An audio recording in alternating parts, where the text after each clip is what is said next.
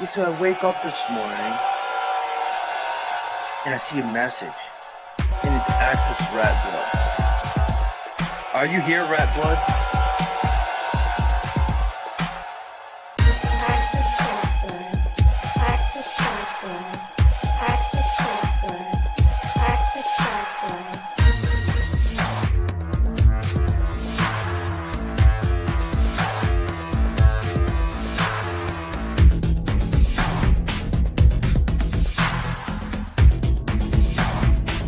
And then you got people like Access, and then you got people like Access, and then you got people like Access. I'm not just fucking Rattblood.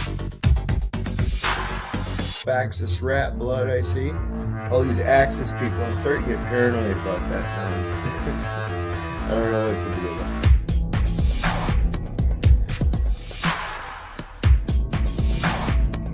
it. And then you got people like Access, and then you got people like Access, and then you got people like Access. Are you here, Rattblood? I'm not just fucking Rattblood. Access Rattblood, most abundant and successful king hero that we are all sitting at this very moment. Are you willing to accept that as a truth? That you are a worthy man and that your penis is okay? all these Access people, I'm starting to get paranoid about that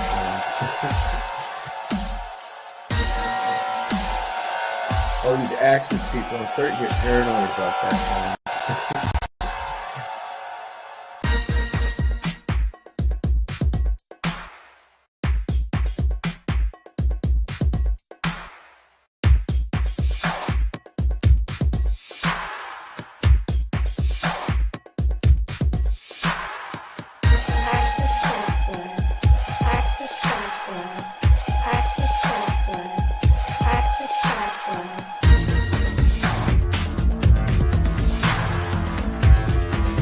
Are you here, Rattblood? I'll just start throwing spells at you, conjuring demons and otherwise. Are you here, Rattblood? I'll just start throwing spells at you, conjuring demons and otherwise. Are you here, Rattblood? I'll just start throwing spells at you, conjuring demons and otherwise. Are you here, Rattblood? Who the fuck is Access Rattblood? I'm not just fucking Rattblood, bitch. All these Access people, I'm starting to get paranoid about that now. I don't know what to do about it. I'm not just fucking Rattblood.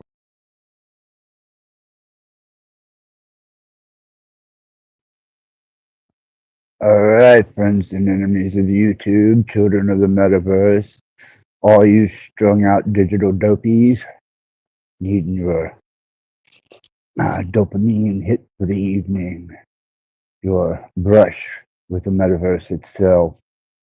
I am here. Oh, looky here.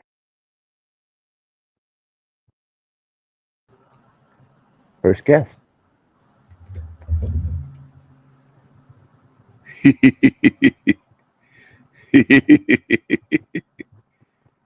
So how you like his modis? He's serving well. Well, this one's completely out of his fucking mind. He doesn't know how to do anything but laugh. He must be strung out on some serious dope, digital dope. All right, there you have it. It's what happens when you do too much digital dope. You just laugh methodic and melodically. Nothing, truly. I hope the rest of you aren't that strung out that you can't get past your hysterical laughing fit of your own resonant projection being tossed forward into the metaverse as if though you had just overdosed on too much Wi-Fi. Yes. Tonight we want to thank our great suppliers, Mr. Elon Musk, for supplying his fair share of technological digital dope. We have Mr. Bill Gates, philanthropist and pioneer in the medical industry, but still delivering digital dope. Yes, and we cannot forget the ginger, who is as pale as the horse you rode in on, Zuckerberg, another digital dope dealer. And boy, does he have you guys hooked. But I've come to share the wealth of digital dope that I've hoarded and hid for a rainy day, and I wish to dispense it evenly amongst all of you so that you have your fixes and you can get your high on and get the dopamine flowing, and we'll see what happens.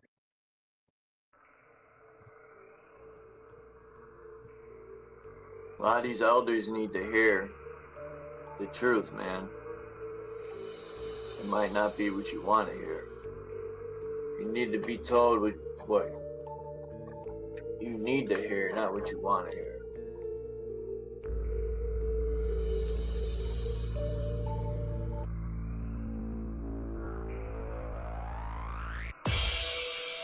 But necessarily my truth might not be everyone else's truth. So what's truth? You know? I say my truth or truth, but like I said, my truth might not be someone else's truth. Then I start to question, so what's truth? A lot of these elders need to hear the truth, man. It might not be what you want to hear. You need to be told what you need to hear, not what you want to hear.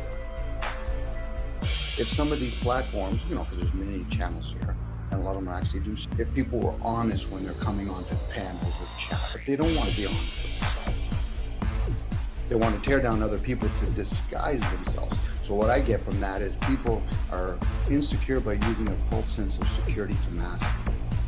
They're not actually, they actually ever challenge themselves. What would that look like? Of course, they'll be quick enough. Well, what about you? I said, there you go again. You're deflecting at that point. It's about you. If it's always about you, then make it about you. Be the best me can be there. Be the most selfish person you can be. So my question would be, then why are you living with the rest of us? A lot of these elders need to hear the truth, man. It might not be what you want to hear. You need to be told what you need to hear, not what you want to hear. We don't consider each other. That's why most people are not rationally selfish. They're too busy being fucking selfish. So what's truth? You know? I say my truth or truth, but like I said, my truth might not be someone else's truth. Then I start to question, so what's truth? A lot of these elders need to hear the truth, man. It might not be what you want to hear. We don't consider each other. That's why most people are not rationally selfish. They're too busy being fucking selfish. A lot of these elders need to hear the truth, man. It might not be what you want to hear. You need to be told what you need to hear, not what you want to hear. We don't consider each other. That's why most people are not rationally selfish. They're too busy being fucking selfish. A lot of these elders need to hear the truth, man. It might not be what you want to hear. You need to be told what you need to hear, not what you want to hear. Because it doesn't serve them to, what, I'm going to sit there and hear them say, okay, so should I tell them that they're caught up in their own world? I'm just going to replace myself. Axis, you can take over for a while. It's your shift.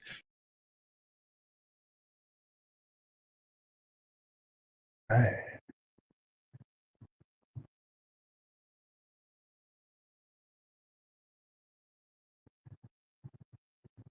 And there we have it. Selfish little digital dope heads, addicts of all kinds, trolling around the metaverse, looking for that next fix, that next hit of dopamine. You're trapped in a vortex. This is a nightmare. You're experiencing an overwhelming and compulsive power to indulge, to share, to hunt, to observe, and to voice yourself into this metaversial arena with all the rest of you digital drug addicts. And there is no way out. There is no freedom. You are trapped here with the rest of us, with your eyes gazing into a black screen of blue light, your hands quick to the Ouija board attached to it, and thus you have interface. And that is the first part of the addiction. When the hands and the heart start to palpitate, vibrate, and something triggers that nerve in your head that makes you want to respond. And suddenly, that dopamine turns into adrenaline. And you begin to experience things you've never felt before from such a ineffective and inadequate way to get your aggression apart. But some of us, I suppose, need this introspection, social entanglement, our will to spread ourselves as far and wide, gobbling up subscribers, being relevant in your chats, making your friends and making your friends your enemies and making your enemies your friends. It's all within the course of a day. And tomorrow, after this has gone away, you start again. Fiending for that fix, that digital high that'll get you by. Yeah, that's you. That's you. And the face staring back at you, well, that's your face being pulled into this data collecting farm so that they know exactly what type of drug to dispense. Is it social media? Is it memes? Is it Facebook? Is it X? Is it TikTok? Or is it YouTube? Rumble? There's so many to choose from. A smorgasbord of digital dope. A variety beyond comprehension to feed the every need. Are you addicted yet? Are you attached? I have a particular dope, amine, indulgence that I like myself that has not been privy to take part in quite some time. So I suppose the best I can do is maybe give you a small preview. Something that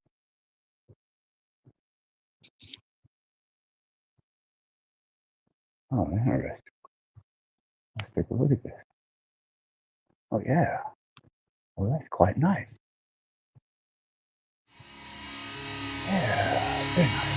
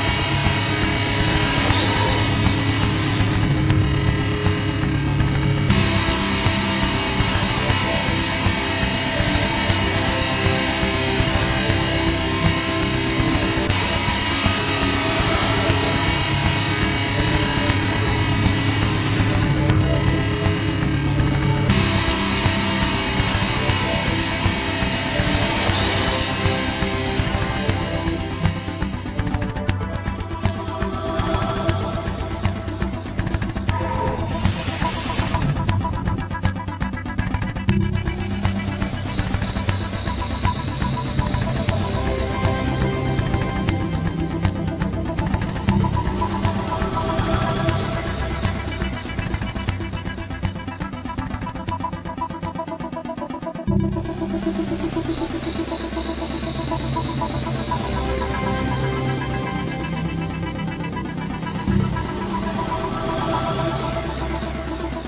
is the best part, man. The trip. Yeah, the trip, man. This is the best part.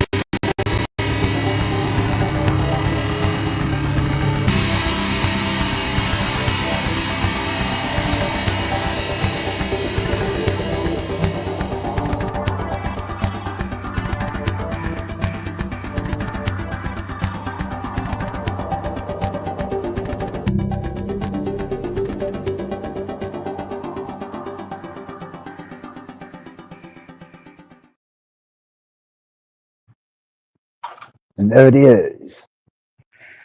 My lifelong love. That which calms the beast in me and brings the rage down to an anger not perceived forward with dark ambition. Oh, warming up here. Starting to become bearable. I got to turn all the heat off, open a window. I think the fresh air damn near killed me. Oh, Brother Chris. Brother Chris. Hey, how you doing? Hello. I'm doing and doing some more because I am addicted to digital dope. Oh, okay. Digital dopamine. I wanted my hit, my score, my fix for the day. So here I am. How about Hopefully you've yourself? done enough to stave off withdrawals, you know?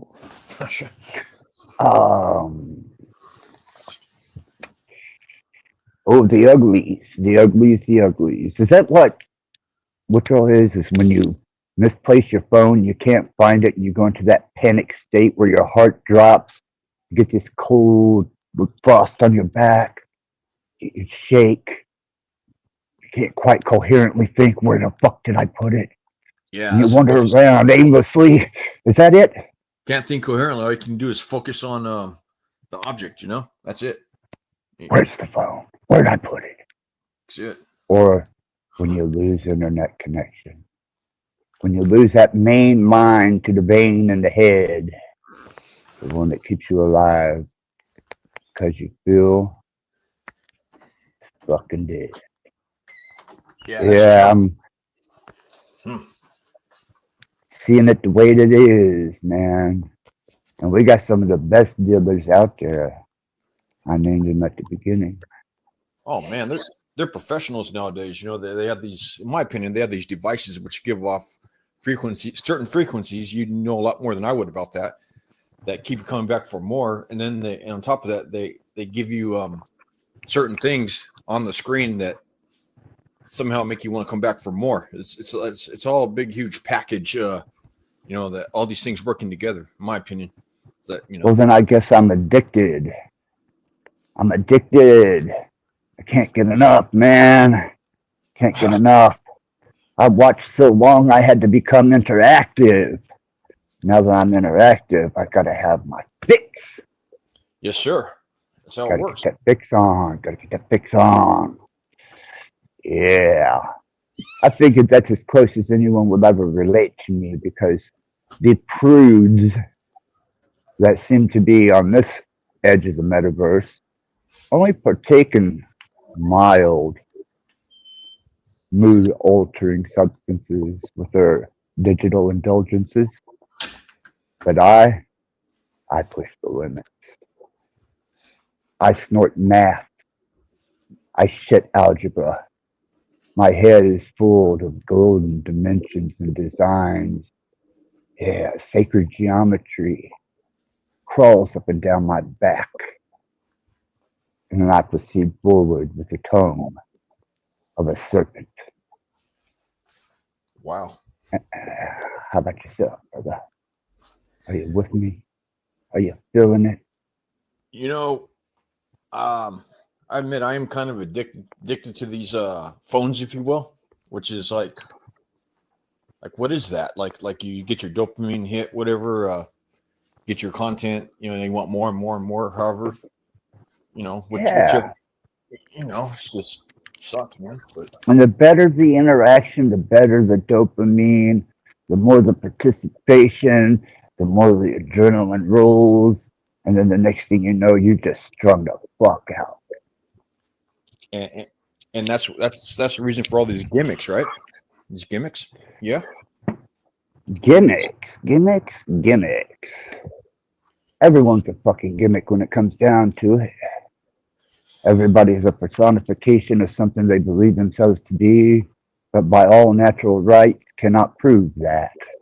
They can only speak of what they think they are, never defining what they truly are. And what's the degree of hypnosis, right? You know, there's some of that. Oh, involved. yeah. When that beta state kicks in and that cognizant part of the brain switches on to glide and you're rolling and you're just flowing with the conversation. You got things rolling, man. You're feeling it. You're on it. And then boom, buzzkill. Ah, Trolls. isn't that like kicking the nads, you know? Buzzkill. Oh, Well, I consider the trolls now kind of like I'm doing something real fun, man, and I'm engaging, I'm having fun, I'm rolling, I'm just doing my digital dope, man. I am just slamming it, and then bad trip. So I readjust my mind. I just tell myself, no, this is just a bad trip, man. That's all it is. It'll go away. You just gotta know how to handle it. Because when you're this high, man, you gotta really be watching yourself. Somebody will send you on a bad trip. Next thing you know, you've gone viral. man, you know, you think these phones almost with God status, you know, like with the amount of attention people give them. I don't know, man. Am I off kilter? Not at all, man. They've been harvesting metadata for how long? Oh man, They have the mind of the entire world in server farms. After server farm, after server farm, after server farm. 2000. Fields and fields. Yep. Since like what 2003, right? These smartphones have been out, something like that. Oh, they were collecting metadata all the way back since it was ICQ and MySpace. Oh crap, that was in the 90s, dude. I think. Yeah, it was. They were collecting all that information just so they could deliver the right amount and just that proper dose for us to stay engaged and addicted. You know, I wonder if they can control the strength of the dose. You know, somehow, like we can give Oh, man. enough to keep it coming back. You know, like, Well, have you ever been on your phone and suddenly the song comes on and your body starts to do weird things? It starts to gyrate. Your leg starts rocking, your head starts nodding. You're like, wow. Yeah, well, they amped it up, man. They hit you right in the brain. your arm starts buzzing. You know, then it goes to your Oh, head. yeah. Ooh, man. Straight through the ears, the cerebral cortex, and they got you with a song, and you do the dance. Or like you hear a song, you get pissed off, because you like broke up or something, and with your girlfriend or wife or whatever, and yeah, you hear that song and it pisses you off, and they keep coming back Oh, more and more and more. Buzz Killer. Yeah, the Buzz Killer. The ex-girlfriend, the ex-wife, the failed lovers that promised forever on that first kiss, and then 3 months later, after multiple sessions of hedonistic, gratuitous sex, stare at each other across the table and realize, I can't fucking stand you. So what do? They pick up the old trusty phone, they dial a bitch on Tinder, and all your problems are solved. In the meantime, it doesn't address the initial problem. It just gets deeper and deeper. It's a problem. What's the problem, man? I don't see the problem, dude. As long as you got money to pay your connection or you know how to hack one, shit. Get you a little device and you got the world at your fingertips. Man in the middle attack. Yeah, that's one of the best methods for. I shouldn't say that. Never mind. Uh-huh. Revealing yourself, are you? That's all right. It's quite all right, man. I just want to know how it works and how to accomplish it, But I'm going to tell you directly. Unless you are able to neutralize the Wi-Fi signal and the frequencies, and you can nullify the light that's shining from it's called a backlight. It allows this image to be shown. The best thing you can do is put your shit away and go to rehab. Get over your addiction if you can't handle it. If you can't afford it, give it up. Digital addiction costs money. Yeah, and it costs you in being ignorant too, unless you use it properly. Yeah. Well, I wouldn't know anymore. I'm so strung out on this shit. I can see for miles. The horizon is endless with virtual reality. Sensory stimulation with minor volts of electricity in the most naughty, fiery parts. Yeah, we're going to go the trip. We're going to take the whole trip. Let her rip. Well, I'm just waiting on my suppliers to feed me the deuce. They're going to give me some virtual reality one day, so they say. I got one cat talking about hooking me up directly to the machine and just pumping it straight to my head. I'm like, yeah. Well, I don't have to have a medium at that point. I can just stay doped up all the time.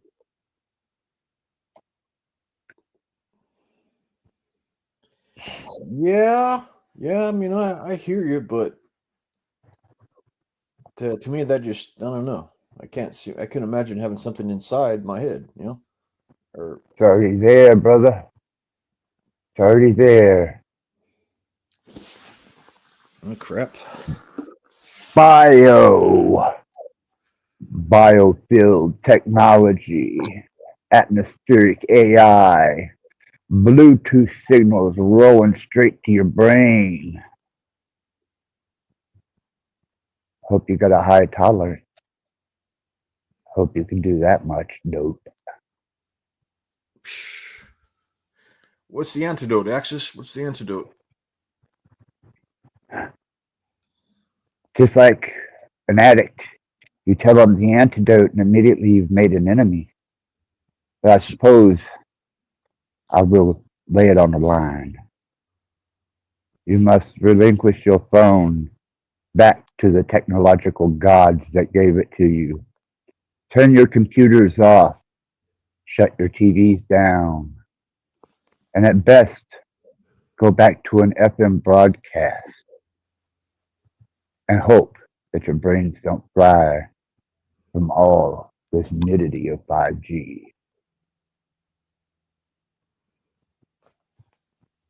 Hear you. I hear you.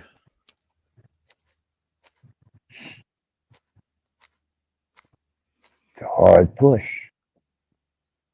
I don't think many have the will to give it up. Matter of Yeah. fact, I'm thinking about maybe starting a digital rehab clinic. Yeah, that would I bet you could find some clients. Sure.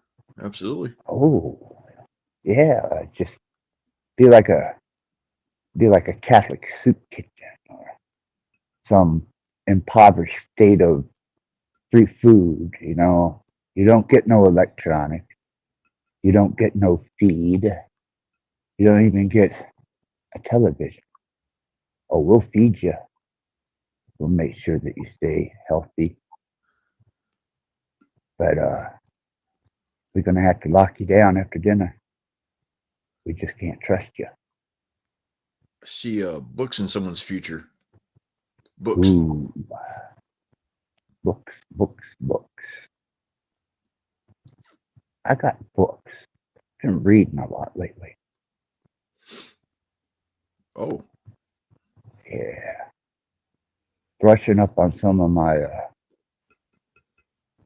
slacking, lacking, lazy behavior. Trying to stay away from YouTube input and trying to experience things a little differently for a moment. But tonight, I gave myself a break. I got my fix on. gotcha. Notice you've been hanging around Talcott's a bit. Yeah, I just took a little visit over there, to see what's going on, Yeah, I had to avoid Jax.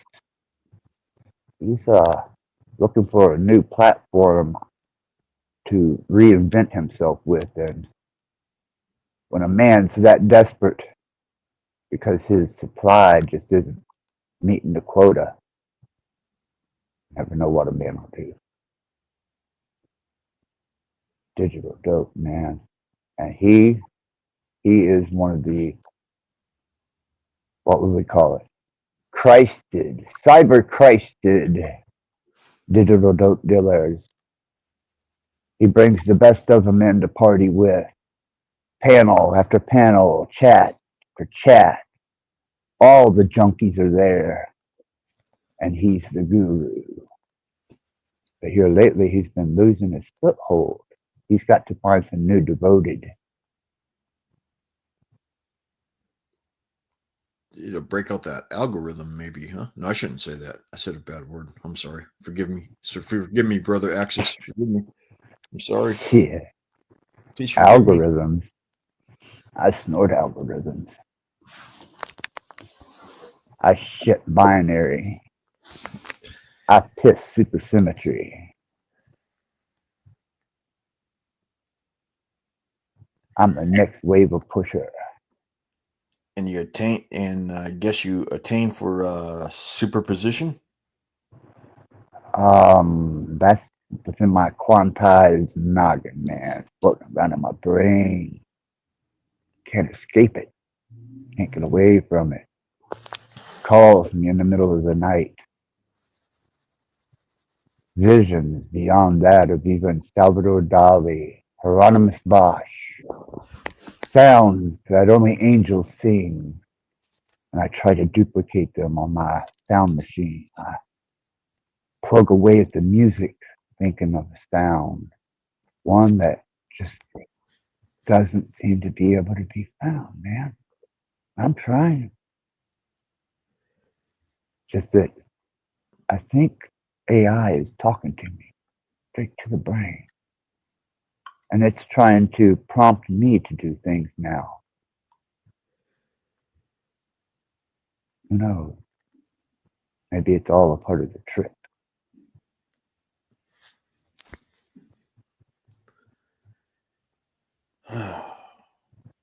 So let's go back to 1985 Axis. Okay. Hold on. Let me get my regression on. Ooh, 1985. Oh, yeah. Oh, yeah. Yeah. Okay. Are you thinking? Are your thought patterns different now than they were 30 seconds ago? I was just thinking, man, good, good fucking music in '85. Since I was just talking about music, it just seems logical that that would pop into my mind. Yeah, Yeah. music, good music. Hold on. Oh, that smells like 1985. Ooh, smell that? McDonald's when it tasted good. Home cooked meals. Oh, shit. Oh, people being nice to each other. Yeah. What's that? What the hell, man? No more. Damn, cars were affordable. Houses were affordable. Living was affordable. Oh, what a breath in 1985 that is.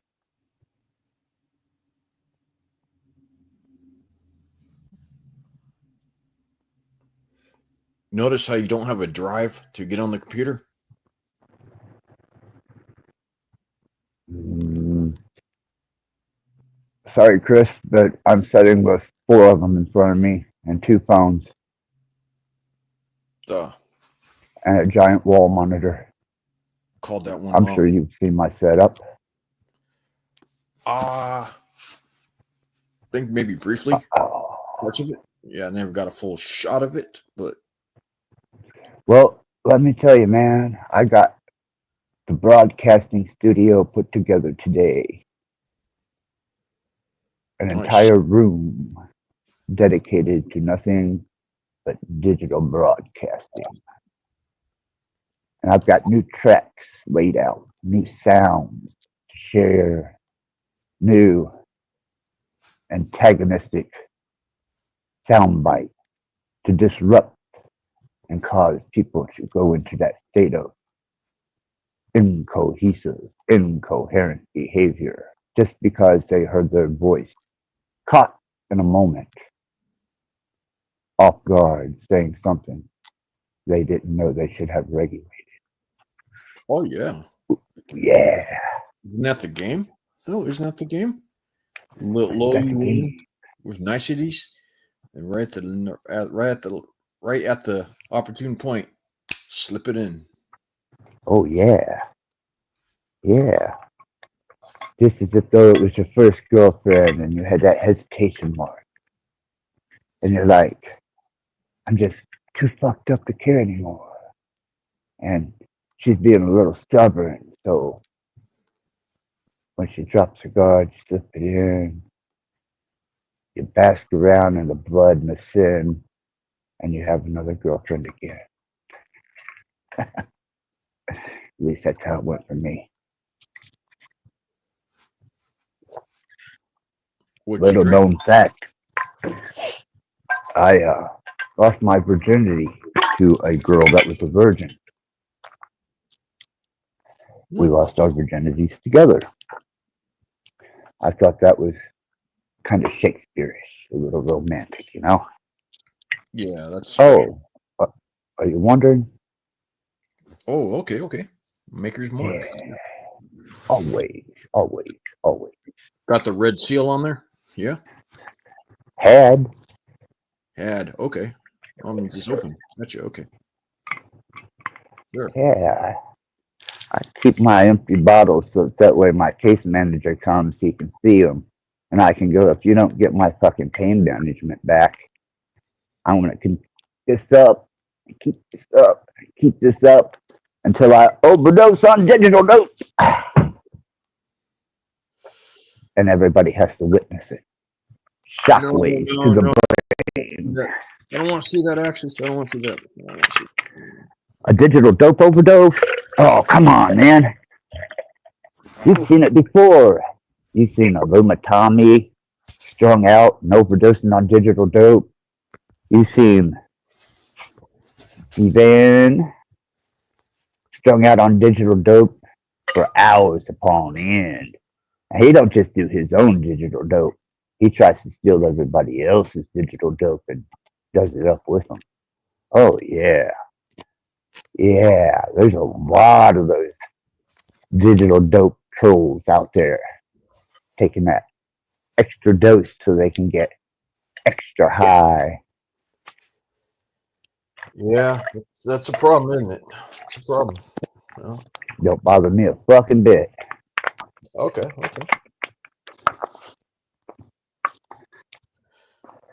They don't have the will to deal, then fuck them. Looks like we have a visitor here. Oh, do we? Yes. Well, he's a disrespectful one, but a visitor nonetheless. In my opinion. Okay, give me a second. All right. I'm really strung out here, man. You gotta give me a second. Okay.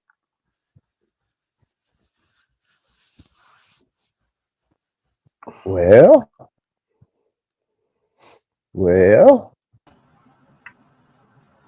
Oh man, I must be on the purple indica with the good opioids. I was slow-handed there.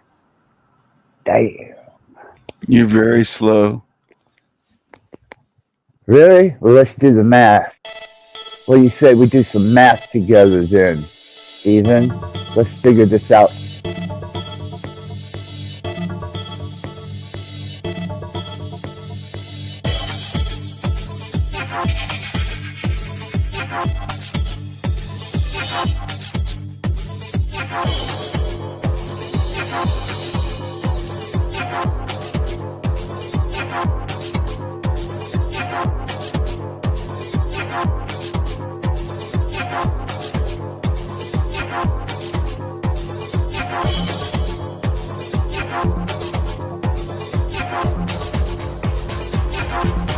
You're a coward. All I had to do was hit mute.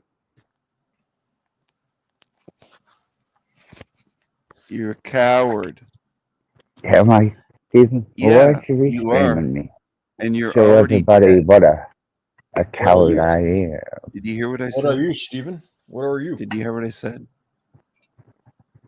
What am I? I'm I think you superior said to you, Chris. You're just a little pussy. that you're strung Yes, out I know on you are. digital dope. It sounds to me Do like you you're a two digital ever learn dope any fiend. manners? Don't talk Manners? over someone. Yeah. Manners? Manners. No, Manners. man. Ain't got no Manners. fucking manners. Not here. Manners. You dealing with the wrong crowd here. Manners. You done been mannerless to us. So we're not going to show you much mannerism. But I do have some interesting sound clips that I put to music earlier today. All I have to do is hit mute. Doesn't do anything. Oh, I'm not going to release them today. Not with your ass hanging around. I'm going to put them up when you least expect it. Got a problem, Steven? And yeah, he's starting that shit again. He's got digital gas, man. Hitting on you. He's full of digital gas. Get the fuck out of there, man. It fucking stinks. Digital fucking gas. Whoa, what the hell? Buzzkill. Gross, Steven. Jesus Christ, man. He got the whole studio stinking up now. You're I upsetting had to go get some Febreze. Steven, you're upsetting Axis. What are you doing? Damn. Dude, you shit your pants? What the hell, man? I smell that through my phone. That's fucking rotten, dude. Are your guts rotten? The fuck's wrong with you, man? That's horrid. You're gonna choke my rat. And Looks like little what looks like mud balls or something. What is that? I don't know, man. Looks like Steven droppings. Did he leave something behind? You know he come to steal our digital dope. You know that's all what that's all about. Yeah, Steven, what are you doing, man? Oh, he wants our digital dope. But I'm gonna tell him, you want my digital dope, restream it. Loser. You like Snoop Dogg and that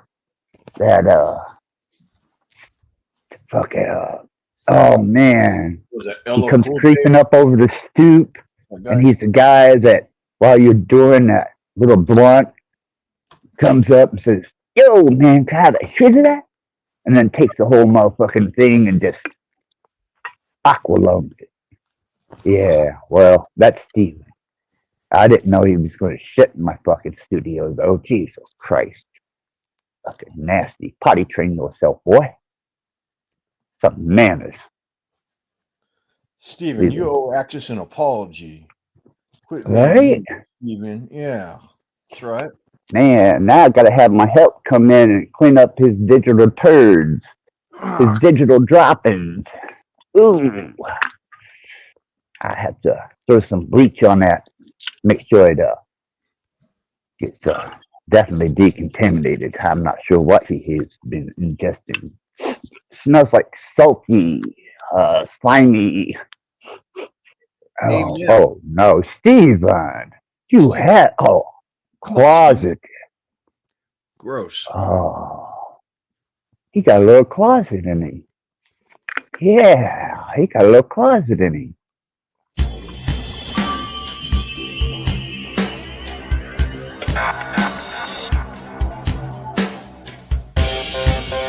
Oh, I think he's wanting.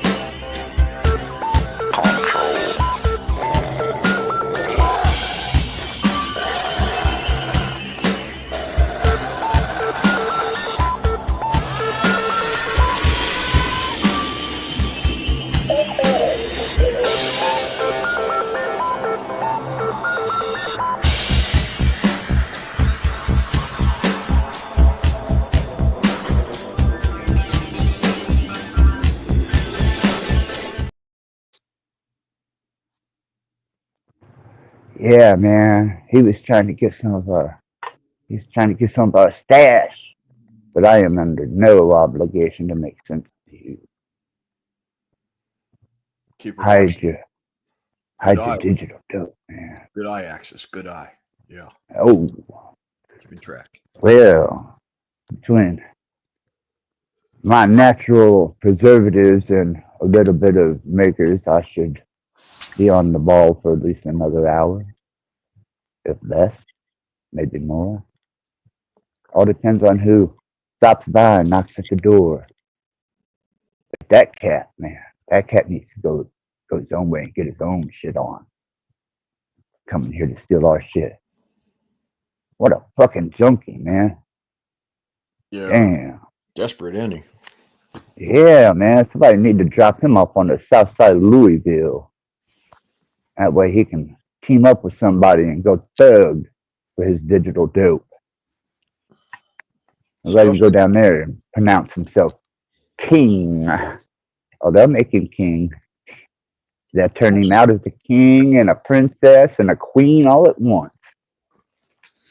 oh boy. No, Oh boy. Oh boy. Oh boy, it turned into a girl. Went to the south side of Louisville claiming to be a king.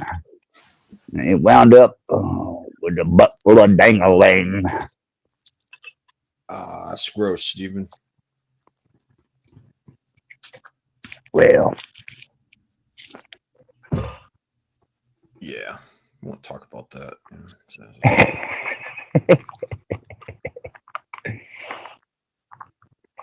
yeah, I got to sit back and read some books, put my house and my studio back together, and start doing some recording. And I thought, damn, man, I hate sobriety. I can't stand this. So I went and got the best things I had to my availability, and I am engaging upon it. And I thought, hold on, there's one high like no other high. When you get high, you got to have this high.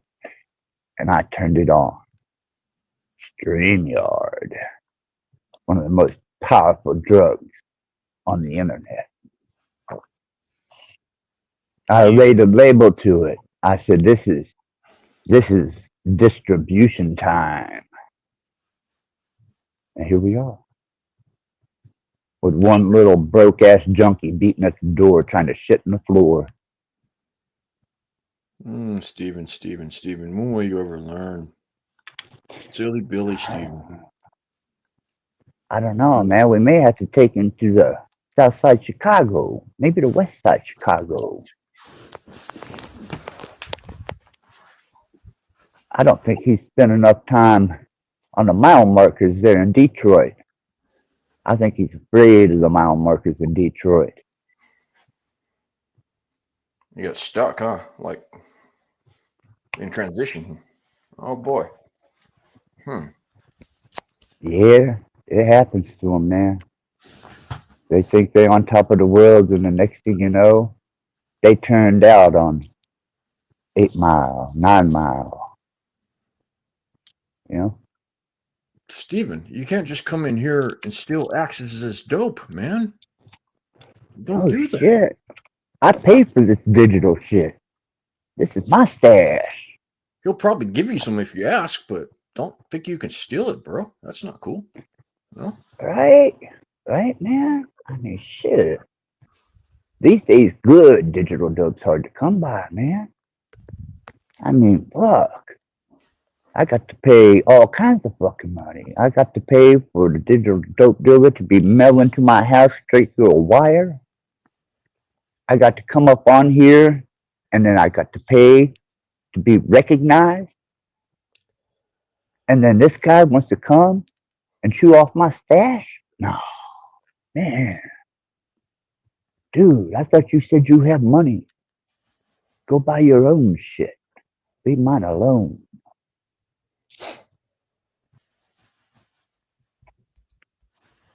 You realize how relevant the concept that I'm explaining to you is? It is very relevant. Depending on how you look at it, it's definitely a problem. Definitely a problem. Yeah, it is.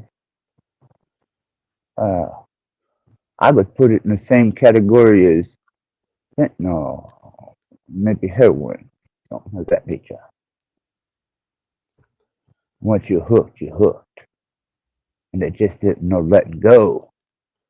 And it rides up the cerebral cortex, and it travels down the spine. Suddenly your feet are tingling and you're feeling great. Yeah. Digital dope, man. You're all junkies. But I was a junkie when I started, so got some years on you guys. Got a tolerance. Massive tolerance. I can do lots of digital dope. I can stay on it for hours. Run with the best of them.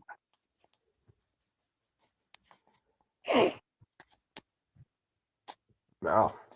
Is that a purple light you have in there, Axis? Like blue, man. Blue. Purple, blue, and blue. So yeah, cool. 2 blues and 2 purples. Nice. Creates an ultraviolet with the red. It's that color of royalty, you know? Purple? Oh, yes, sir. Ooh, yeah. Yeah. But I'm not royal. I'm just a commoner. That's all I am. I'm just a commoner. I'm hanging out, you know, just doing my thing, looking for my thing. Gonna smack my bitch up. Pirate, man. What's going on with you, man? Not much, man. Not much. Just figured I'd stop by and say hi. I saw you broadcasting, and you know. Well, of course, man. All the usuals, I think, got a little disturbed by my last inner, uh, broadcast. let's just say my last digital dope trip was quite the experience. Gotcha. Yeah, I went all sideways and cockeyed and strange angled, and even drove Flow State to the stage. And by the way, Flow State, if you're listening, I put that Tommy song back out there for you. I also tried to email you. I don't know if that got through because it didn't look like it. But the Tommy song is back up. And I did that just for you, brother, because I told you I would. Man of his word. I like that. That's good. That's awesome. Oh, absolutely. Absolutely. So, do what I can, when I can, how I can.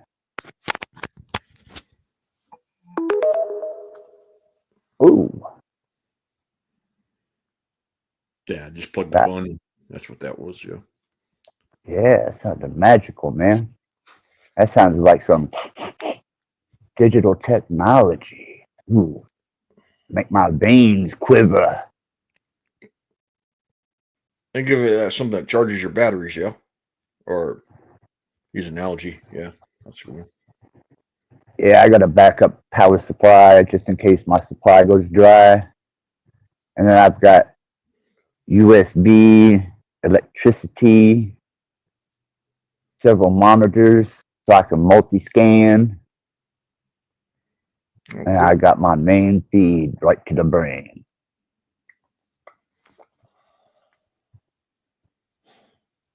Yeah, go ahead. Yeah, that's all.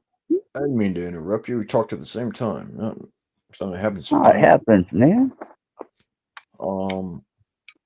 So when an artist is making a digital track, right? One that's high caliber, did they mess with the frequencies somehow? I don't know, to go into specifics. I do. You do? Okay. You don't have to explain. I Yeah, was just wondering, I'll show you something. I'm not trying to be Chris. nosy, So, okay. Let me pull this up. This is one I've been working on here lately. Now, I don't know how well it's going to come through because I don't have it hooked into the same sound system as my phone. Right. But I will give you a glimpse at the madness because I can set tone, frequency. I can do damn near anything that I choose to with this. Now, I'm going to adjust my camera around so you can see this. And if you can't hear it very well, you're going to have to scream at me and say, shut that shit off, man. I'll say in different terms, maybe, but not like that, Well, why not, man? That's the most honest way to say it. Okay, for you, fine. That's fine. For you, fine. Yeah. Turn that shit off, man. That's some lame ass shit. What the hell are you trying to put on us? Yeah. Look here. Oh. Oh. Wow. Looky there. Got TV here. Monitor. Just kidding. Whoa. Let's see what we can do here. Get my phone to cooperate. And I will hit play. Now, like I said, if it don't come through good, not my problem.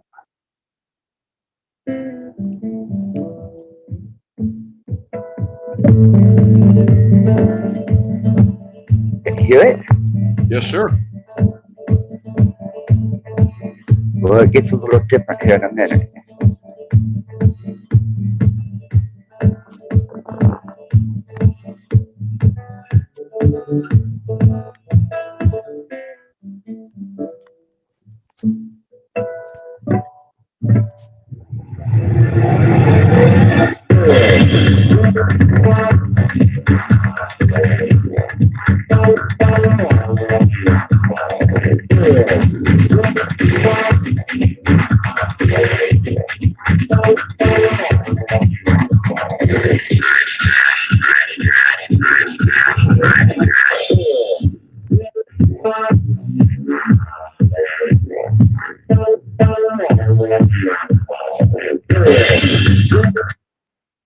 That's the song I've been working on today.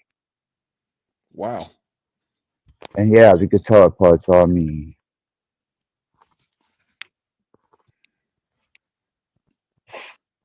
Yeah, I saw the little like little bars at the bottom. Like going up and Oh, I down. can Like, change everything. Frequency, pitch, subliminalism. What about you? can you go up into like terahertz if you wanted to? Yep. Wow. With a plugin that I have, yeah. Wow. Yeah, you gotta really pay attention when you're using that shit, though. And you gotta make sure you got some good studio speakers. And if you're going to start working with some really bizarre frequencies, make sure you got a couple water bags in front of your speakers there. Otherwise, you may be affected by your own frequencies. Makes sense. Yeah. I can't wait to next couple of days spark up the broadcast studio. Hmm. Yeah. That's one thing. That's one thing, Axis. If you're into that kind of thing, do a pirate radio broadcast, just like at least one of them for maybe 10, 20 minutes or whatever, just to say you can say that you did pirate radio if you haven't already, like on the FM dial, called Access Radio. I would never admit to such a thing. How Okay. dare you suggest such a thing? Did that for what do you think I am? Yeah. Talk hard, brother. Talk hard. I know it. Rattblood Radio. Yeah. Well, that's what it's turning into. What it seems to be.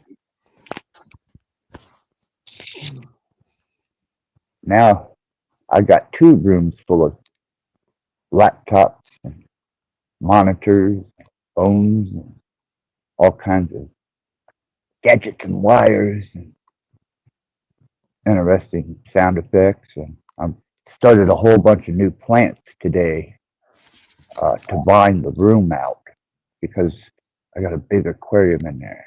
I'm gonna put one of my pythons in it. Oh wow!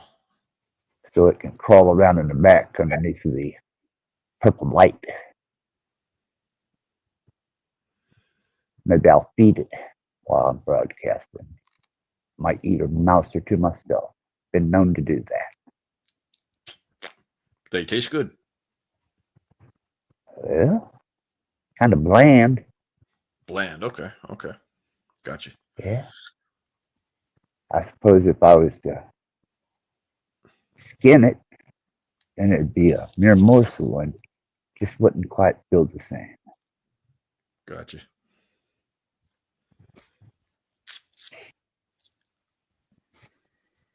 Yeah. So, chilling out here, kicking back. Right on. I was dropping some 70s today, man. Reminiscing back. I was listening to some 70s and 80s. And I was like, damn. I really miss those days. Yeah, excellent music in the 70s, in my opinion. Yeah, I was listening to quite the variety. But I have a bizarre taste. Marshall Tucker Band, Little River Band. I like some Paul Simon, and a couple of Simon and Garfunkel because you can throw in there, I suppose. Some Steppenwolf, Black Sabbath. I almost know you like Zappa, Frank Zappa. I almost know you do. Zappa. 99% Garage. Yeah. Absolutely. If you like bizarre, you like Zappa, Oh yeah. Yeah, why does it hurt when I pee?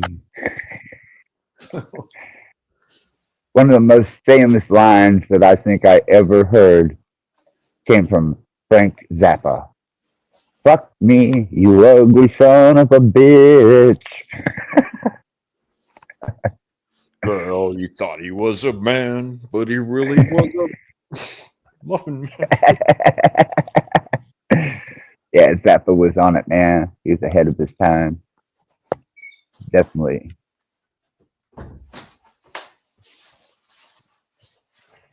I was indulging in all the best, man. Reminiscing, taking myself back. Oh, looks like we got Dude, got a visitor. Maggot in the chat. Hello, brother Maggot. Hey, Maggot. Thanks for Send him showing some. up. Send him a little bit of Rattblood love. Yeah, there we go.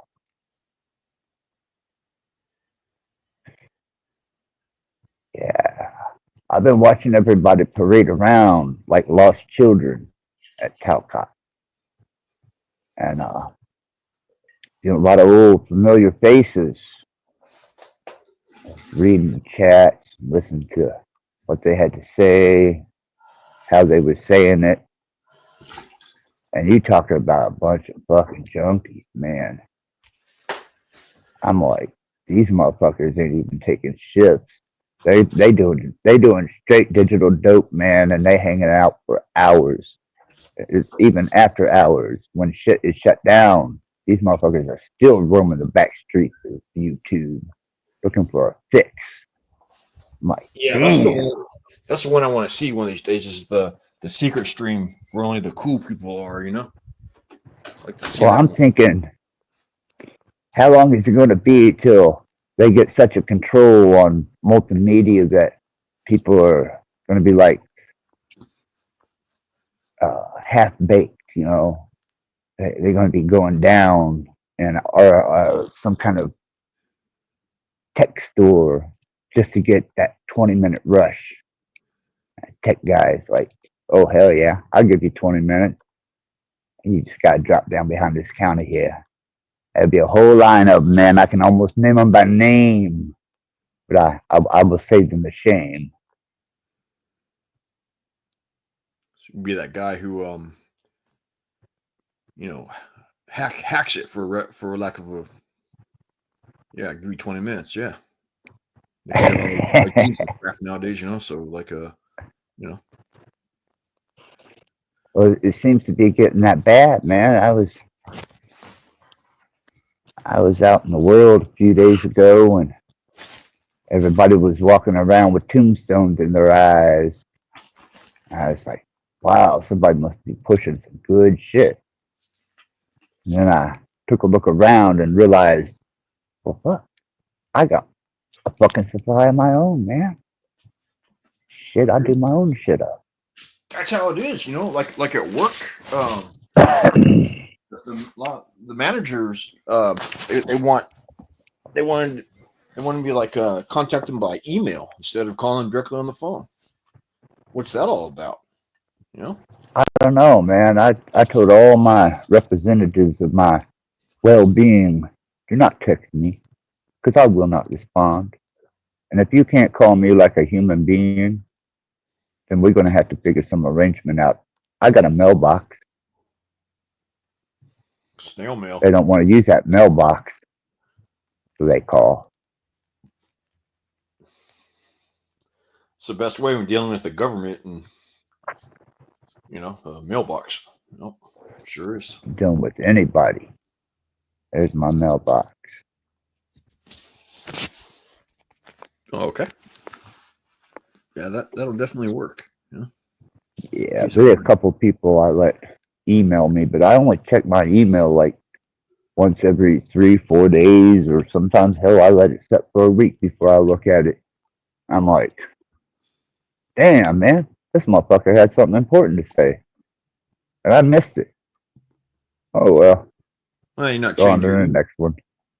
That's the thing. You're not chained to it. You know. No, man. It using you, yeah. No, man. My email is something like depository for whenever I don't have anything really going on and I'm just kind of kicked back and I'm like, I just want a mild rush. So I'll go into my email and get that mild rush. There we go.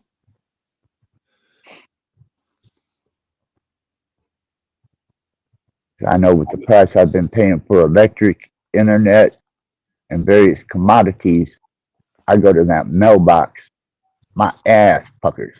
I'm like, oh, hell no. These motherfuckers are wanting big bills for this shit now. Yeah, man. I pay like about $400 a month for utilities, sewer, gas, electric, all that, water, all that stuff. Oh, you a lucky motherfucker. That's just $300-400 a month. For the Damn. that's just for the electricity and all that crap, and water and sewer and all the rest. My electricity runs about $310, $350 by itself. Yeah. Okay. You got a lot of Yeah. okay. So it's using a lot of power. Huh? That's a lot. Yeah, I use a lot of power. Gotcha. I'm an addict hard, man. I love my digital dope, and I don't want it just supplying me from one device. Because if that device goes down, man, I'm high and dry, and I can't allow that to happen. So I got my musical injection. I've got my video injection. I got my multimedia injection, and I got my monitor injection. And then I have a fully immersive interactive chat. So I'm getting it from all angles, man. Digital drug. You got like a nice sound system to where you can hear things the way the artist intended. Like real nice speakers. Yes, I do. I have a set of they were old 24 channel mixing monitor speakers for a private studio, and I wound up with them. Wow. Yeah, they're pretty nice. Music sounds way different a lot of times on that system than does just some cheap phone or whatever. Yeah. Definitely. Crisp, clear, the bass hits hard. Yeah, it's good. Nice. Yeah, it's real good. And I got the system in the studio, and I've got a PA system I still keep around for just in case I ever decide one day maybe book a gig somewhere and give it one last run. Oh yeah, DJ. DJ time. No, live performance. Live performance. Oh yeah, okay, gotcha. I didn't mean to insult you. I'm sorry. No, live performance. No, I totally live performance. Uh-oh. Wow. We got here. Heavy hitting. Oh, is he? How's it going?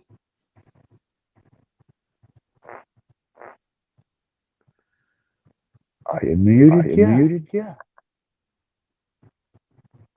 Oh, we got echo. Echo.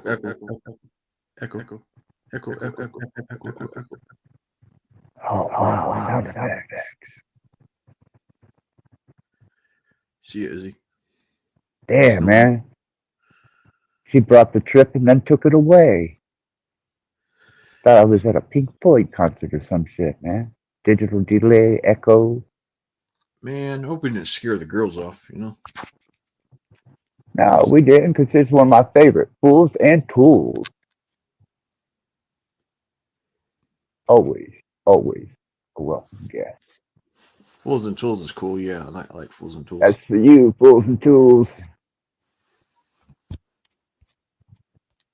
Yeah. Uh-oh. Hold on. I think she might have. Here we go. Izzy? Hey, can you hear me? I can hear me. Yes. You sound good now. Couldn't hear anything earlier. I don't know what was happening. but I don't didn't know. want to You interrupt you guys. I didn't want to just charge in. well, I thought I was having a flashback there for a second. And then when you dropped the stage, I was like, oh, hell, back into it. We're having a digital dope party. Some What do you think? troll crashing the Troll party, crashing. ruining the Oh, party. no, that's a fiend who can't afford his own drug, man. I mean, come on. You got to crash in on me and Chris to try and get our digital drug because you can't get your own. Man, you're a biter coming in like that. That's crazy Crashing in shit. like Get that. away. Yeah. Go do your own dope, man. All you gotta do is ask Axis. He might give you some, but don't think you can just come take it. You know what I mean? Oh no, Izzy's always a welcome guest, man. I just lay it out on the table and she can have all the digital dope she wants here. She's You gave me always a welcome. mod. Did you make me a mod? You don't have to. Yeah, I did. You don't have to do that though. Well, I don't like why being a wouldn't mod. I? It's a lot of pressure. You're not you're not expected to do anything, man. It's a lot of See, drama. This well, the thing panelverse, about the whatever it's called. modding is just in case somebody comes in and decides they want to push you back in line so that they can get to the digital dope before you, Oh, I you can can just get smack them them upside the before. head with the Sure, I wrench understand. and jump back in your I spot don't in think I line. have it though. I think it might be. I feel like maybe you took it away from me, but that's fine. No, I don't care. surely not. I wouldn't do that. Actually, no. Let me How do you know, let me Chris? You don't know me. I could be like a bad person, It's true. troll. You can be like a sociopath for all I know. Yeah, True. you don't know me. I hope not, but well, all you got to do is drop I something mean, in a the lot of chat, people. Izzy. I have been on this panel just a little bit, so but a lot of people have called me all kinds of things. Agent, a lot of different things. Yeah, that I'm not. But I don't think you're an agent by any shapes of the means. And if you drop a little word in the chat, I'll make sure that he's still wrenched up because I don't think I took your wrench. it's okay if you don't. I mean, I'll come in here once in a while, but I can't take Pam's place. She's your number one. Pam is inspiration, man. She is. I love Pam. That's one cool cat right there. She's like got her shit together. I appreciate that. She's very creative too. Man, she started putting lead in her songs. She started putting bridges. What And, about the voices? Is that all AI? I was listening to some of her. Well, see, I'm not going to speak for her process, man. Oh, I can't. I'll ask her if she comes on or something. Yeah. Yeah. She'll tell me. Oh, yeah. I just don't want to give any of her trade secrets away or, I don't want to infringe on her. No, her I was just thunder and her curious. glory. I don't even have that talent. I'm not even wanting to steal. I'm not a good musician. I don't think I could. I don't have a good voice, or I don't have talent to put together music and understand music. I'm not. It's not my expertise. Basically, I'm just curious because I do like that AI kind of. I mean, I guess Americans call tech music techno. I kind of grew in the 90s. I would listen to DJ Tiesto. I'm not sure if you're familiar with these techno music. Axis. Yeah, when I was in the bar scene, man, and Paul Oakenfold. He's like the godfather of techno. Okay. So that kind Got of you. I'm into that kind of electronic kind of music, even from the 70s. I think I told you last time I spoke to you. Yeah, I've been listening to a lot of Raven Newman. That's Gary Newman's daughter, man. She's wow, man. She got the sound, she got the bite, she got the words. Powerful shit, man. I've been listening to it pretty heavy. I'm like, yeah, that's it. and it's all newer. You know, so she did her Yeah, last that's release amazing. about 5 Because months new music ago. doesn't impress me. But Check her out, man. yeah, I'll check You her out. can't miss it. Check Raven out some of Newman. this old music too. I mean the ones I love Kate Bush. I bought her first album when Kate it came Bush. out. Hmm. My ex-wife used to listen to a lot of Kate Bush. See, we Tori could have seen Amos. it. I don't like Tori Um, Amos. I do like Kate Bush though. Bjork. Even her music videos. I It goes through liked different ranges, you know.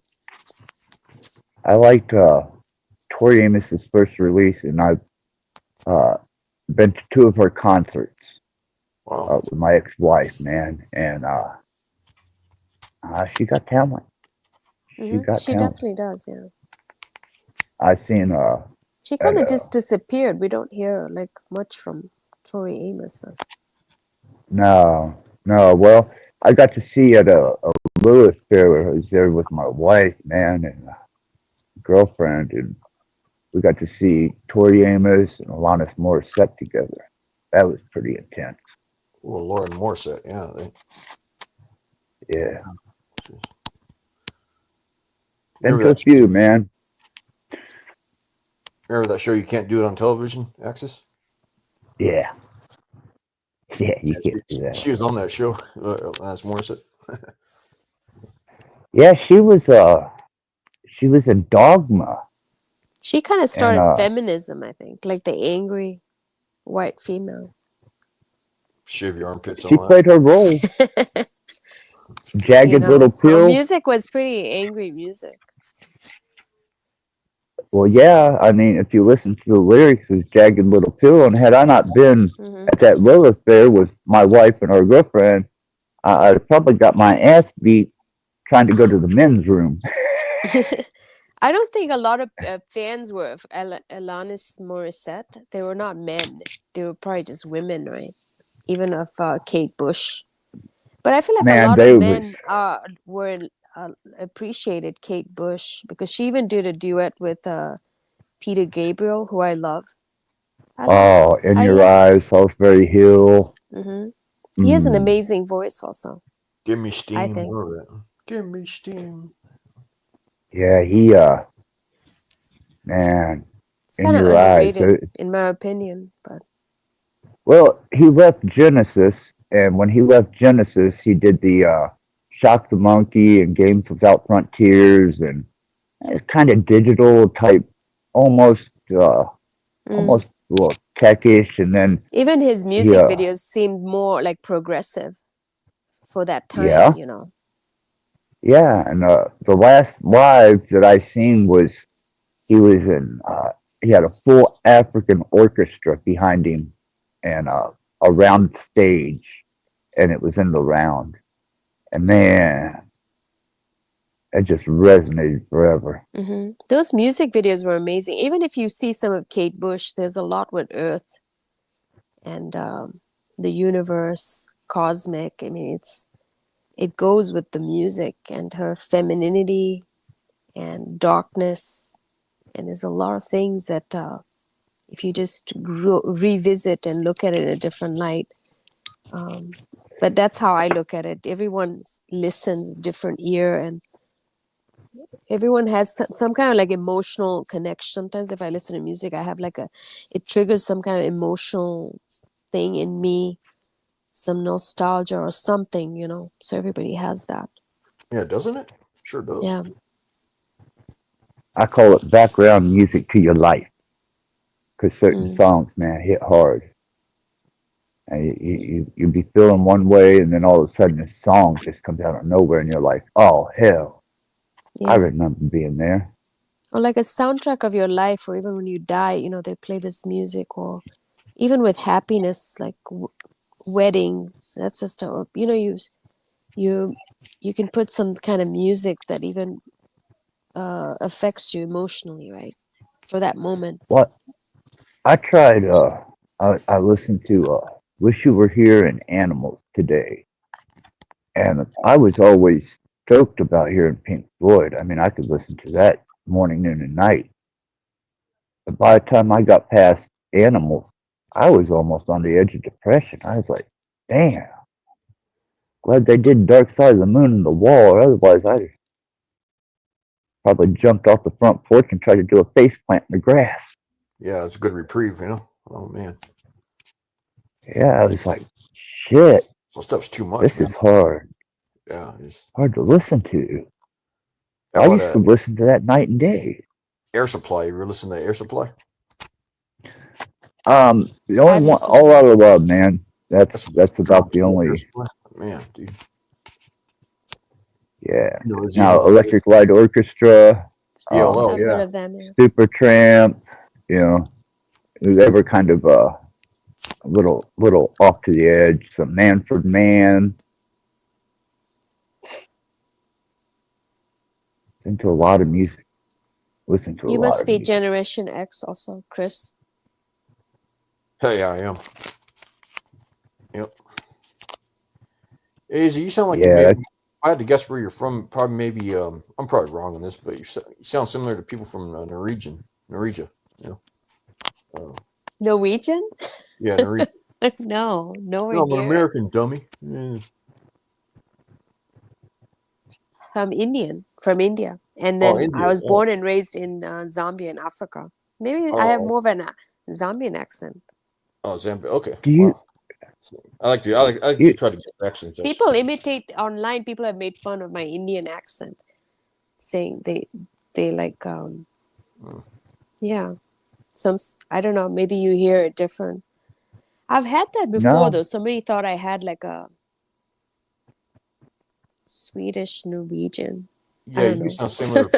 You do sound similar to somebody from Norwegian or Norwegia, whatever you call it.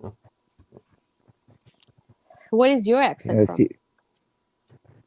American, But from what part? There's different American accents from Midwest, Southern. like the West Coast. West Coast doesn't really yeah, have. no, Yeah, it's no just like accent. Just a short slang. dialogue. Yeah. Accents you Now, have if you get kind of down a the Southern hills of Midwest. Kentucky, and you get down there with the Appalachians, you start roaming around down in them hills, you would come across some of that good shit, and you share it, and you wind up on the gun and knife circuit, you got to fight your way back to the city. Shit. Yeah, I spent too much time in the hills down there in the Appalachians, then Chicago, and then the Rust Belt, and eventually wound up in Arizona in the Midwest, and come back to Indiana. But a good friend of mine moved to Palmdale, California. He's Pariyawanani. He's one that was helping me understand Hinduism whenever I first started studying Hinduism. And he introduced me to the whole concept of Vishnu, Shiva, and Brahma. You read And the he had Bhagavad Gita? the Bhagavad Gita, and some of the Mahabharata. Yeah, as best that he could do for me, and then on my own, I had to interpret the rest of it. But I did. I don't know if you heard the songs. I did a song for Shiva, one for Kali, a Kalime, did one for Ganesha, one for Yogananda. I think I got like 7 or 8 songs that I did for each of those particular individuals or That I aspects. haven't heard them yet. I'll go listen to them.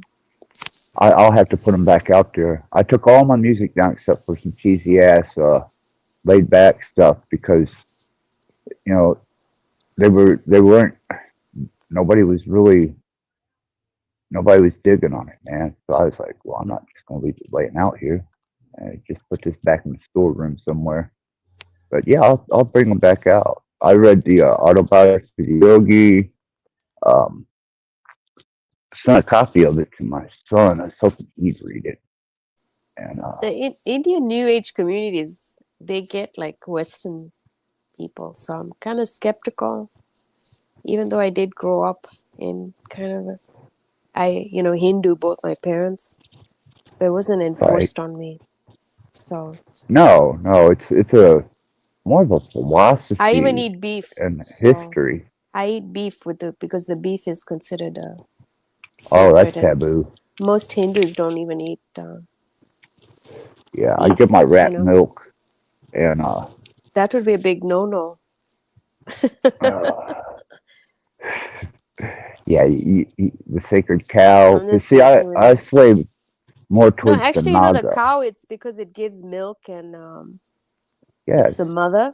So, the mother, India, it's Earth very Mother. poor, so they don't want to kill. The cow is, if you look, it's very innocent, like the eyes, and very caring, motherly. That is the mother, the cow,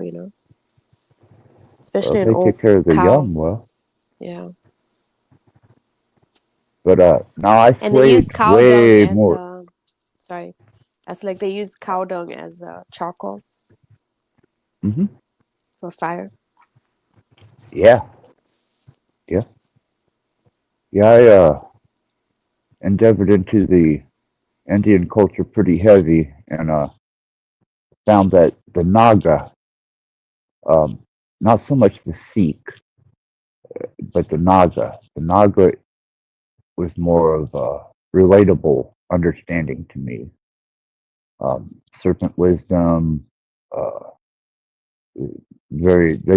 those guys eat. I don't think they eat cow, but they eat meat, and they suffer for blessing. They lay themselves out into an ash field and endure to persevere over something to gain by. And I thought that was really cool. Played on my dark side real heavy. Yeah, dude, they have this river in India where when The somebody ganja.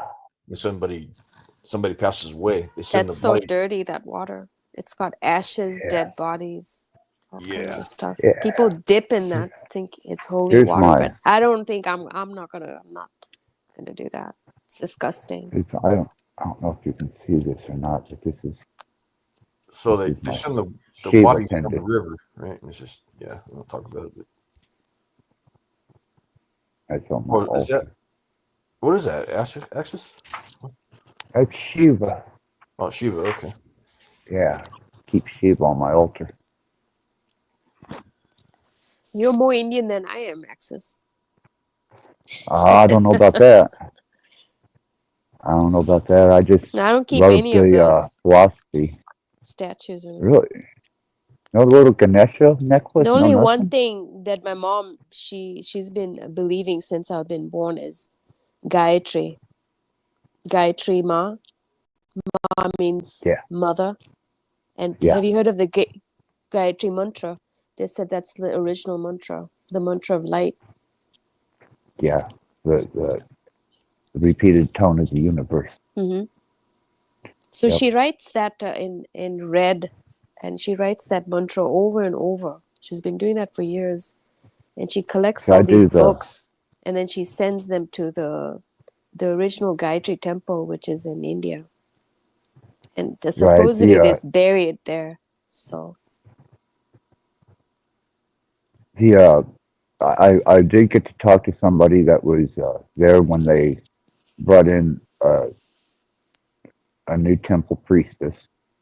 Um, and I do the black dot ceremony for the Naga, and I keep snakes.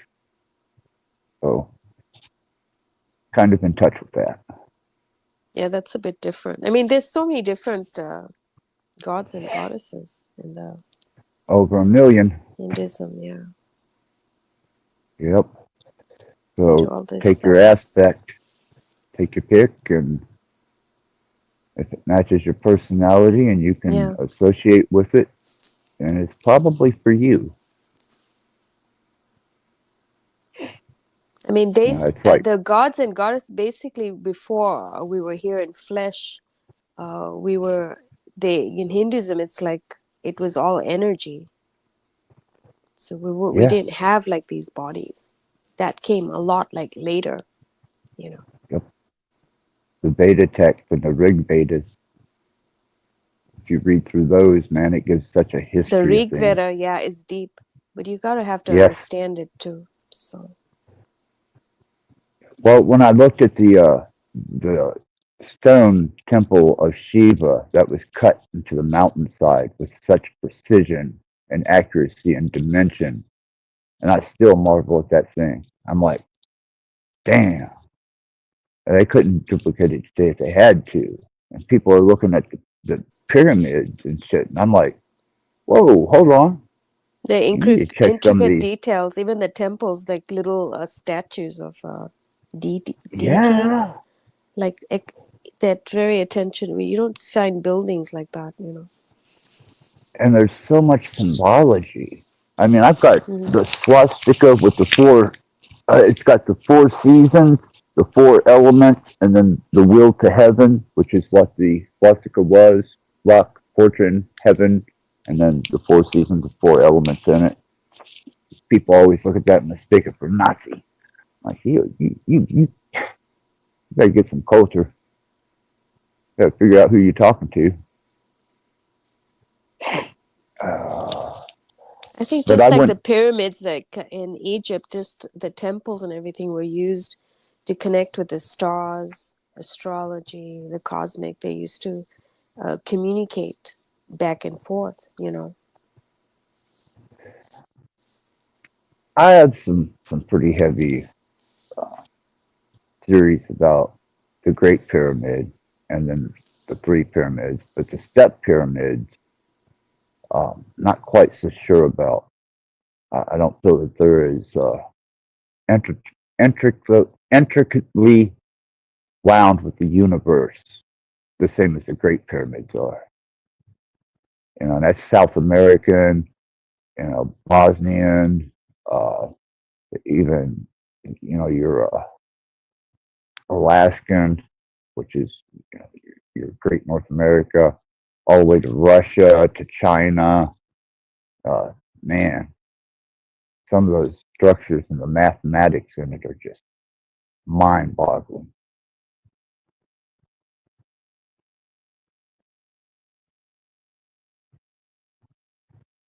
So where did you stay in when you were in India? Was you in New Delhi? Are you asking me? Yeah. No, my family in Gujarat, west part of India. Oh, It's a small little what? village. It's called Varad. Varad. Right. Gujarat is like actually the Prime Minister of India is from Gujarat. And Gujarat is a whole state. You know, you cannot even buy alcohol there. It's illegal to buy alcohol. But obviously people sell Hey, it under the table. But yeah, my well, they family tried that still, my dad's prohibition family. here. Mhm. Well, that's cool, man. That's a Yeah. direct And touch. they go way Back home. back. I mean, I've gone to the old temples there, and they still live Oh in the village, man. but it's a little bit modernized now with time. But it's pretty cool actually. They have a sugarcane farm there. So No shit. Yeah. yeah. Yeah. I know. I was invited. There was a situation at a gas station, and uh, wound up becoming really close friends with Kamar, and he started filling me in on a whole bunch of history and was helping me understand the philosophy, the books, the history, the whole 9 yards. And I was like, wow. And I wound up moving away after a divorce, and that was the end of that. But it was pretty heavy whenever he started, you know, explaining how the body aligns with some of the information and how the information then aligns with the universe, and it all is a cosmic cycle and a singular cycle, and all the yugas, and Hmm. you could go on for days. Yeah. I mean, the Indian calendar is different than the, isn't it called the Gregorian? What's it called? The Gregorian calendar, the Yeah. Greek Roman calendar. Yeah, Which I don't has go by that. changed I go. over time, but um, The Indian calendar is different timeline. Yep, I go by a new moon to new moon. So, I, whatever season it is will be identified generally by the sun, and the moon marks my month, and then generally a day count is sunrise to sunset. Well, it's usually sunset for me is the start of the day, and then sunrise is the end of my day.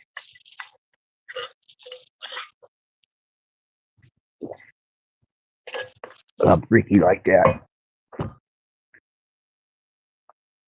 So are you a Satanist?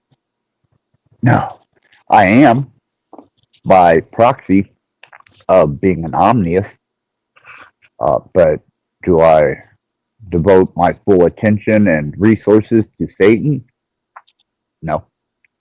Do I utilize it when I need to? Is the joy of Satan part of the Oh, Satanism? Have you heard of that?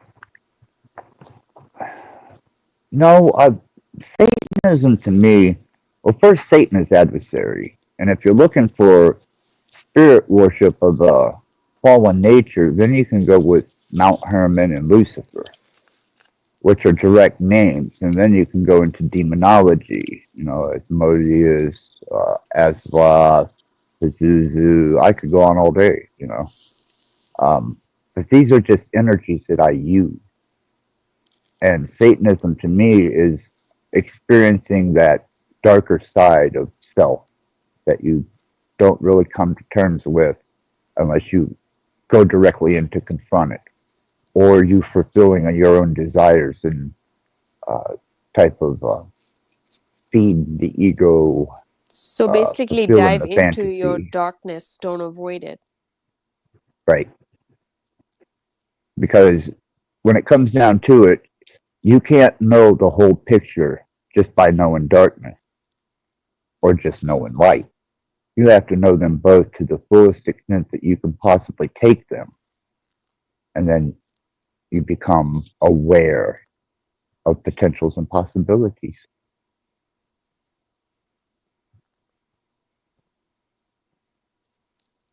Kind of like the way Vishnu holds Brahma and Shiva apart to stabilize.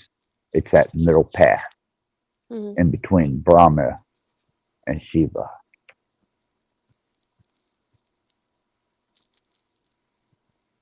But these westernized people, they get stuck on this Jesus cat, and they want to go worshiping Jesus cat, and he never asked for anybody to worship him.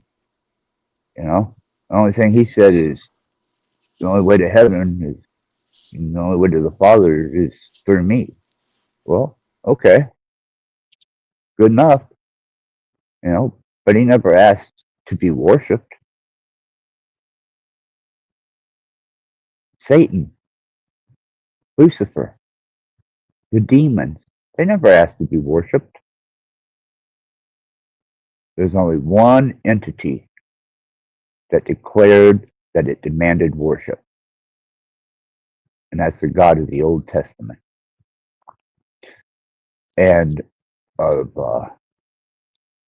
the Muslim, the Hebrew, the Talmud, the Tanakh, not, well, even the Torah is just either serve me or die.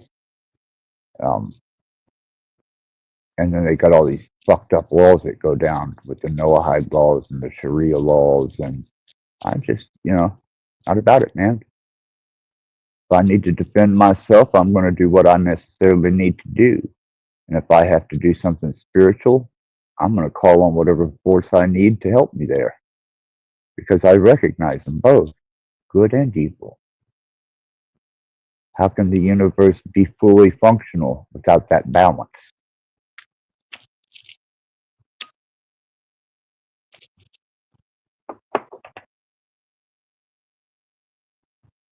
Getting a little creepy on you, Emma?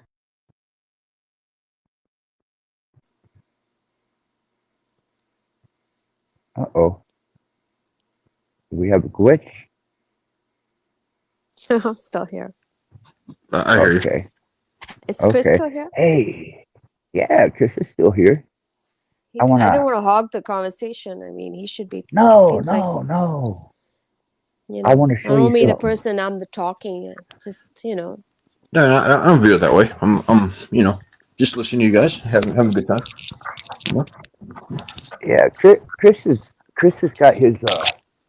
If you allow me here for a moment, I'm gonna steal the stage here, and I'm gonna show you a little trick that my rat just finally got used to. So Your pet this, rat. yes, this. Can you see that, Fruit Loop? Mm-hmm. Yeah. Okay.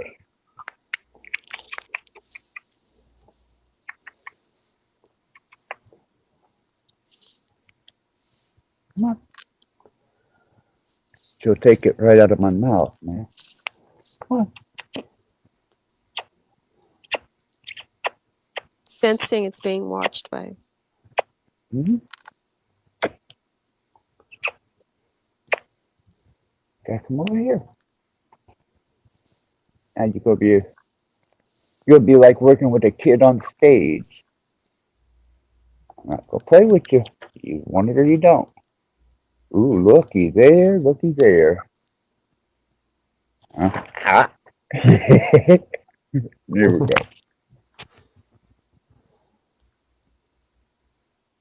That's a big rat. Nice. Isn't that cool? Yeah. How long have you had that? About 3 months now. Okay. How long? What's the age they would live till? She'll live about another year, maybe 2. Okay. Hey, Izzy, actress, something came up here. I got to deal with the situation at home. Do have a great evening. Okay, I have to step out here. Yeah, you too. Thank Yeah, you. Chris. Thanks for letting me hang out with you, actress and Izzy, and everyone Have a else. good night. Absolutely, anytime. Well, okay. See you too. All right, later, Megan and Fools and Tools and whoever else is down there. Yeah, I'm sorry I'm not up on the chat there as much as I usually am. It's just that I've been kind of enjoying the digital experience here. I suppose I should do the whole buffet. I let my snakes uh, eat mice for my snakes. You have snakes too? Yeah, yeah. I then I don't know if you got to see it or not. I would I did a not little. keep any of this. I would be squeamish as fuck, man. I would be like, I'm so. I've had all kinds of animals, man. I've lived out on the road with animals, lived in the But hills with them. snakes, and then there's, when you call somebody a snake, it's like they're sneaky. And like, so even the snake is like that. So for me, like, I wouldn't want to keep a snake. They can't be domesticated, but that's just me, my mindset, No, you can't domesticate a snake. That's or for even a sure. rat. Even if you call somebody a rat, that they're just rats are kind of like. I don't know about all that. I mean, No. my rat's pretty damn domesticated. Mm-hmm. I had a hairless rat there for several Well, did you think seasons, that and rat would just be like out there, just out in the fields, fucking and just doing its thing instead of being your little feral fucking rat. buddy? Oh, if that was a feral rat, didn't know damn well I'm letting that motherfucker come to my. Not like that. Feral rat, yeah. Yeah, I'll keep a feral rat in a cage and take care of it if it needs it. But a domesticated rat like what I got, that's a whole different critter. And Yeah, then you just got the yours from like the python, pet store, right? yeah, and my pythons they're docile, man. I got a young one that's really snippy. I'm trying trying to get it to calm down a little bit. How many do you So, have? One? no, I don't. I've got more than one. You said you just have one? Yeah. No. None? No. Oh yeah, yeah. I've got it. Matter of fact, I got to get its cage. And this one here that stays in the room with me. I've got to clean its cage out. It's got all the brick bedding for it today. Got new mice for it. Got some high protein food for my rat. Got everything I needed to get these guys back in order. Set up a menagerie in the studio. Got a bunch of vine plants that are just set them in. Shit, I I'm want to be a farming pet. them. I want to be a pet there. It's got everything there, well equipped. Well, if Just I'm going to joking. take responsibility for them, then I'm going You to got at to take least. care of them. You're right. Yeah. A lot of people You don't know, take responsibility, no, you guys. especially dog These are my owners. best I have a friends. pet peeve. I live in it, well, most places, but in a small town, just a lot of neglect. Dogs unleashed and not taken No, care of, I had 2 service dogs, and Yeah, service dogs have to be very well behaved. They should always be by the owner, they obedient, were my best friends. not begging for food. They're just really well trained. Baby Dog and Stella. Baby Dog was my first service dog I ever had, and man, when she died, I was lost. And then it took me years to be able to get the integrity back up to bond with a dog like that again. And that was Stella. And she's the one I took out on the road with. Had her for a long time. We spent 3 years on the road. Loved her. Still got her tags hanging above my bed. Got her pouch in the closet. I got her collar, all of it. I kept everything.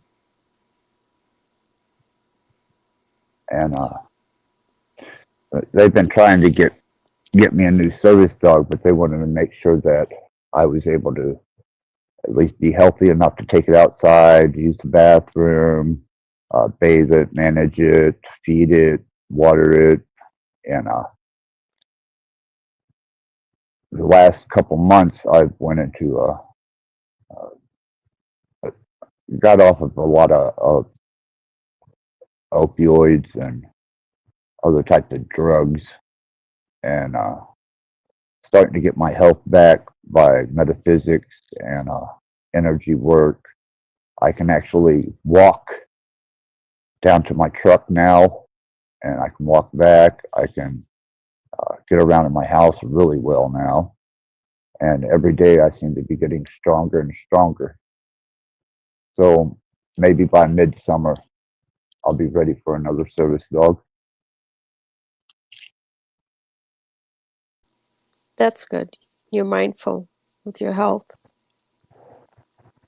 I haven't That been. you're I not. was on I don't know if you understand about the Naga and pushing yourself to the brink of death to expand the mind.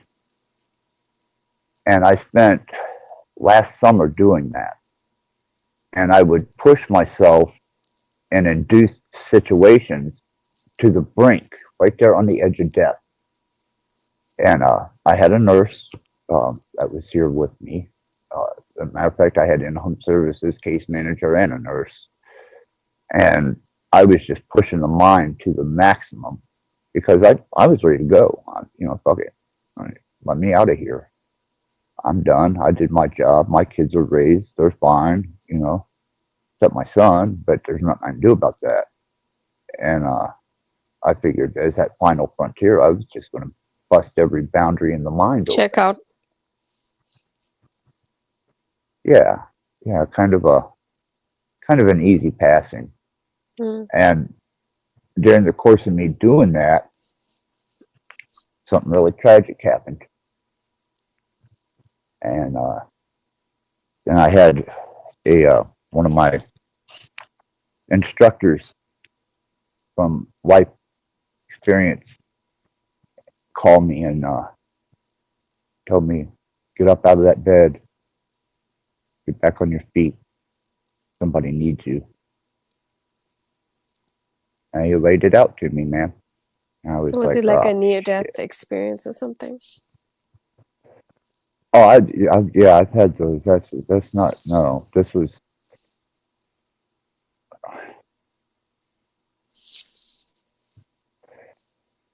my son is doing 66 years. I know that. And my surrogate dad called, the one who taught me most of my life lessons, not the religious or the spiritual or the esoteric. Well, esoteric, yeah. And he was the one that told me, you've got to keep hope in his heart and in his mind, lest he die in there. Now get up out of that bed and do something. And I did. And I am. And I'm still doing it. And I figure I will be as inspirational and as much hope that I can be until I do finally leave this mortal coil. That's all I got left to offer.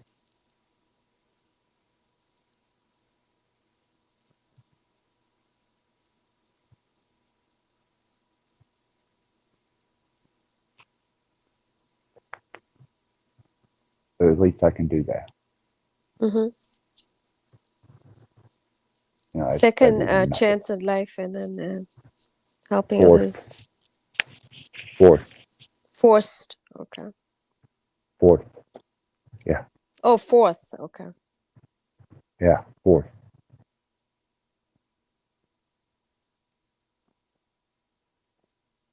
Yeah. Fourth time around. They said the third time would use the charm. That would be it. And it wasn't. That's why I started studying quantum death. First time I was 3 years old, had a wine stem run through my back. My mother was drunk, asleep, and there was 3 kids running around. I was 3 years old.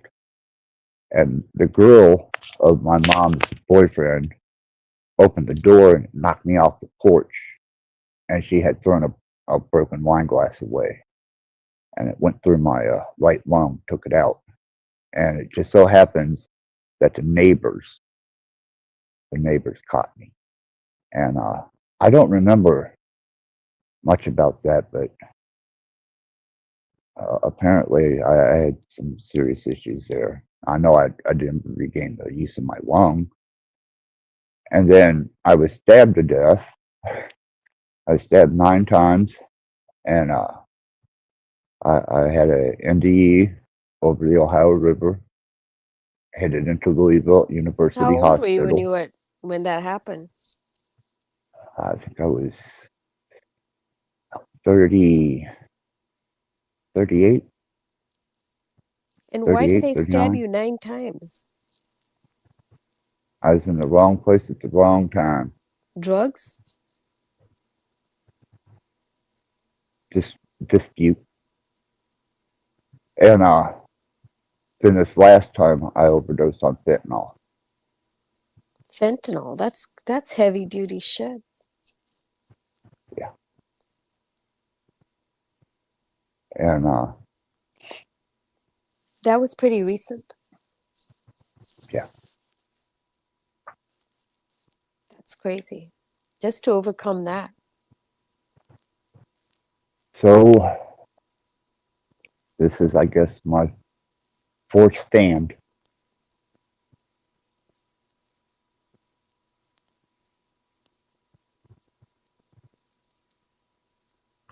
We'll just have to see how it goes, right? Yeah. Take one day at a time. That's what I've been trying to do. I, Mm. I have been substituting a little bit with bourbon. I like a good Kentucky bourbon. Always But have. that could be another. That's the thing when you try to wean off these drugs, and you start something.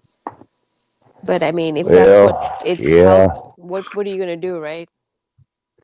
Well, if I didn't have the bourbon, I would probably be calling up a dealer somewhere, and I would be So how scoring. much of this bourbon are you drinking? Oh, probably about fifth or one more a day. A fifth? Yeah, about But fifth, you're mixing maybe a it with fifth your and a quarter. medication, so that takes another effect in your body. Um, I am on a low dose of benzo and a serotonin enhancer, um, and I do take sleep medicine. But so far, so good. You know, I've done I've done mainline of you know heroin, fentanyl that probably should have put me under years ago. I guess I just got a tolerance for excessive living. It's what I did all my life. Excessive living, self-serving, hedonist. Bottom of the bottle wasn't enough because there's another bottle behind it. And if I dropped one vein, there was another one. And if I could snort it, smoke it, pop it, it was happening.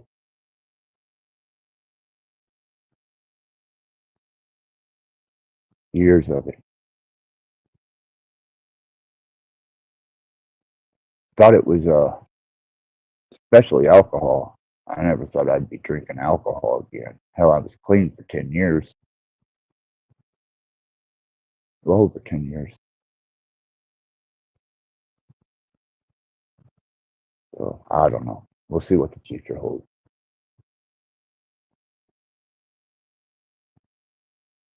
But I have used lots of techniques that I learned from Hinduism and breathing, meditation, energy alignment. Used some stuff that I learned from the Asian culture. Uh, used some of my Native American heritage. Just anything that works to get me through, I apply it. I'm just skeptical. Even as I said, I'm Indian, but I don't follow any of these new age. Even the meditation, it might put you in a different place too, and more in a darker place. So you have to be very careful what sources you're using I don't think these I can get much techniques. darker. I really don't think I can get much darker. If I do, then I don't think anyone is safe around me.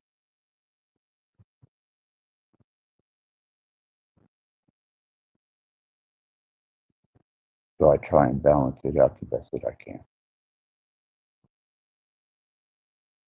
But it's not beyond me to summon the darkest of evils of personality and energy No, to puts you in a bestow darker themselves. place where you don't want to be here, basically, and your body doesn't want to be here.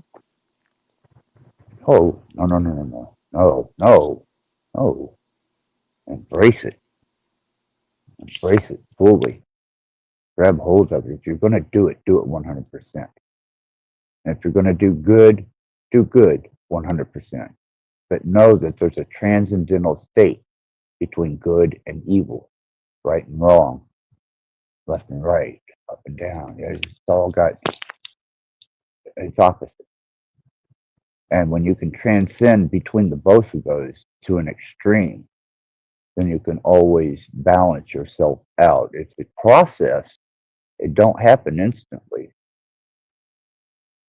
but you've got to stay relative of mind when doing these things, lest it take you away with it.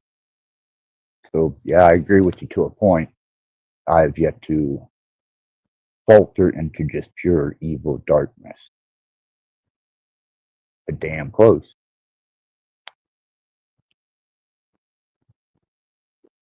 But then if you ask my my house uh, lady that takes care of the house, um, she thinks that I'm just one of the fucking nicest people she ever met, and she's good people. I guess I meet resistance with resistance, and sometimes I meet it There are a lot of passively. assholes out there. Yeah, there is. Really is. You know, there's more than enough, and even on here, there's more than enough. But I don't try. I try not Especially to. like I the try. superiority thing. A lot of people think they're more superior than you. That's the complex a lot of people have. So on the Yes. panelverse and also out of the panelverse, the Mr. Yeah. Know-it-all, like they're superior over you, you know. No, they're not. No, no one's. Only difference is some people So they may talk have. low, like you're low, you know, your intelligence or your looks or whatever, you know. They'll pick on you for that. Oh, I don't just fuck them. Really fuck them. They don't like to think they got some other place to go get their And dope. if you You work know. in the service industry, you get that a lot. I've worked in the service industry, and there's just a lot of those kinds of people. Almost makes you Yeah. want to become a misanthropist. You know what that is, right? Uh, say that again. Misanthropist. Somebody who I'm not hates sure what human that is. beings. Okay, yeah, I can Yeah. relate to that because I can't stand the human species Because I always at thought like all. the richest people were this degenerated, just like the lowest scums, you know, who are drug addicts on the streets, stealing, doing whatever to get drugs. To me, they have no morals. They'll just do anything. They're selfish, you know, just because they want their drug, their next Vic, fix. Or yes, and rich people are like that, always constantly searching. Even sex, it's like they won't stay even faithful. It's just they get so degenerated. They start fucking the ass. They start fucking animals. They start doing oh all kinds man, of come on. different weird shit like that. And No, they're no, just as worse as the bottom of the human. You know what I'm saying? Like, no. See, I was in the sex industry. I had a dungeon. I had 2 strip you clubs. have orgies I and had shit like that. no, no, no, no. I was the proprietor of a bondage and S&M dungeon. Proprietor, what do you mean? You're leading everyone to? I owned it. You I owned that participated? club. Me, my wife, and our concubine. Yeah, we had our own thing. We Concubine? didn't. Yeah, girlfriend. So you Yep. guys would And have it was threesomes and like all kinds no, of we had no? a permanent mate. What's that mean? I don't. This is different language for me, so I don't understand any of this. My wife is bisexual. She likes girls.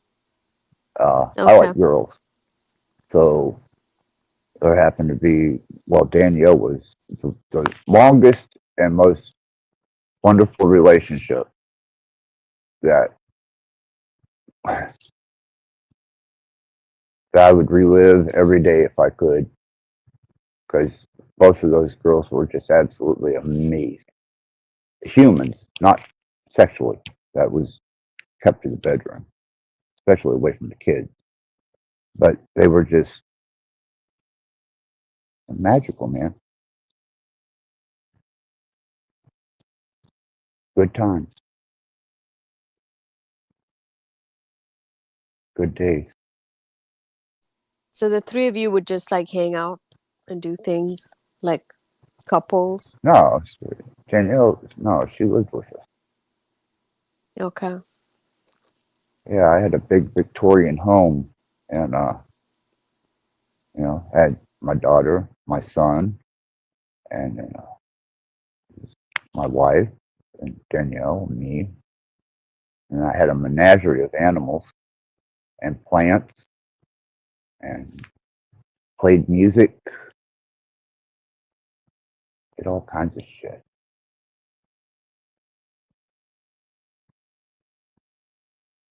I had a good life.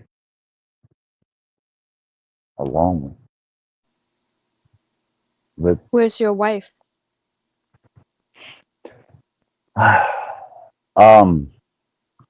She was, last I heard, put on an abuse. She was a habitual traffic offender and drunk driving. And my daughter won't have anything to do with her. Was she like that when she was with you? She got like that. Mm. She wasn't for the first several years. And then she started drinking, and I had a pretty heavy opioid habit. And she got to where she was taking opioids with me, but she liked booze. And I didn't. I wasn't a drinker. Gave a shit less about booze. And she started wrecking So cars. she would mix the two, opioids with the alcohol. Oh, yeah. Yeah, that ain't nothing. She's the new. mother of your kids? My daughter. One of my daughters. I have an adopted daughter. I adopted Lacey when she was less than a year old. From That's the what mother wrote you me were into my dating? first. No, that was my first wife. Okay. Yeah, I actually got married to my first wife because of Lacey didn't have a dad, and one morning she woke up and she was afraid to ask, but she asked if I would give her enough money to get milk for Lacey. And I told her, I said, whoa, to hell, man. If that kid needs milk, you better ask. I'll make sure she is. Always got something. And I just took the whole situation on, I guess.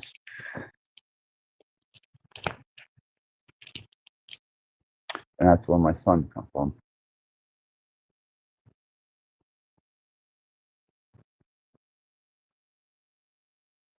So she gave birth to your son right after. Yeah. And then Yep. your other son.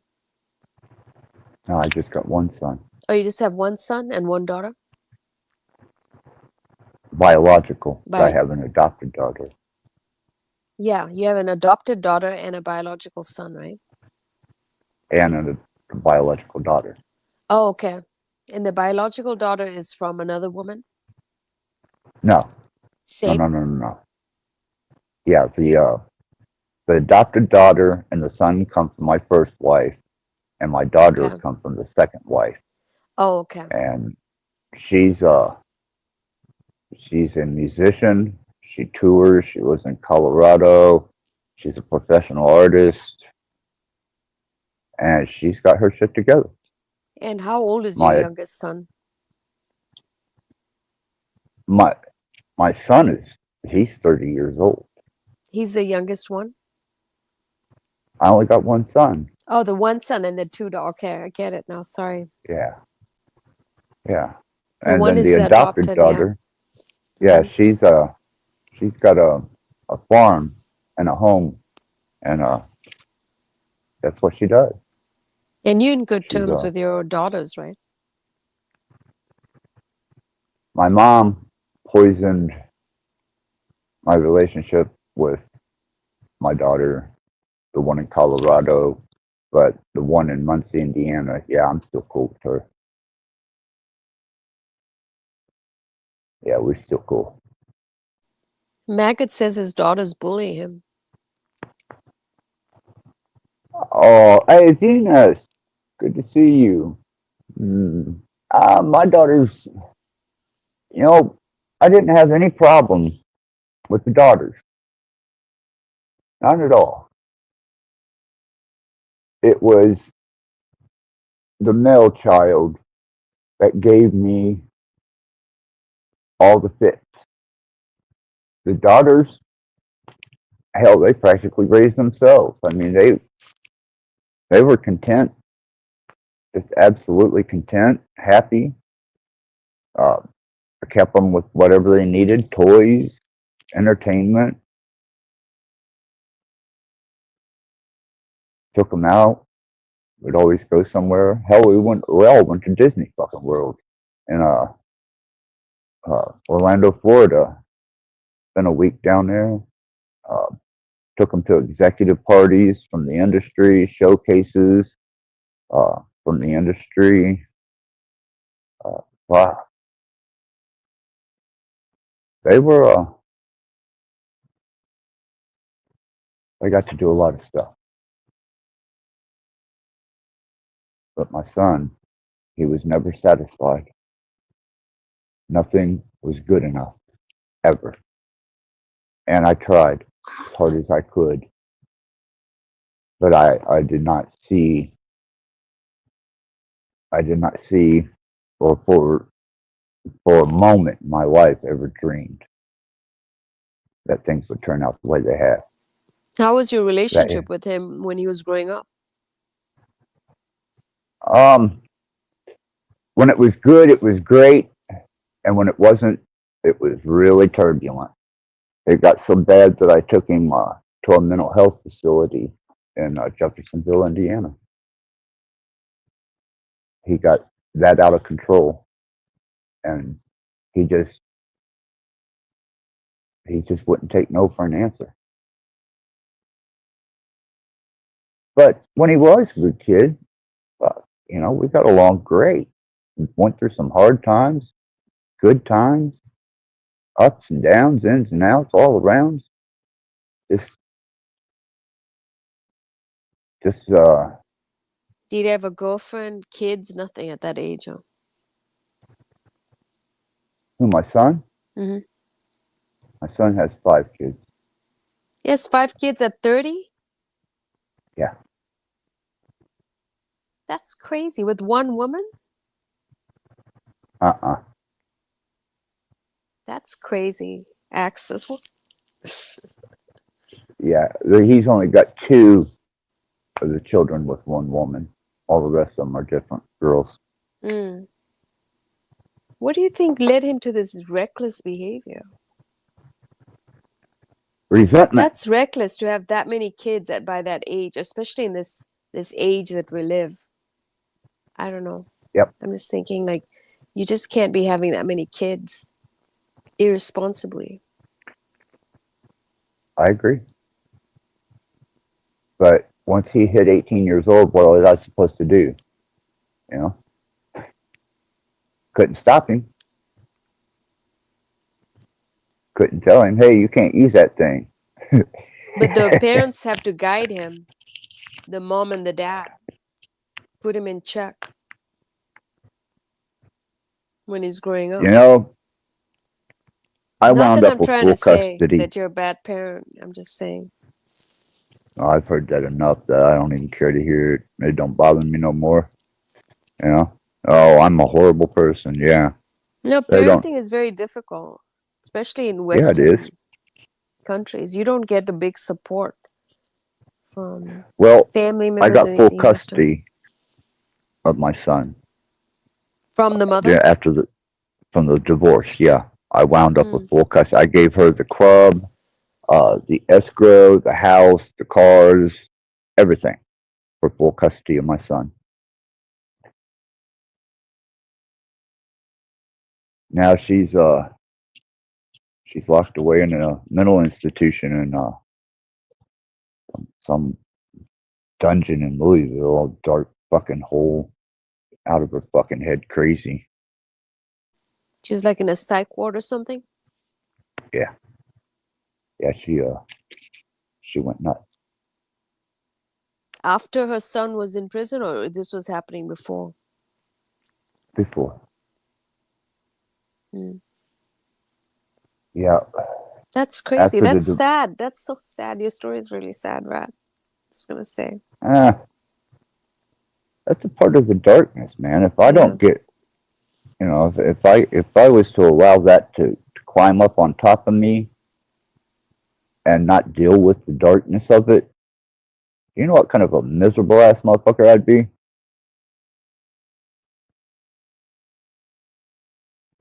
But I embrace it. I embrace the darkness, It's not the pain, coincidental. It was meant the to hurt. happen in your Yeah, lifetime here. yeah. I don't doubt that at all. So I continue on. And however things turn out, yeah, I suppose that's the whims and the wills of the universe. But I thank you for asking. I thank you for your insight on it, though. Yeah, I don't You mean to know, be. I mean, you don't have to answer. I'm just curious. So, oh hell, I'm an open book, man. I don't care what these fucking people think of me. It's what I hmm think of them. You know, they're on the other side of a screen. They're on the other side of a scry mirror. And I can turn it off anytime I want hmm and go do something else. because So you while don't know they're them in all, real life, right? Is that why? They're not your friends. They're just, they don't affect you, right? actually, I couple subscribers from way back in the We Are Awake days. I'm still in touch with them, and yeah, I met them, and we still stay in touch. Not as much as we used to, but we still stay in touch, and I still consider them to be, pretty close to me. But I always know I can shut this shit off and walk away from it. So while everybody's running rampant with their speculation, their slurs, or their fucked up ideals about the way things are, so as they see them, I have no say what you're going to say. You got freedom of speech, use it. hmm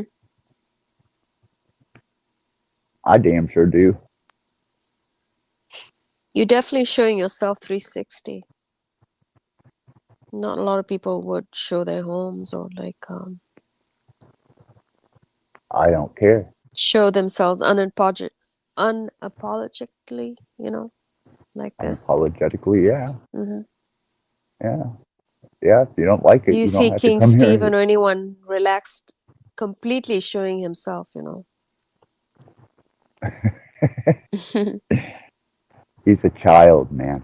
He's a child Or even with a child's Talcott. mind. Talcott has his background. Yeah. It's always the same setup.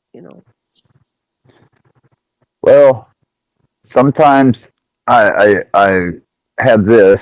Sometimes I'll just use my icon. But now that I put the studio You look together different today, today, though. You don't look very goth. Like you're just in your. yeah, I'm just kind of leisure, but I still have my You got your offensive. jewels, right?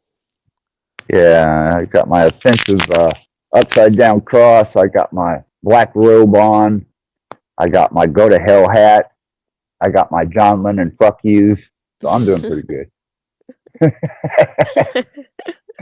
Oh, and I have a bottle of straight Kentucky bourbon. Is that the best kind of like mid bourbon? No, um, unless you get aged, then you're going to be paying some serious Oh, money like for top. some bourbon. Mm. Well, Mark How much is Makers is this top. one? Makers is top. That Yeah, that's $35 a bottle, so I can afford that to drink That's it not bad. daily. That's mid, yeah. Yeah, I can do that daily. But some of the bourbons that they have in some of the bars here, hmm we're talking aged bourbon, and yeah, you're Those are paying. deep flavors. I've Oh tried yeah, just like little. I've been to some rich people's houses. They brag about the fucking bourbons and stuff.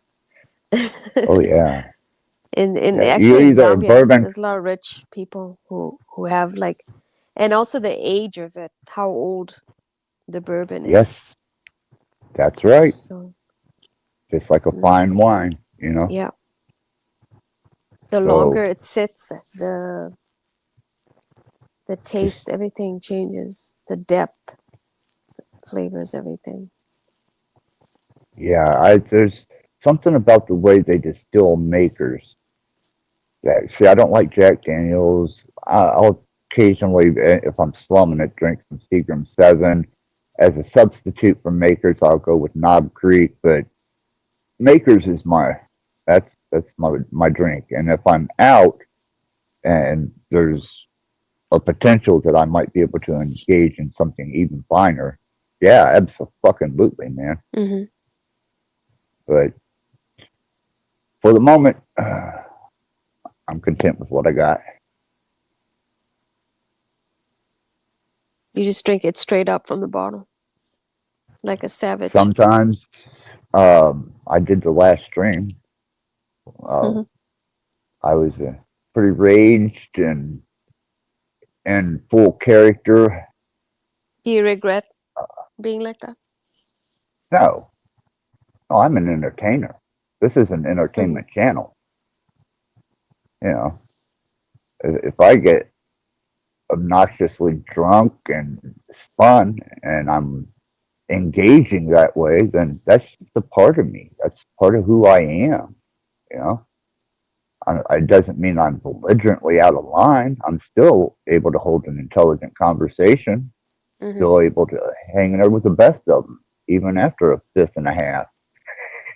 That was the last stream. So that night you were drinking openly on the camera. Oh, hell yeah, man. I was trying to get to the bottom of that second bottle, and I got to the bottom of the first bottle, but second bottle, I didn't quite make it. You passed out? Well, no, I got off the live stream. Pam was still on there. The sun was getting ready to come up, so I took a couple of shots of sleeping medicine, NyQuil, and went down. Woke up about 5 o'clock the next day. Hungover? No. Or you can handle it? I was drunk for so long that the amount I of quit drugs getting you've it. also done, I bet your body is like resistant, tolerant. A little bit. Yeah, a little bit. Like, how are you living with all those drugs you did? I'm sorry, I mean. Comfortably. Because your brain even deteriorates, you know, when you've done all kinds of shit.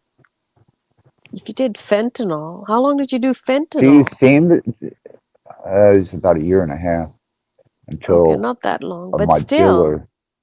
Well, I was mainlining. You know, if I What does wasn't that mean, mainlining, mainlining?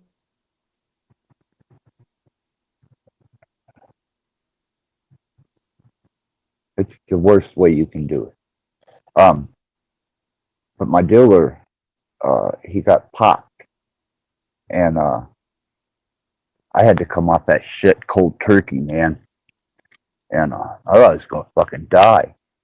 I died from the overdose, but they got me back. They had all fucking Narcan shit, fucking crazy ass fucking people.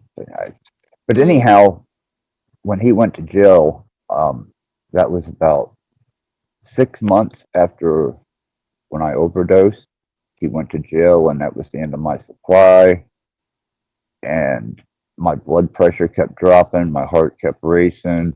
I'd get really hot, really cold, panicked. Man, it was hell.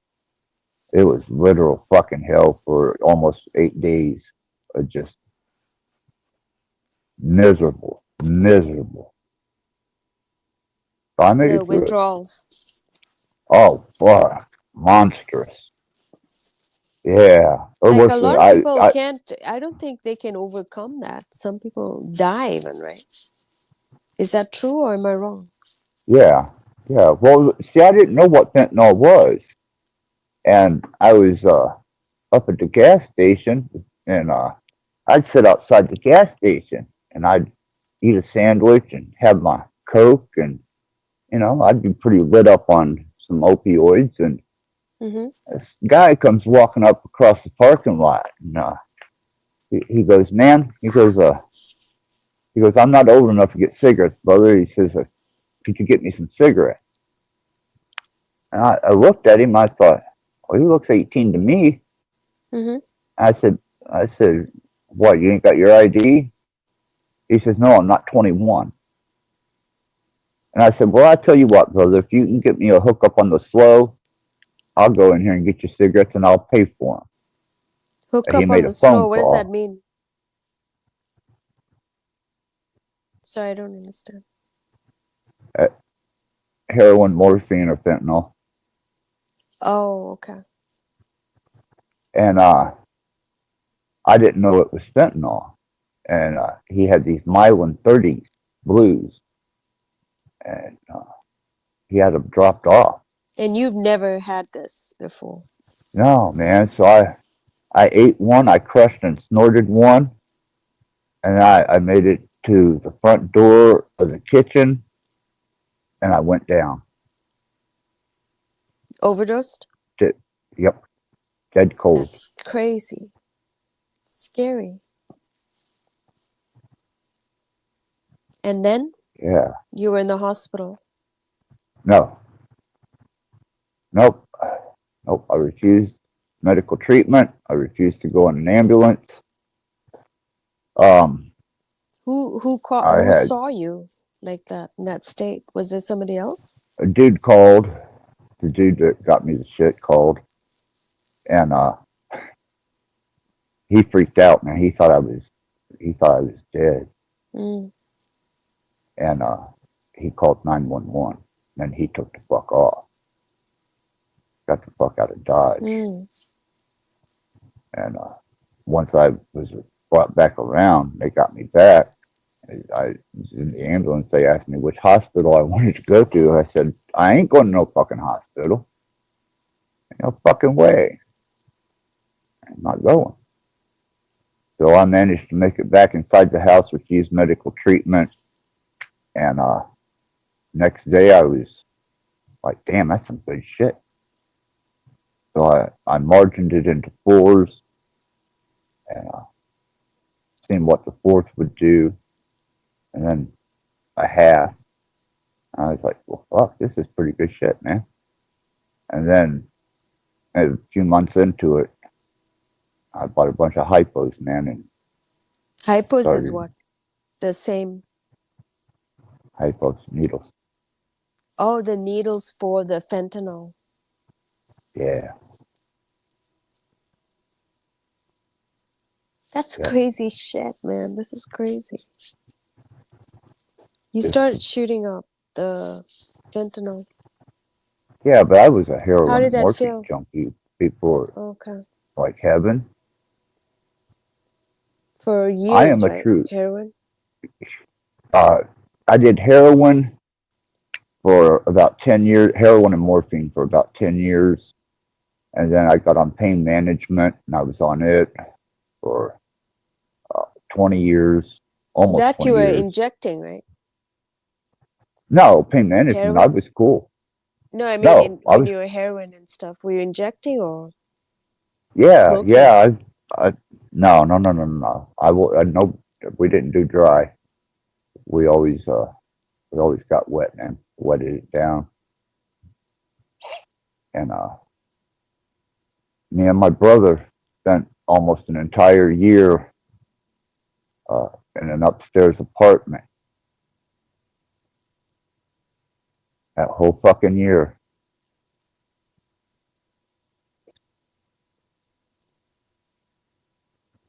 It's Doing like drugs? time stood still. Yeah, yeah. We had a hell of a line on heroin and morphine. So you Yeah. even hang out with people who are doing that. That's like it's part of the. Was it just Oh, you I and your hung out with brother? my brother, me and my brother. And he got a taste for the needle. And then about 7 years ago, they found him in La Quinta Inn on DuPont Road, overdose. on heroin. He died? Yeah, he's dead. Yep. Shit, that you've been some crazy shit, Rat.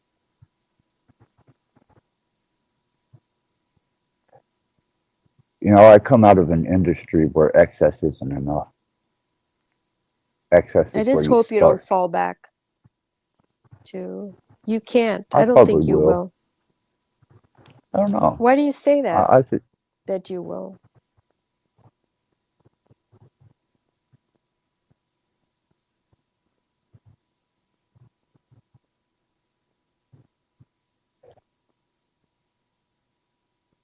if there's one thing that I love above all things that was created on this earth, that's morphine and heroin. You miss that more than fentanyl?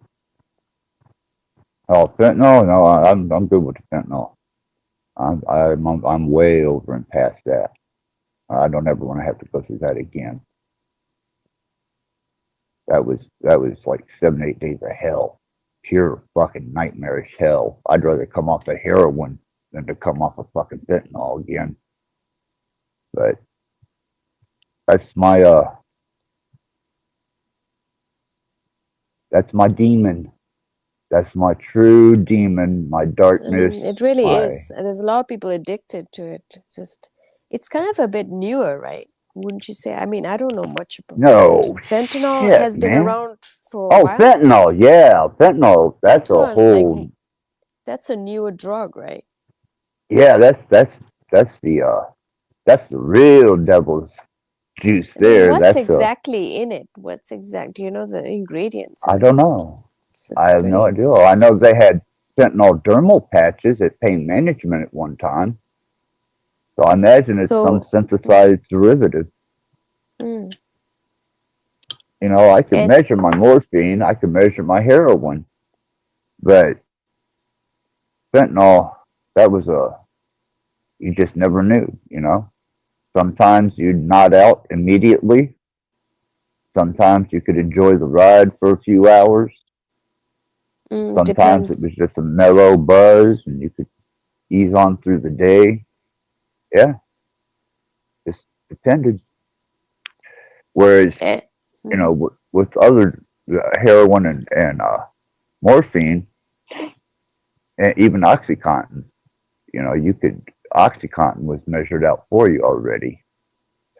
And morphine, well, you know, a couple 30s until you get up to, when you start pumping in about 100 milligrams of morphine to be able to get off,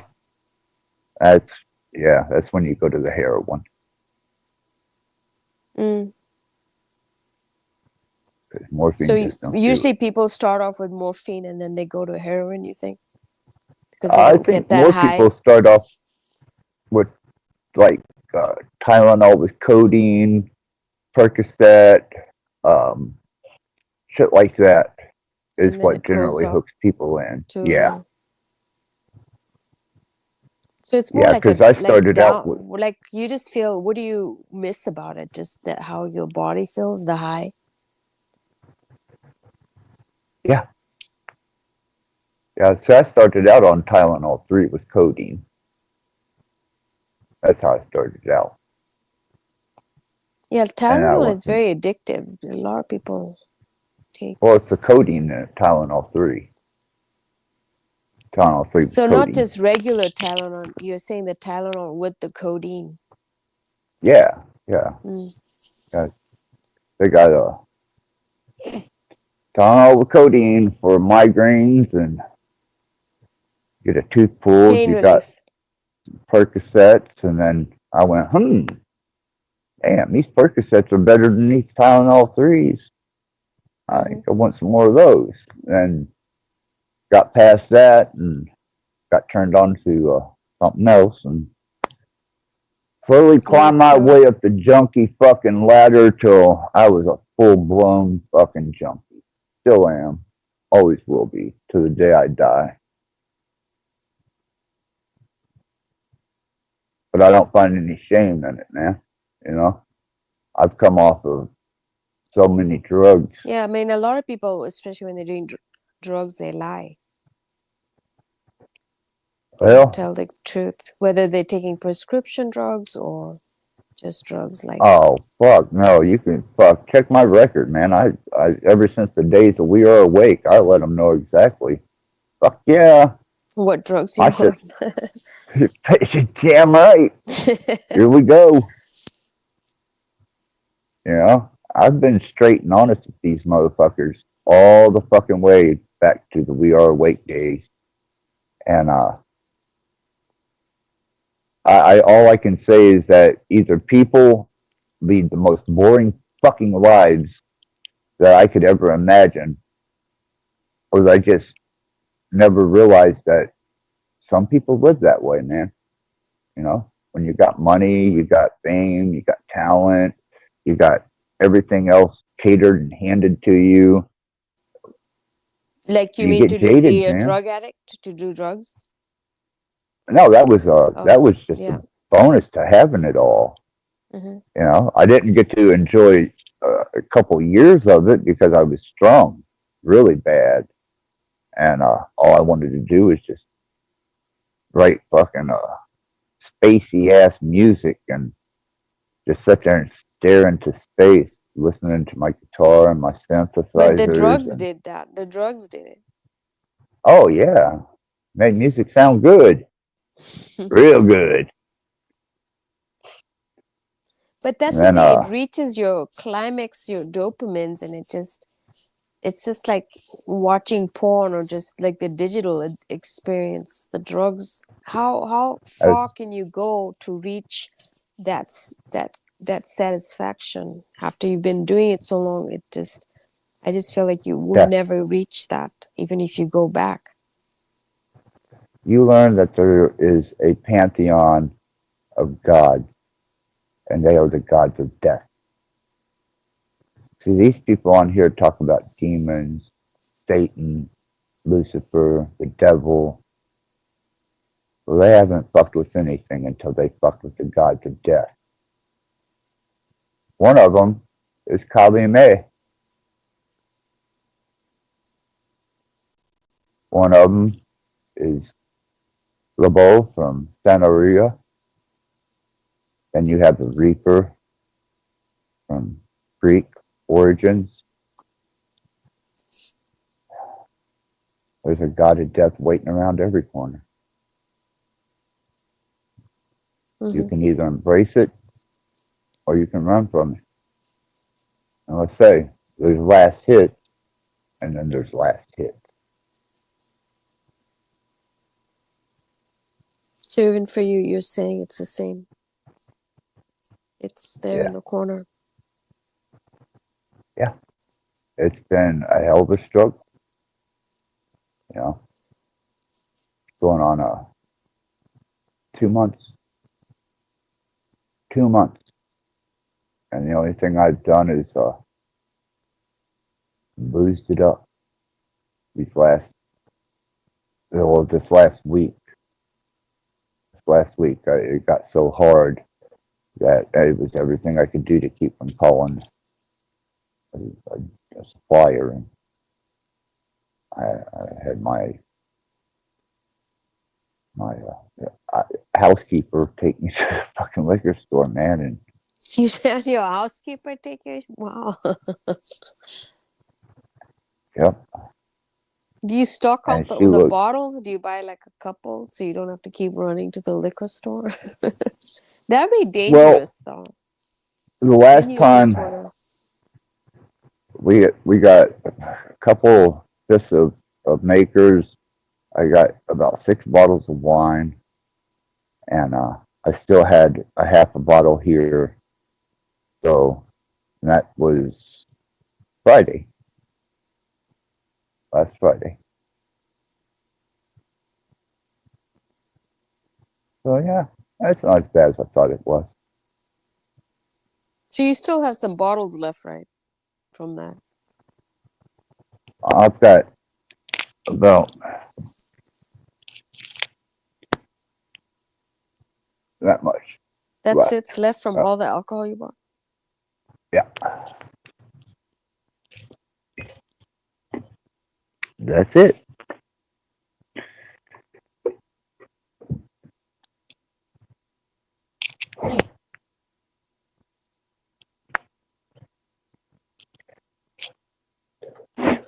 See, most people they they think that uh, enlightenment, uh, that state of enlightened being, they have to find some type of spiritual state, and it's got to be some positive, pure state Mm-hmm. that brings them to enlightenment. But I say when you can embrace both the light and the dark equally and move between them and experience the body from the inside and the outside and walk that line, transcending. Yeah. I mean, it can be anything. Like for me, my dad's death, ending of a relationship, having those kinds of pains, it's like a death, right? A death of even of a friendship that could really like hurt you emotionally, right? It's a death in that, and to like recover from that, to get back up, right? That's what I tried to explain to these assholes about my son on here. You know, Mm-hmm. these cocksuckers on here don't realize I'm never going to see my son again, regardless of what he done.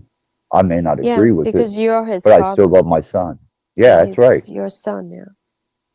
And these dopamine seeking These people pieces don't of even shit, have kids, and they have a lot to judge for something that they let's haven't judge, walked in your man. shoes, basically.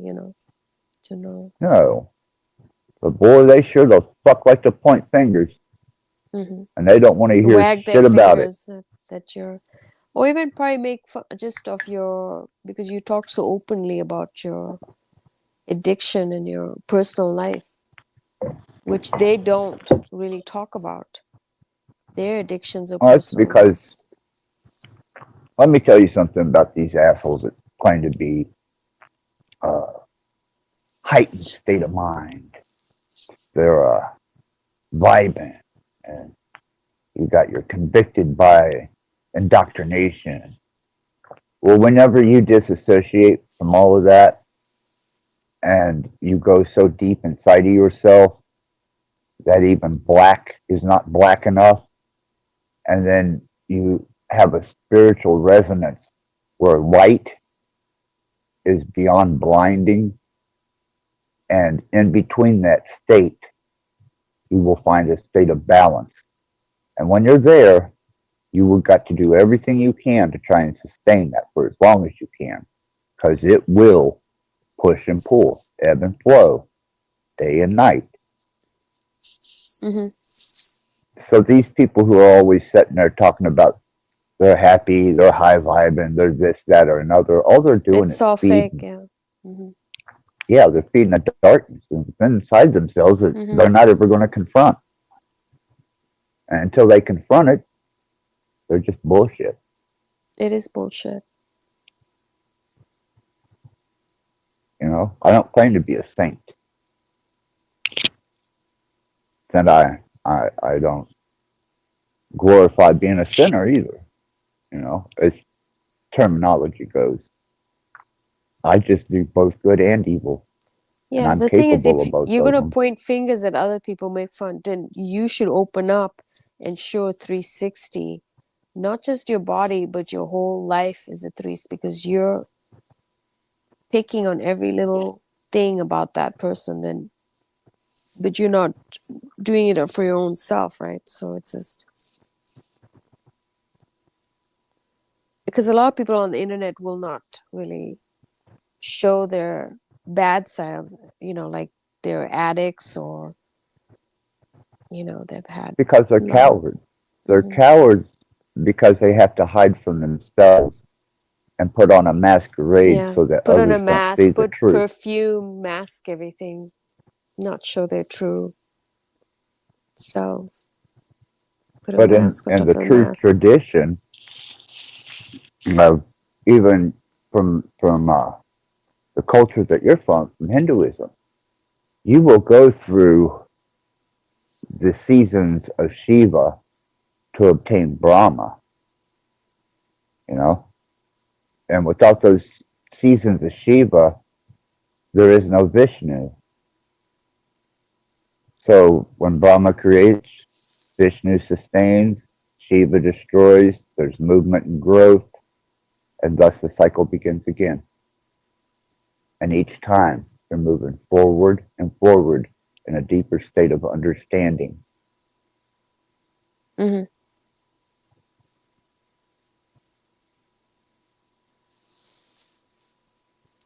And as far as the Naga goes, you know, that is my darkness. And how people consider snakes as being wicked, well, no. No, a snake will, if you watch, reserve its energy, is a methodical and accurate killer. It sheds its skin, it grows, it develops, and it has wisdom. That's why there's serpent wisdom. So layers It just, form after the experiences that they have, basically, too. yeah, yeah. It's developing the state of transcendentalism so you can re-achieve it.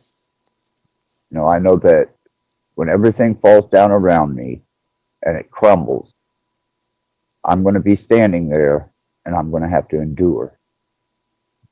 And I have to have enough willpower, faith, and understanding to know that that storm too will pass. And on the other side of it, won't be so bad. But I kick and scream and raise hell, and I go batshit crazy whenever shit's just coming at me too hard, too strong, and too much. I feel And like, so you know, I you release would it. even, sorry to interrupt you. No, you're fine. Go ahead. No, I said that after you've had that many, like, those kinds of experiences in your life, almost like near death. So when you actually do have your death, your final death, it would go kind of smoother because you've already had those little events like similar to that where it will just make you, because that will be like the most hardest thing, right? The final death of the body, exiting, the pain. Exiting. Mm-hmm. Oh, no, no, no, So it no. would, You don't take the no, pain with you. no, you're No. not taking the No, pain as like it would give you that strength, like even your spirit, which is never gonna die. Your body no, it doesn't. obviously is, but it would make you probably not even come back here just because you've had those test runs, basically. I didn't want to come back. Yeah, I don't want to come back here either. But I'm just saying, when you go, I think it's necessary to go through those things so you don't come back here, basically. Because it's torturous. What you've been through here with all the addictions, and I mean, we all have been it. There's no measure, right? I mean, I haven't taken that many drugs Pain as is, you.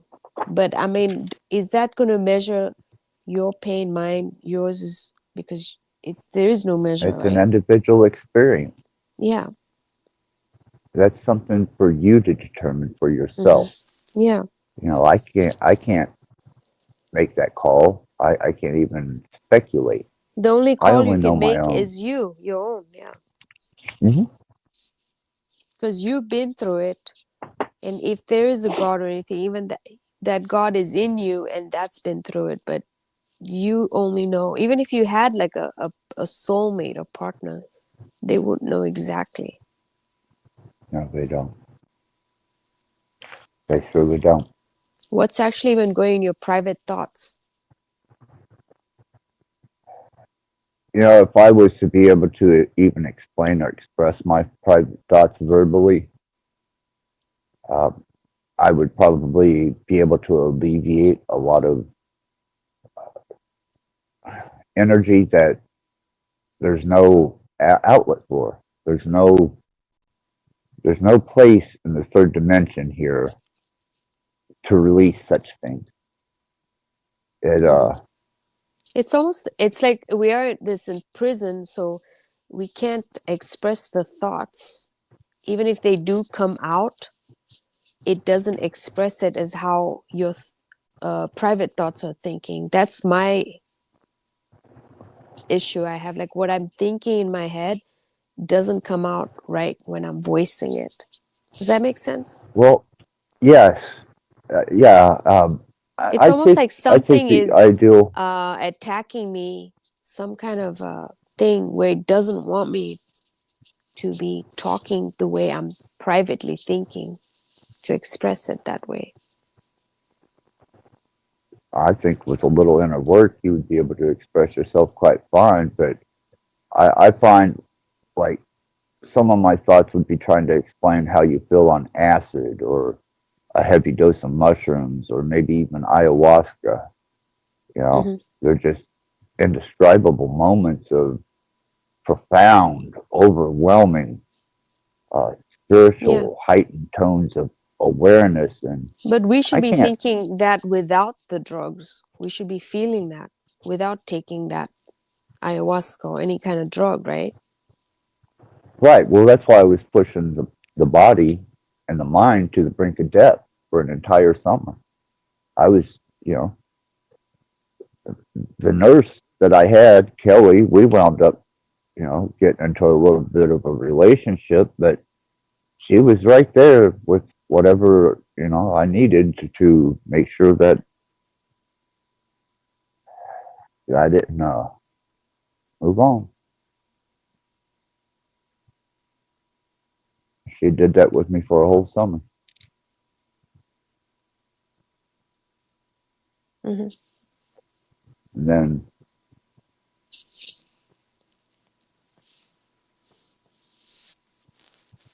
I had to face what I consider to be my darkest hour, the darkest hour I ever had to experience in my entire existence.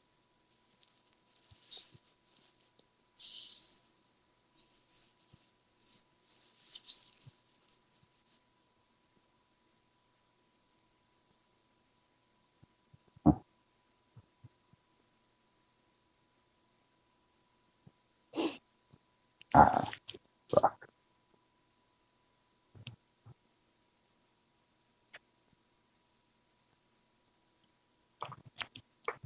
I want to bring your past up like that and trigger.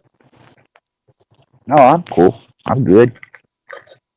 I'm good. I was You might be hitting the contemplating bottom for a more. I second. don't want you to be hitting the bottom more. That triggers some kind of.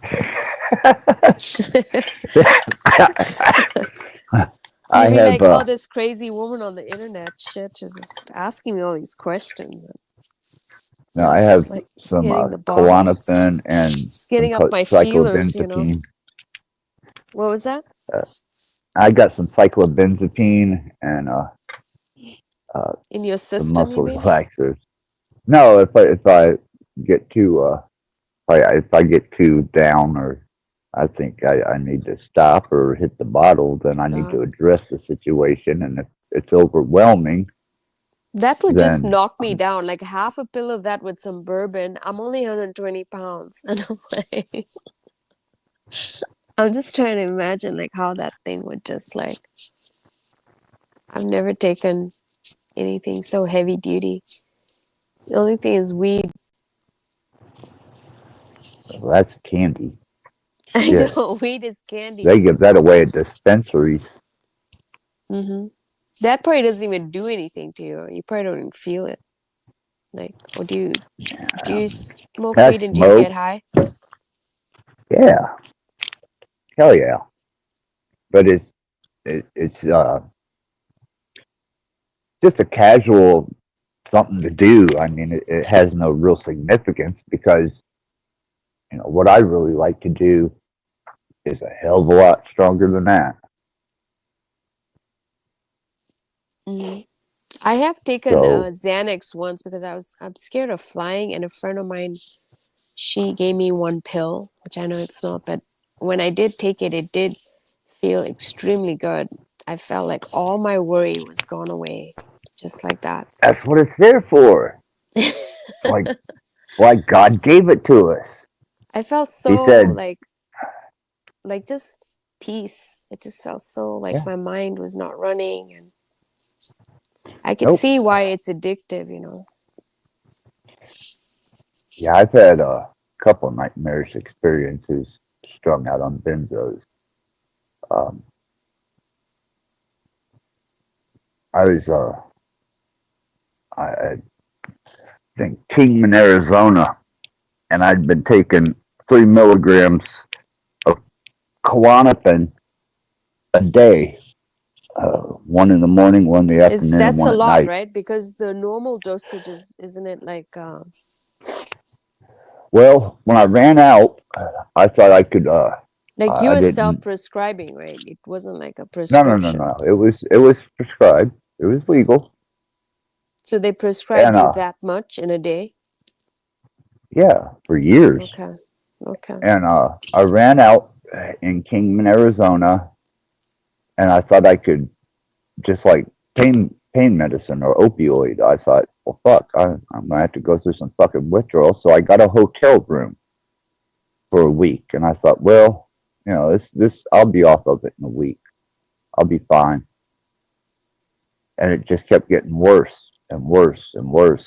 And I tried to make it to my truck, and I collapsed. And I wound up in the cardio ward of Kingman Hospital. And they pumped me full of benzo, and they gave me a full prescription when they got hold of my doctor. And Prescription of what? Klonopin, Okay. More of it? same dose, Same. 1 milligram, 3 times a day.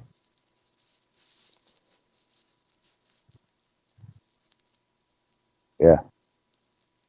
Hey, I come to, and fucking paddles, heart monitors, all kinds of fucking crazy shit. They didn't even have me in a room. They had me right there in the triage, hooked up to all this shit. They kept hitting me with. That's like really intensive unit. I kept putting benzo in me till I could make coherent sense. And then when I could make coherent sense to him, then he wrote the prescriptions out. He told me I needed to get back to see my doctor, or I was going to be dead in the desert. Yeah, okay.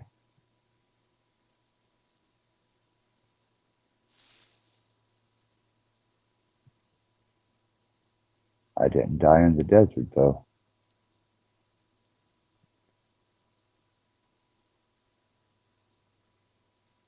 I found me in the desert. All those years of debauchery, hedonism, self-serving, uh, overindulgent excess. I spent 30 days in the middle of the desert, right outside of Wickiesburg, Arizona, on top of a mountain in a no-service zone. And I came to peace with myself. That's where I found light and darkness together.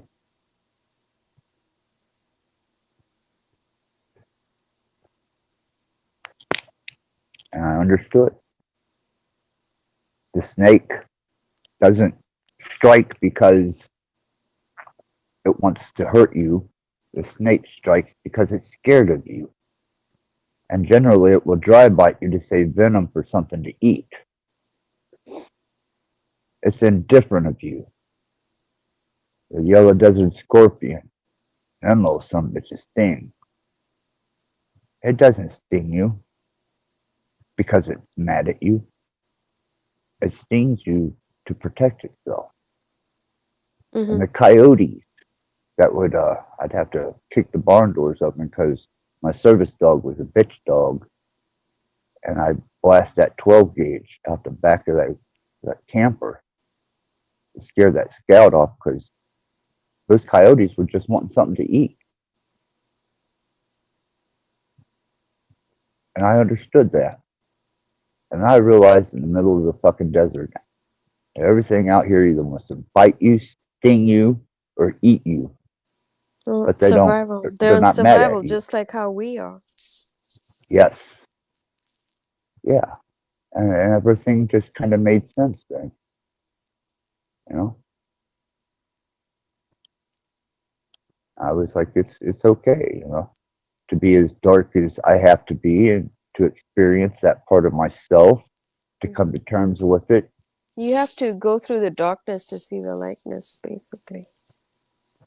Yeah, the light's much brighter when you're standing in the dark. It is. You see it more. Maybe at that time when it's so dark, you don't see that light even at the end of the tunnel, but it is there. Eventually. Mm-hmm. Yeah, sometimes it takes a hell of a trip to get there, but it is there. It has to be universally for there to be balance. And even if it ends, your body just you exit. It still doesn't end, you know. Yeah, and all that is entropy. You know what entropy is, right? Can you explain it? Entropy is the dispersion of energy into the localized environment. Mm-hmm. So we're kind of a strange type of energy. And when we die, we leave that state of being alive by the dispersion of that life force energy. And that's where I found absolute peace. So that energy can go in what? It's just vast, peaceful, and I wound up back here. My muscles were seized up, had tubes attached to both lungs, draining blood out of them, had neurological damage from getting hit in the back of the neck with a blade during the attack. And it's like, damn, man, I just went from absolute bliss and peace to waking up Nightmare. with all this. Yeah. Yeah. Because after you get stabbed, your muscles seize. Do you even feel the pain, or it just gets all? How does it Not feel? when you first get stabbed, no. It's not until. First, it's that shock too, right? So you don't even know what's going on, right? Or it I was on does. enough cocaine and Oh, okay. other When you're illicit. drugged up like that, okay. Yeah, it didn't hit me until You I kind of woke sobered up up. in the Mm. yeah, I sobered up. we'll say it was, I sobered up, and I wasn't happy. Matter of fact, Well, I was in a nightmarish you hell. probably felt the pain as soon as you fucking woke up. Oh yeah. Or Well, I just tried to move, and everywhere I had been hit with a knife, I could feel that muscle. I could feel that tightening and hurt, pain, and I had a morphine button. So that I just guess they were. took out all the pain, the morphine. No, That's no, awesome. they didn't give me enough for that. Mm. No, I've been on opioids for so fucking long, man. That little bit of morphine they gave me Wasn't doing it. no, wasn't even close. Your tolerance just got so high, like even you needed more of it. Yeah. I probably went through three-fourths of a gram of some really good coke that day. Half lit. Coke mixed with boozed up. morphine and all. That's just crazy. No, the morphine didn't come to the hospital. Okay. After they brought me back. All I had was Percocet, cocaine, some weed, and a lot of booze. A couple of Xanax. Mm. And I was going to meet my brothers from a club that I was involved in. When I got there, there was a territorial dispute over the bar that I was going into, the county that it was in. And there they were. And they knew exactly who I was and who I was patched in with, and that was that. That was that.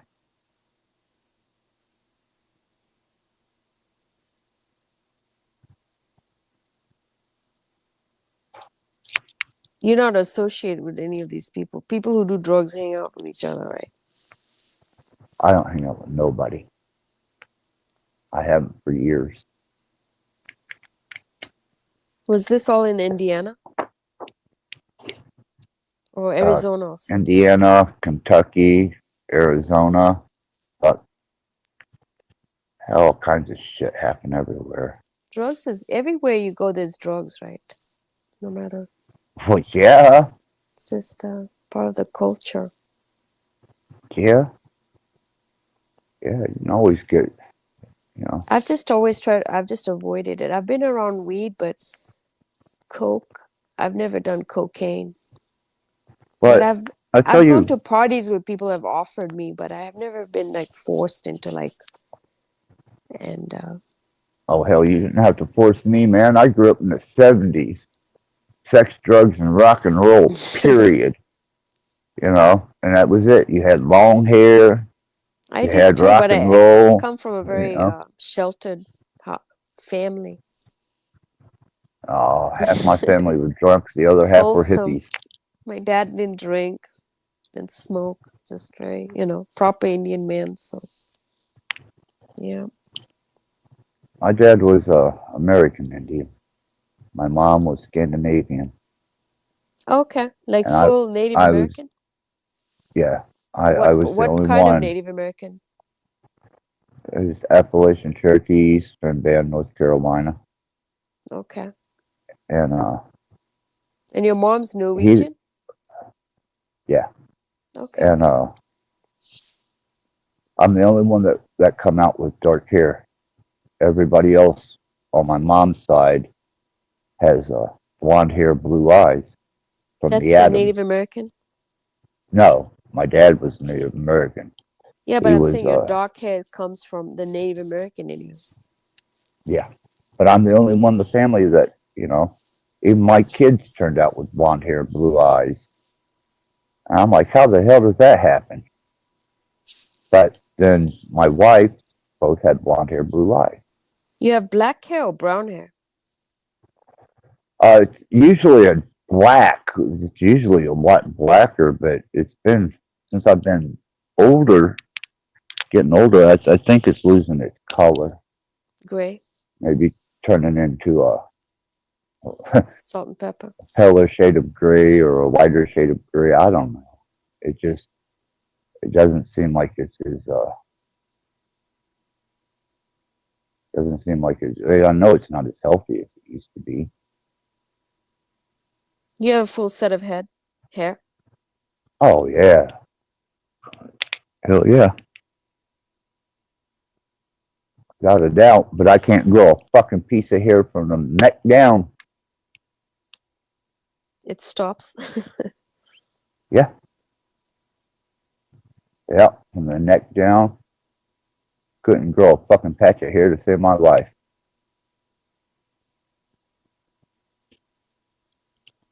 You want to be like that tall Native American with long hair?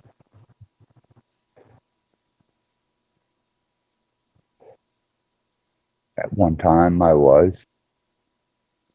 Don't be the guy with a small little ponytail like Talcott.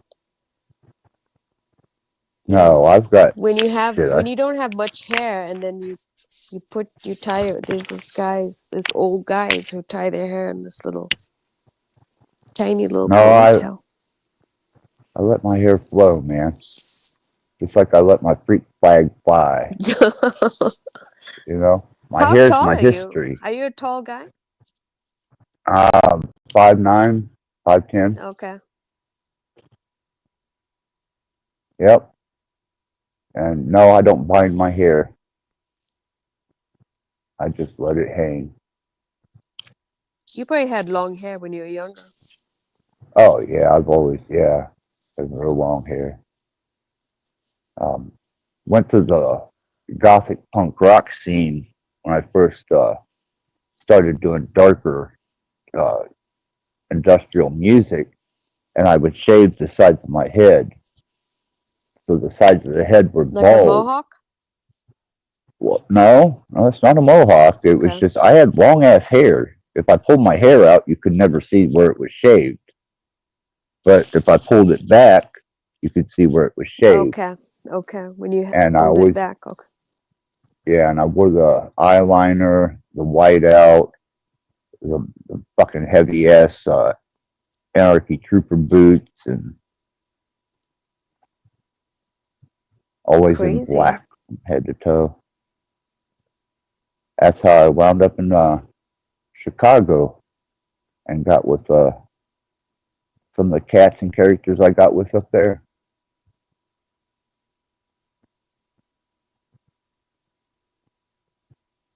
The what?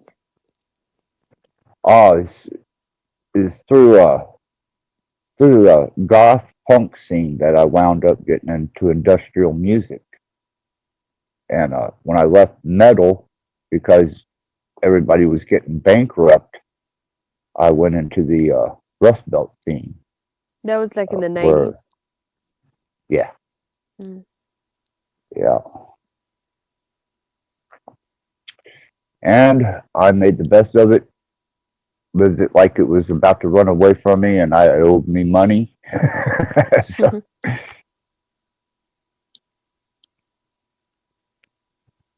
I just never dreamed that. I even then I never dreamed that I would have lived this long. Mm.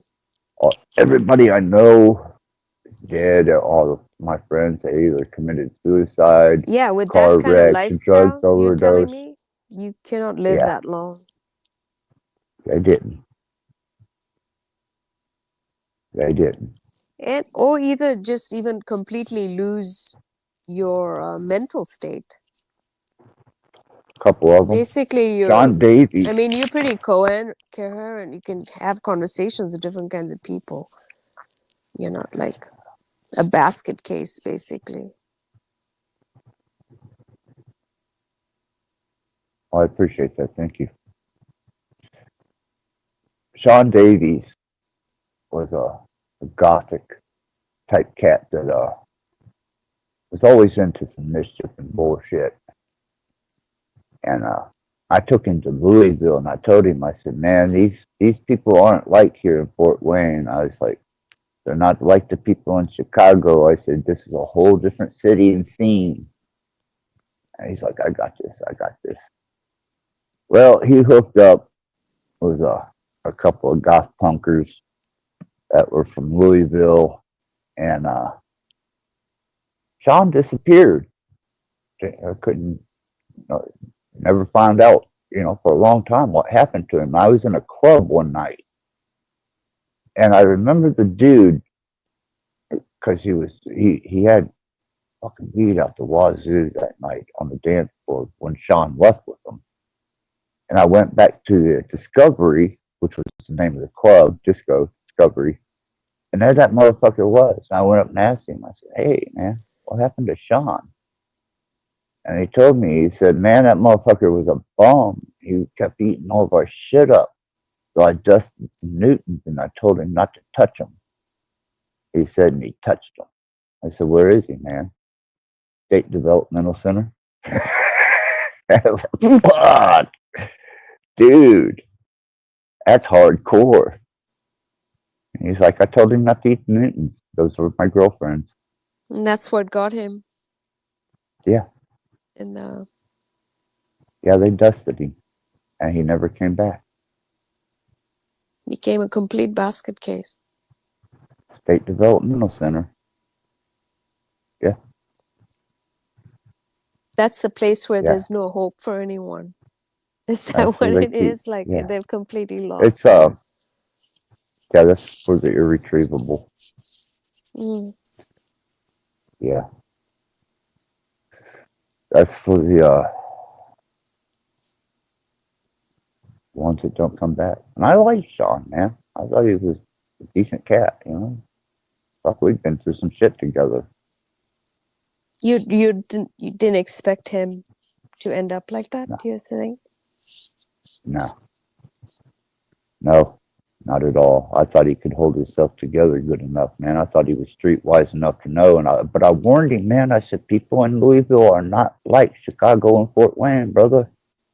I said, you got to keep your eye on your back. Got to mind your P's and Q's. I said, these motherfuckers are not the same. So how are they different? You'd think like they would be just from the north, a bit more rougher. There's like gangs, and I'm in southern Fort Illinois, Wayne. but Yeah, Fort Wayne is like Fort Wayne is kind of like a big town, but it's a city. It's the second largest city in Indiana, but it's like a big fucking town. And everybody here knows everybody by some third party or fourth party, you know. And it is what it is. And then Chicago, and drugs is nobody. big there too. I mean, Oh yeah. what And are then the major Chicago. drugs people are doing? Just everything, right? Oh, there's not a drug you can't get on the streets here. Mm-hmm. And then So, Chicago is like, what were you saying? oh, people really don't want to fuck with you, man. They don't want to be your friend. They're not looking to hurt you, but they're not looking to buddy up with you either. You know what I mean? Mm-hmm. Like you're gonna fuck or you got something to say or share that's in common. But the people in Louisville, a lot of those are what we call punkabillies. A punkabilly is a southern punk. Yeah. Okay. And they still have savage. And you fuck one of them over, you might as well fuck them all over. Because they will fucking do their damage to you. They'll fuck you over harder. You can't, Yep. even if you. Yep. Yeah. It's a vicious place, man. Like they can even like lure you to take bad drugs and stuff, that kind of stuff, right? I'm saying evil shit like that, right? Oh, that happens on the south side, west side of Louisville all the time, man. You go on the west side of Louisville and you go scoring shit there, you don't know what the fuck you're getting. I had an uncle that was strung out on crack and booze, man. He probably didn't even know what he was getting. They just hell, they sold him soap flakes one time, but you know, it's crazy. So that's like the South is like that, right? You're saying? That's the West. It's more the west side of Louisville. Yeah, west side of Louisville. It's pretty hard there, man. It's pretty hard culture. Fort Wayne is just an overgrown small town. And then Chicago, like I said, man, Detroit, nobody wants to fuck with you unless they're gonna beat your ass. Toledo, just rude fucking people. Mm-hmm. It's New interesting York. how different different cities are, like the culture, the drug culture. A lot of it has to do with the poverty area. The larger the poverty area, the more shit there's going to be. That kind of shit, yeah. Yeah. Yeah. Once you have a large center of poverty, that's it, man. Mm-hmm. You don't know what the fuck you're getting. Yeah. So it's even different than like in the cities, right? Yeah, the rural places around here are little small towns, and you know, Those just, can be worse, even, in my opinion. The people. I don't know. I stay away from that shit anymore. Yeah. You know, when I went out on the road, I learned in that 3 years that people weren't necessary all the time. You know, I learned to Or get along or with me. transactional. People are Yeah, transactional. yeah, and I learned to get along with me. I was happy with. I'm still happy with me. I like me. Because Fuck. most people who do drugs are not happy with themselves, right? Oh hell! I can play music. I can sniff leather. I do miniature scale modeling. I raise my pets. I do social media. I broadcast. I do, Hmm. fuck, man. You know, the hell. Yeah. I got too much shit I can get into. You know, I read a lot. I try and study and stay as sharp as I can with technology and philosophy, hermetics, Hmm. That's a way of occult. getting out of your and not stay like a lot of these people who do drugs don't venture those when they just want to hang around stupid people. Well, That's see, I come from a. Go ahead, they just please. talk like talk and talk and talk nonsense with each other, not do any creativity or anything. So I'm like, what's the point? Even getting drunk, like just to get drunk for what? I don't know. If you're not creating something or something, then why taking it? Why are you taking it? Because they haven't taken the time to do the introspection and learn to forgive yourself, learn to bring yourself to an understanding of your rights and your wrongs, finding some type of peace in between, the solace of that, and then drugs become enhancement, kind of like Timothy Leary or Jim Morrison, you know. Uh, Hmm. there was some heavy drug So it users, adds man. like That a was, finesse to their art in a way. Brings out yes, the. there you go. Yeah, yeah. And to me, my art is life. You know, whether I'm on stage playing or whether I'm in a backroom dungeon somewhere or whether I'm just walking down the fucking street, man. It's all art to me. You know, so it's all a spectacle of entertainment, Hmm. and And you're and I'm just expressing it. You're expressing it, yeah, which is art, right? yeah, exactly. You know, that's why you can look behind me here. I mean, Hmm. these are all just I just have to look at you. I don't even have to see your background access. you know.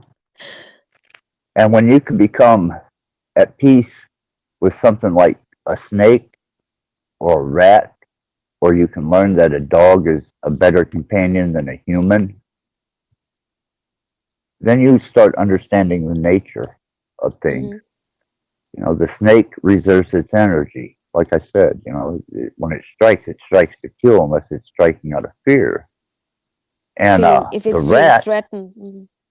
Hmm. yeah, but the rat will eat up all its food, exert the most amount of energy, and then collapse, and then get up and want to do it again. And to domesticate a rat to the point where I domesticate them, and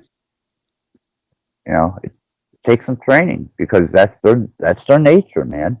All they Hmm. want to do is eat, fuck with shit, and sleep. Hmm. And That's if in you their can get them to, DNA. They're just, yeah. yeah, and if you can get them to do something responsive, then you've made some headway and you start understanding the nature of things. You know, a dog wants love, food, and water. Snake, it just wants water and fed. Doesn't care about Rat, love. no, not at all. But the rat here Does the love for want? some reason. Does the rat want love and affection? Yes, absolutely.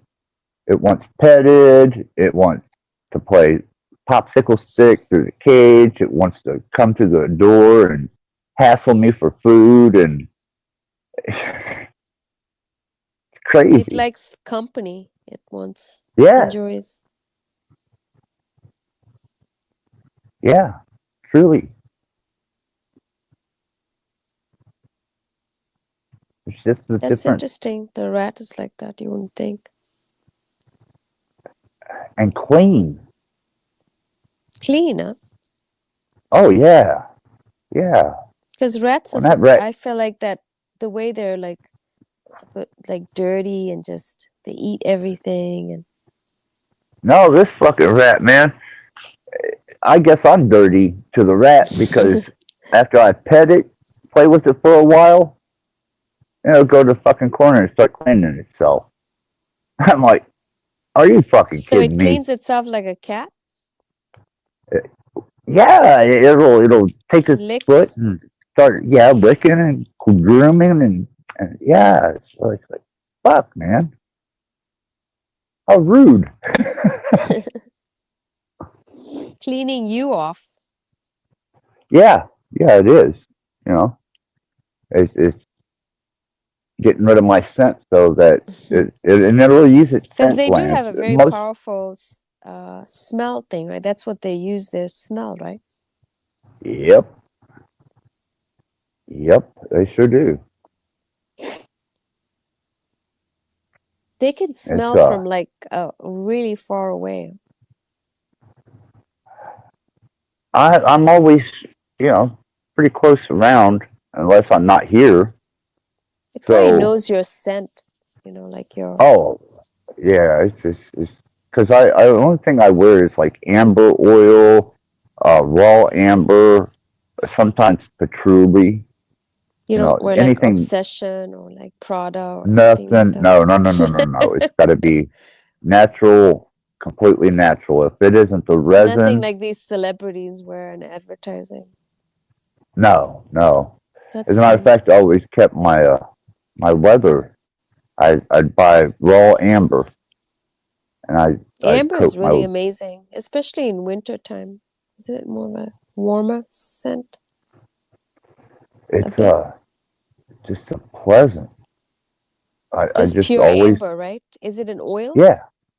Amber. Oh, I've got the oil right up here. Yeah, I've got amber oil, and then I've got You don't some put patchouli. dragon. Patchouli spells. I'm not a big fan, but that's more hippie. Yep. You might like that. You like patchouli? Huh? Yeah. Reminds me of the early days. Back when I was 70s, learning about sex, drugs, 80s. and rock and roll. Yeah. I You can probably like remember that women drenched in smell. patchouli with hairy armpits and bushes. No. Yeah, no. No. The hairy armpit thing, that can stay in France. If because I can't grow hair. I just Oh, is don't that the grow Native hair. American? My ex-boyfriend was Native American. He didn't have any hair in his body. Right? There you go. Now you understand. So I'm thinking, if she's hairier than me, man. That's kind of weird. He didn't even have hair in his chest. You know how men get Yeah, chest tell hair? me about it. I don't know if you can. I'll try and give you He a was little bit of Lakota Sioux. yeah, I don't have no fucking hair whatsoever. Nope. So That is a Native American thing, though. yeah, it seems to be. My dad, he had long black hair, and It's almost like Asians, Native Americans look. Slanted eyes and kind that of skin tone. well, maybe more towards the southwest than the west, but East Coast Native Americans aren't quite as Depends what kind Uh, of Native American. My ex-boyfriend was tall. He was like 6'2" and tall. Look, yeah, he well, was if he was Lakota Lakota Sioux. Sioux, Yeah. yeah, then he comes from the plains, and his people had they used to move from place to place for food, whereas the Cherokee in the east, especially on the other side of the Appalachians, they and in the Appalachians, the Creek, um, the Iroquois, the Cherokee, they all agricultural, and they had a pretty good trade hub. So they're built like that because some of the other Native Americans are a lot. It seems like they have they get really overweight, especially on their back when they get older. My dad didn't. His dad didn't. I didn't. Maybe it's But like I know Cherokee. It my seemed like they seem more overweight because they also gave them alcohol, all kinds of bad diet and stuff. So there's those right. Native Americans who after they get a bit older, they just gain a lot of weight. Well, you have the Eastern Band and the Western Band because of the Trail of Tears, and that was when the United States government went back on a land.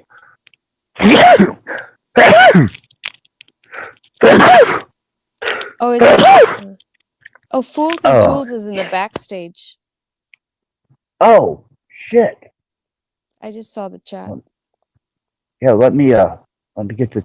Hold on, I'm coming. I'm coming. It's coming. I'm coming.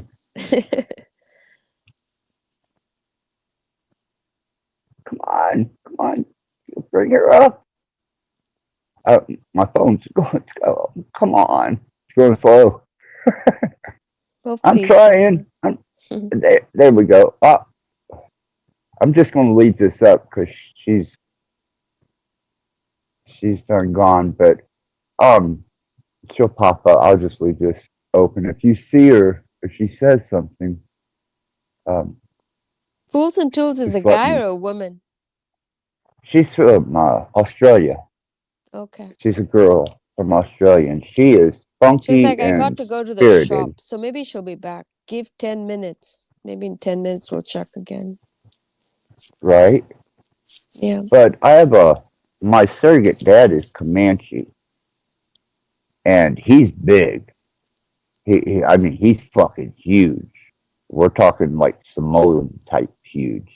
Mm-hmm. Phoenix, he is I forget what nation he was from. Uh, between me and my surrogate dad, Phoenix, and my dad, there's you can definitely tell that there's national difference within the nations. But he's the Comanche in him is just, Jesus Christ, this motherfucker was to ever hit somebody. I don't. Ooh, trouble to think. And Phoenix, he lived with me for a while in Jeffersonville, Indiana, and he took my son out and partied with him. And when he done that, I cooed him, and he woke up, and every doorway from his room to the kitchen where I was at had a knife stuck in the door frame, and that let him know while he was in there asleep, I cooed his ass. Cooed his Fucking ass? doing that. Yeah, Yes. for taking your son. That was Yep. evil. Yep. And he left after that. He didn't stick around. He didn't stick around at all after that. That's good. He deserved But it. pissed me off, man. It really did. Yeah. That would piss me off too. Somebody did that to my kid. Yeah. He wasn't old enough or responsible enough to be doing that kind of shit at that Yeah. age. And I he's the was like, adult. Shouldn't be doing that. right, right. He done been to prison, done been out of prison. He was a scrapping motherfucker too. Jesus Christ, was he a scrapper? And A strapper, what does that mean? scrapper, he could fight. Oh, okay. Yep. Yeah. He could fight. And then I was associated with some other different clubs and organizations, and I've infiltrated a lot of places. I'm banned from a lot of religious establishments and In Indiana? various. Oh, I'm sure I'm on the fucking Everywhere. national registry for. Don't go to this motherfucker's house. Like Christian organizations, or you're saying like New Age? No, it's I mean, mostly even the Christian is Seventh New Day Age to me. Adventists. Yeah, Seventh Day Adventists, the Mormons. I couldn't call to get a fucking Mormon here if I had to. The Jehovah's Witness, the Amish. There's certain chapters of Satan that will not have me around here, except the Temple of Knox. They're true Satanists. Jesus Christ, man. The You banned from all of Calvary Temple. Oh yeah, I am fucking banned. Yeah, don't come back. You've been 86. What do they call it in the bar and stuff where they don't let you? Excommunicated, ostracized, whatever you want to call it. I got my walking papers. You probably have stories. Yeah, but nobody wants stories, man. Nobody wants that shit.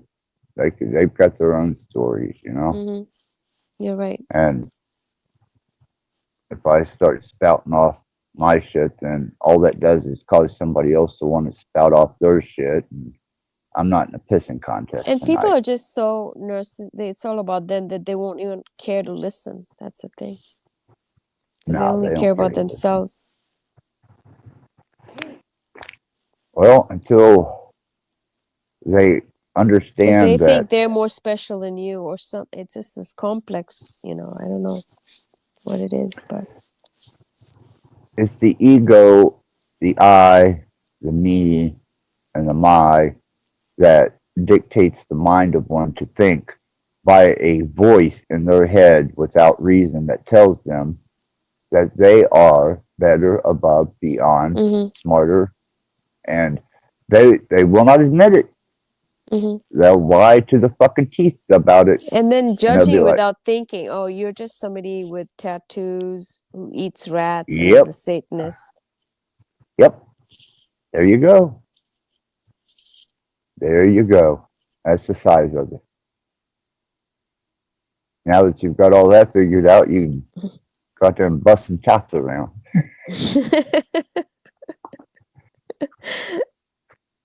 Tell them it's not what you think of me, it's what I think of you. Let me tell you what I think of you. Yeah. That's why all these YouTube gurus just absolutely kill me, man. But I feel like people in real life even probably do that. They do. That's just. They just don't talk like the ones on the internet. I mean, right. They all chew the fat with each other. They will talk behind your back for sure, but. Oh yeah.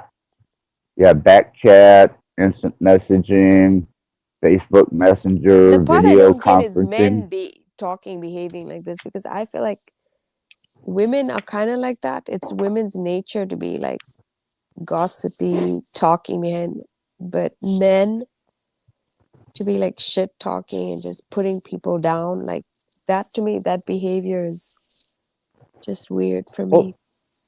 You're absolutely right, and that's an observation that I made. Is a woman is methodical. Now, there was a time whenever we were She'll nursing. play like games, Yeah, we were nursing this little rabbit back to health. And there was a damn yellow ass cat that was in the house.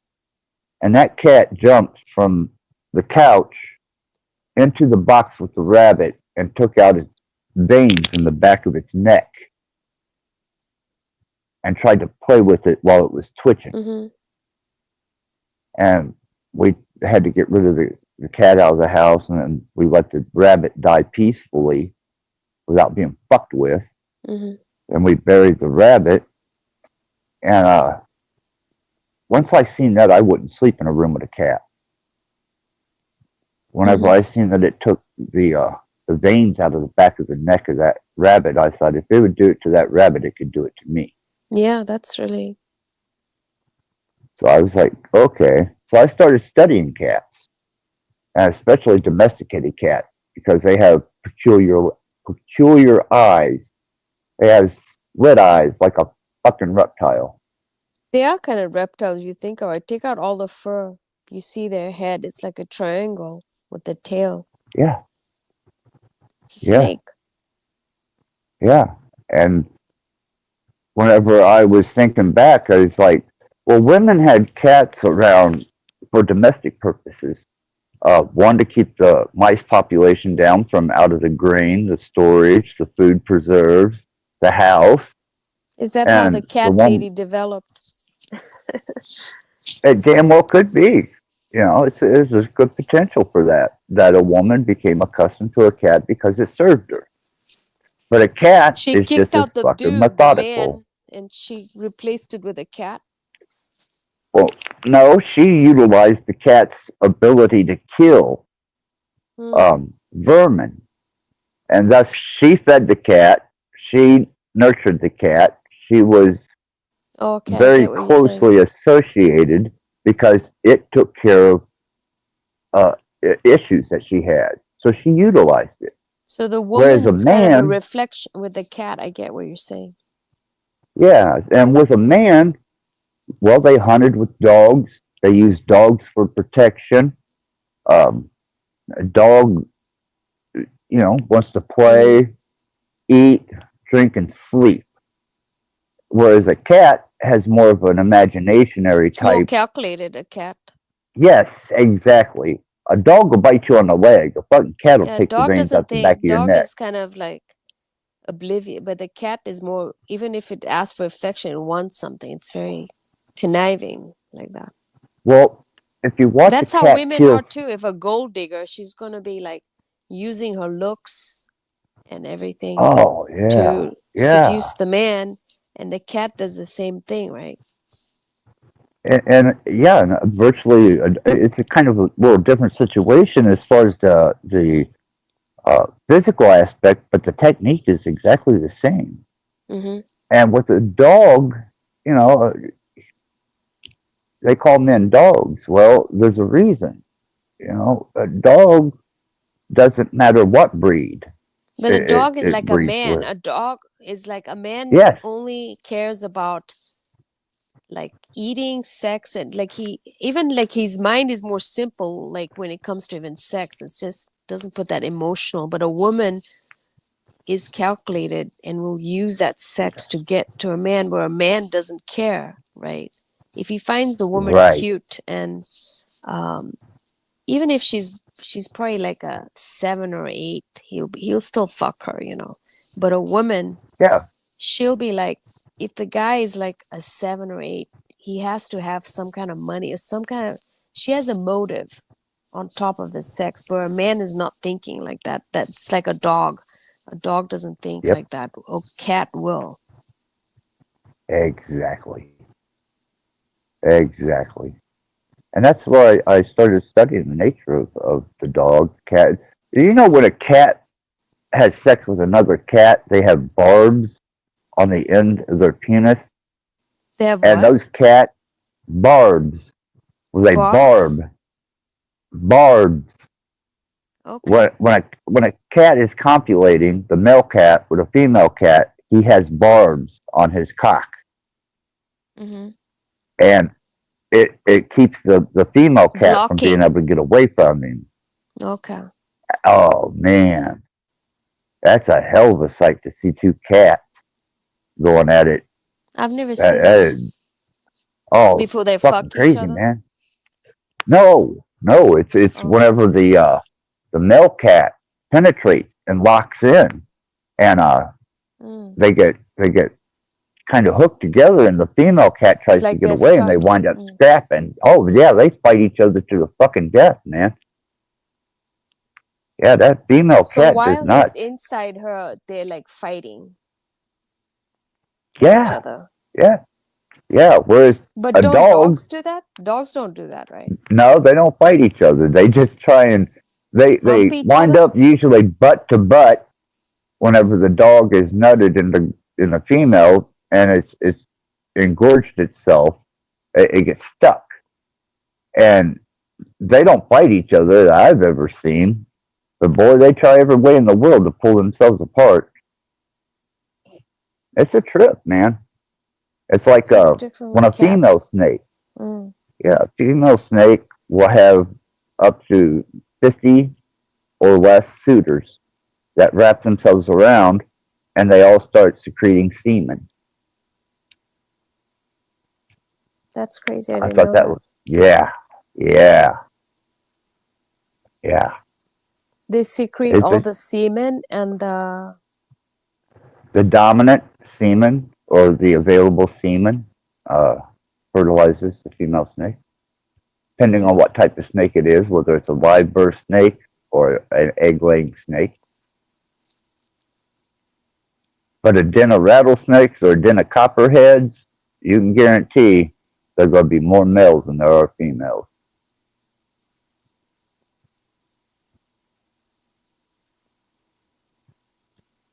I Animals didn't are know that. trip. The way they fuck, right? Well, if you look at them for their nature, look at what they It's do. violent. Look at Their sex oh, is violent though. Even in humans it's violent, don't you think? I mean, you know, after my you think last about it. wife, after my last wife, I only had sex one time after that. After all the orgies and all the things you've been through, you're Yep, saying, oh, yeah, over 15 years celibacy up 15 until years. That's a long time. yeah, even me and Kelly, um, The we nurse, didn't. you didn't have sex? Yeah, no, nope, She didn't give you a no, we blowjob? no. I won't stick my no. Women have teeth. You don't have That's a blowjobs? no, no. You go down on a What? woman? Well, she'd have to be pretty damn clean and shaved. I don't want hair in my plate. You know what I mean? But you don't get, I mean, men, I feel like all men love blowjobs, no? No, no, no, no, no, no. And I have 5 leashes and 14 piercings in my genitalia from the head of my What? genitalia all the way That's crazy. to my taint. And I have a What? what? Yes. Crazy. Yep. So, especially during the time when everybody had tongue piercings. To me, that was just a nightmare situation that could have happened. But I had a leather spread that was over the bed, and I had just got a frenum put in, and the leather blanket caught the piercing and just ripped it Oh, right shit. the fuck. Oh yeah, That must be painful. yeah. It was that was an experience, and I quit wearing barbells and started wearing rings. I wouldn't put another barbell back in. Not after that. That fucking hurt.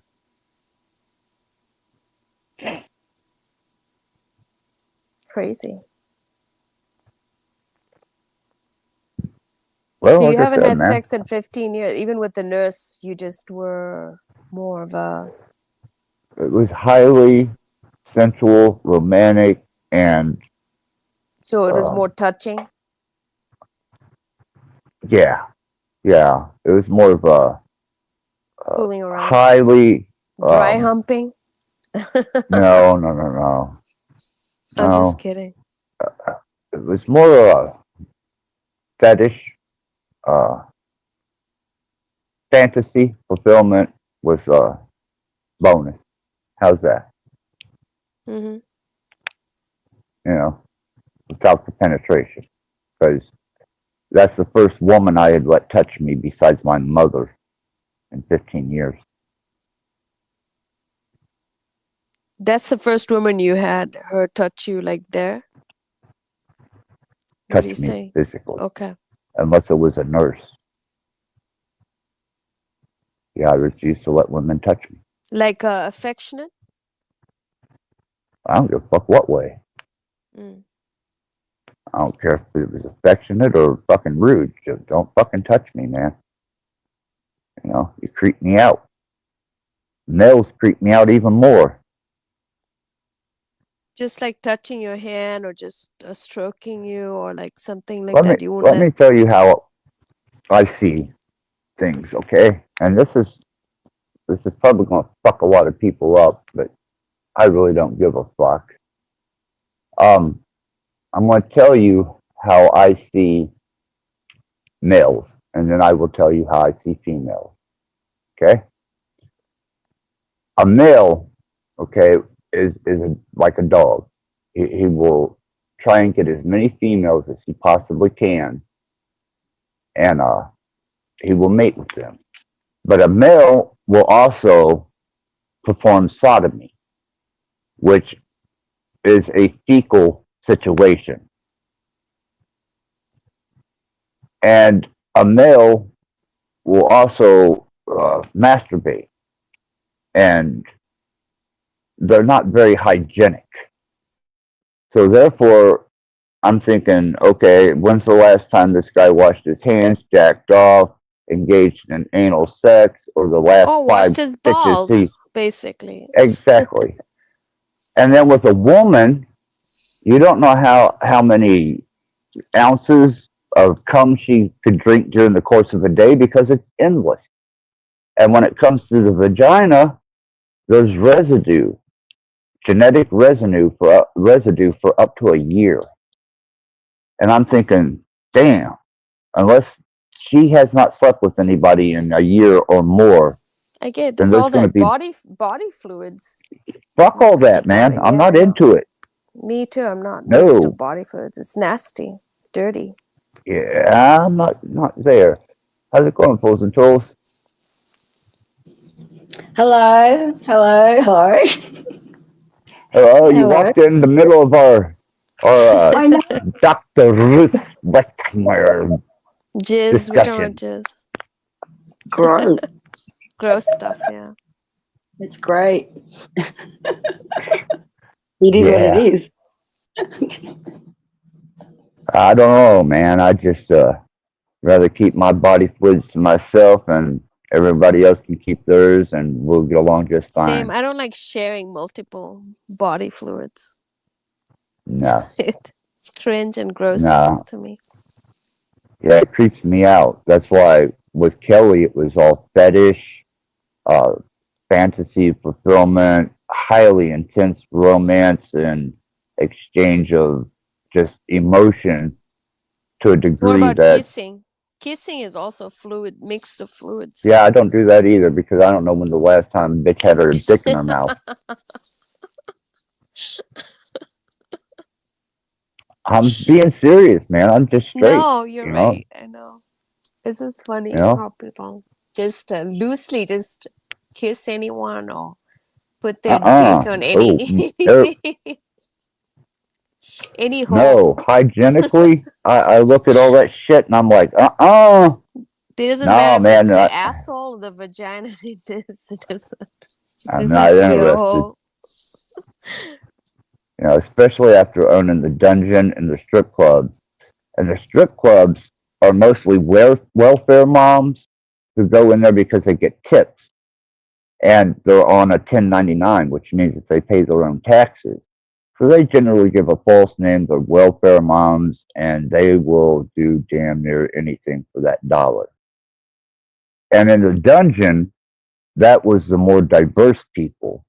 those were the people that had some real heavy sexual hang-ups and needed a place to go to meet other people with real heavy sexual hang-ups. Seen enough.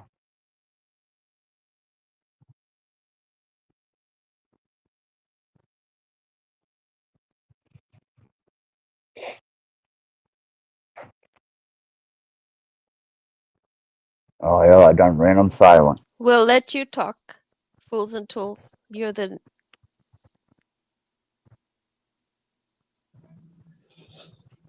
Yeah. Well, I don't know how to bounce off that, but yeah. Okay. Yeah.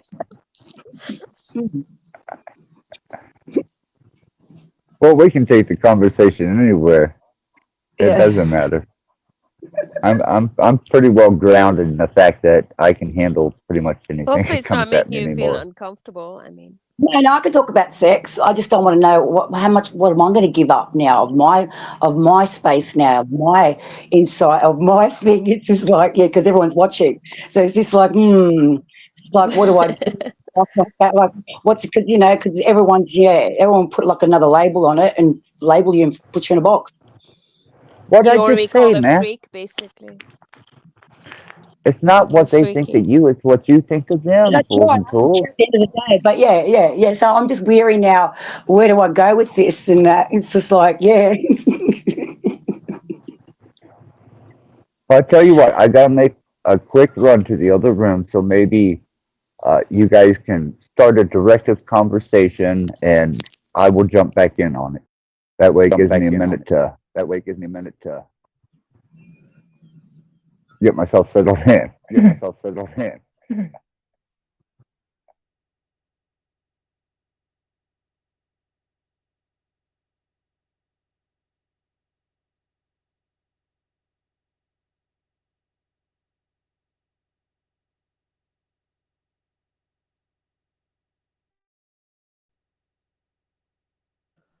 Well, it's 25 past. Yeah, it's 26 past 5 here on a Tuesday.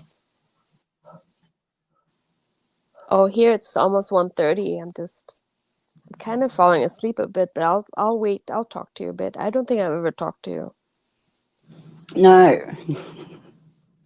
You live in Australia? Yep. Okay. How long you been watching Access?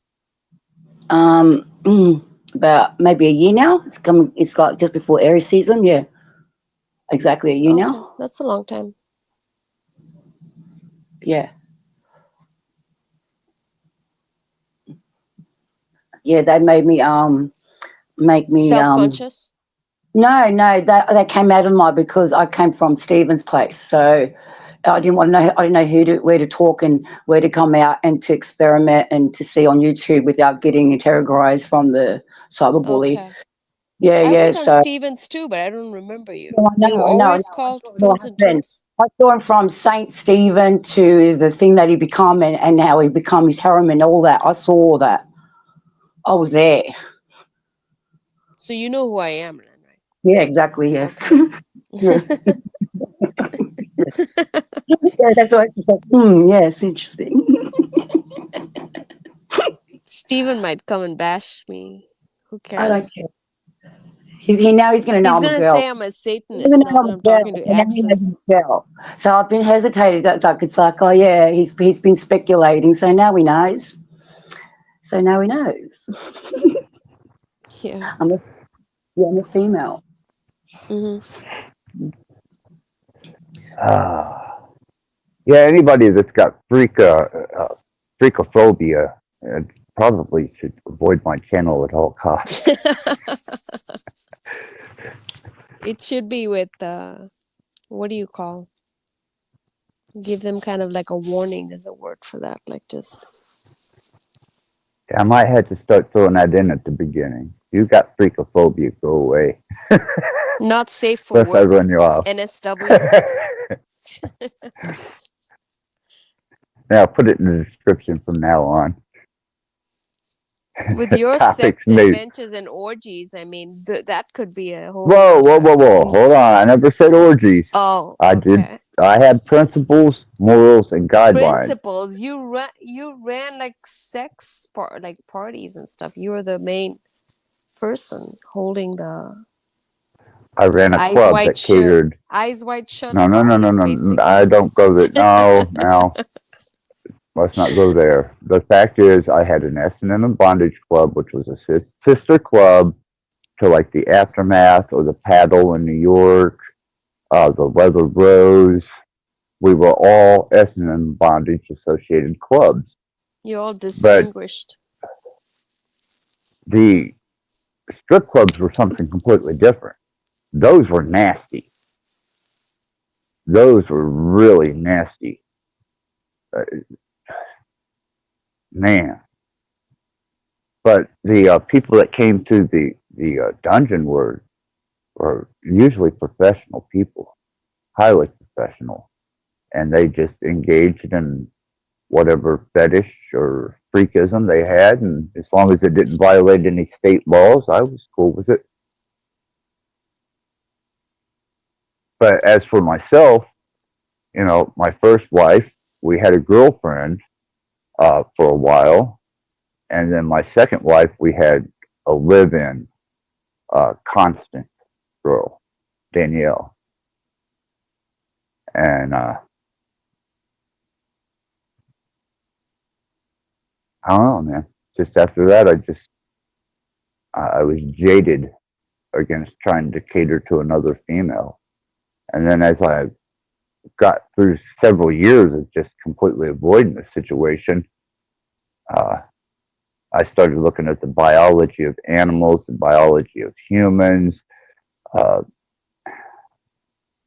pathogen transmission, uh, especially with dealing with some of the knife work and some of the S&M and bondage areas, bloodletting, phlebotomy, just different things. And I was like, man, fuck, count my blessings. I walked out of all that shit unscathed. But no, I kept the house, the kids, everything was even the girlfriend and Danielle were kept separate from what our business interests were. You say you didn't live like one big happy family? Yeah, yeah, yeah, yeah. She was amazing. My wife and Danielle, they were both wonderful. Where is Danielle now? Florida.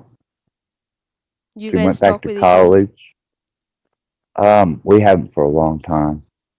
After the divorce, she went back to college.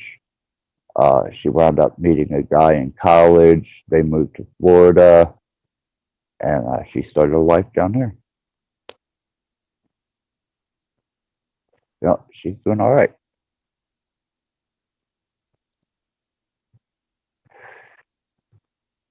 But like I said, my first wife, she's in a sanitarium for mentally ill, and my second wife is nothing but a drunk, habitual offender um, with absolutely not a pot to piss in,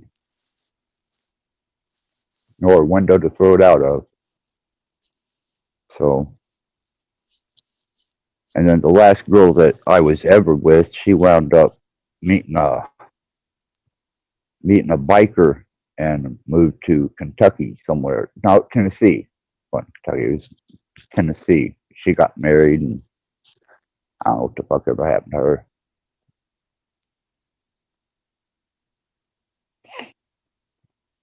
Strange days indeed. Oh, peculiar, mama. So that was the last time you were intimate with somebody. Well, Kelly, that was last year. That's intimate. Last Yeah, you're summer. intimate with her. Yeah. Yeah. She was 25. That's pretty young. 18, 19, 20, 21, 22, 23, 24. That's 8 years in. If you don't have it figured out by 8 years in, then you're probably not ever going to figure it out. Mm-hmm. some of my most profound moments were when I was 25 years old. Some of my more decadent deeds were when I was in my 20s. Those are the times you're sexually active too, more. Oh, more than that. I was in the entertainment industry, drugs, sex. Yeah, exactly. Sex, drugs, and alcohol. Yeah, sex, drugs, and rock and roll. Rock and roll. Rock and roll. Yes. You did the full experience, the everything at the right That's why I tell age. you. Yeah. That's why, I've reached this age by luck. And by sheer luck alone, or either that or the hand of something superior was over me. Some force drawing you to that. Mm. But as far as being able to live up to anything I've already done, nah. No. I don't see it ever happening that way.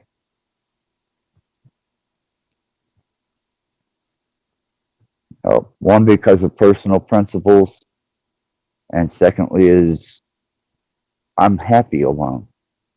I'm content not having to answer to somebody. I don't want to argue with anybody. I don't want to be disappointed with anybody.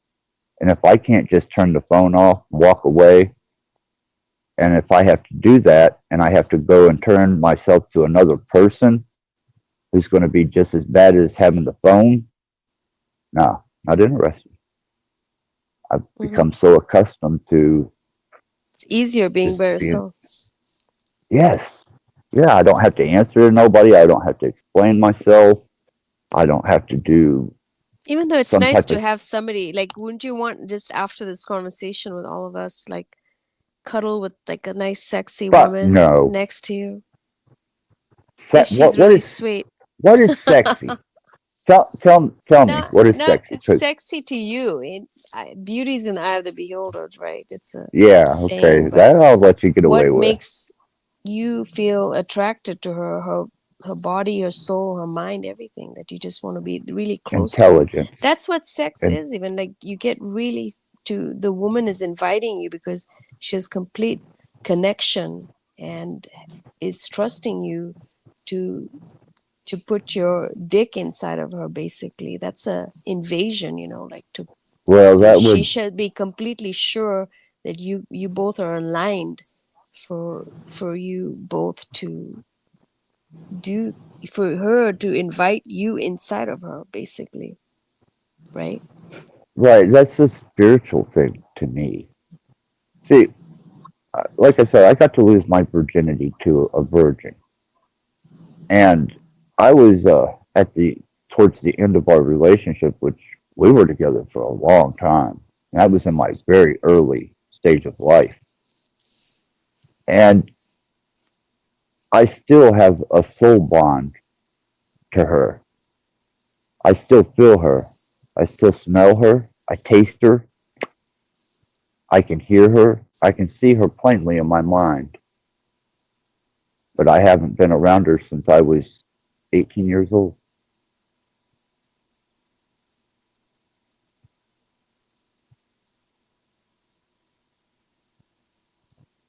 Checked up on her not too long ago. But that's married. Like your first love, innocent, not touched, tainted by anything else. That first experience of, so it's kind of like the drug. You'll never even after you're with some other people right after that, it'll never be like that first one, that first experience. You'll remember a woman like that. So I have all my life, and sometimes I'll look into Facebook, and me and her brother still stay in touch with each other, Daryl. But April, she got married. She has some kids. I think her last name is something H or something. I can't remember. But she wouldn't interface. So I asked her brother. I said, "Hey, man," I said, I loved your sister, brother. I said, what's going on with her these days? And he let me in, man. He told me what was going on with her. I was like, cool. I was happy to know that she was happy. She got what she wanted. She got kids, husband, house. She beat cancer. She pretty strong individual.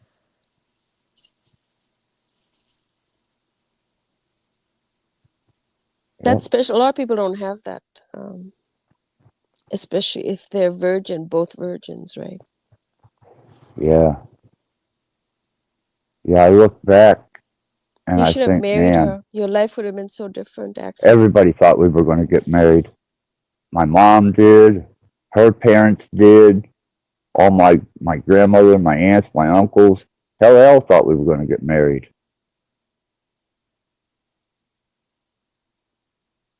Didn't happen.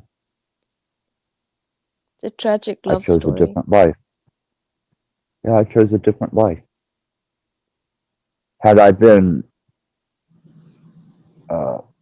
devoid of being able to play music, art, and self-expression, and the endeavor for things that generally just people don't endeavor in, I would have probably wound up married to her, and who knows.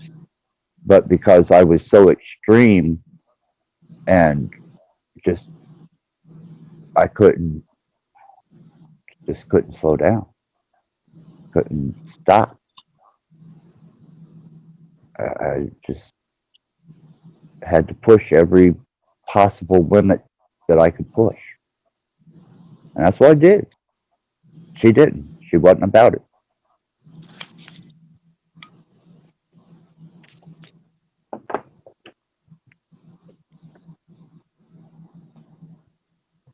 But it was nice to know that she was, she's cool. She's good people. So is her brother. And her little sister wound up disabled, Christina.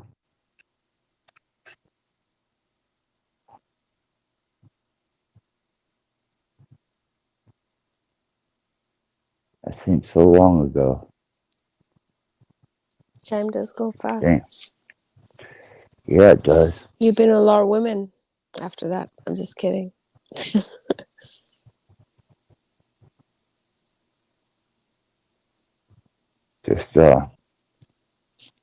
tried to live every day like it was my last. Mm-hmm. My phone battery is dying, by the way, so I might just log out. It was nice talking to you, Axis. And Fools and Tools, sorry I didn't talk to you much. Oh, nice meeting you. Like on here on the panel. Yeah, nice. Yeah. Yeah. Izzy, please take care and welcome back anytime. You are so welcomed here. Thanks for answering all the questions. Some people feel uncomfortable. You're an open book, which I appreciate. You should be an investigator. Oh, do you think I'm good at asking questions? Yeah, I really investigate. Yeah, like you just like those questions, like bang, bang, bang. It's like whoa. I'm just a curious person. Yeah.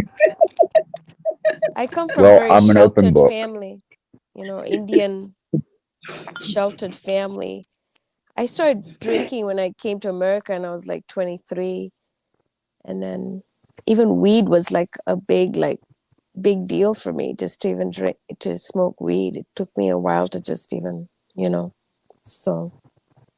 They were devout Hindu then, weren't they?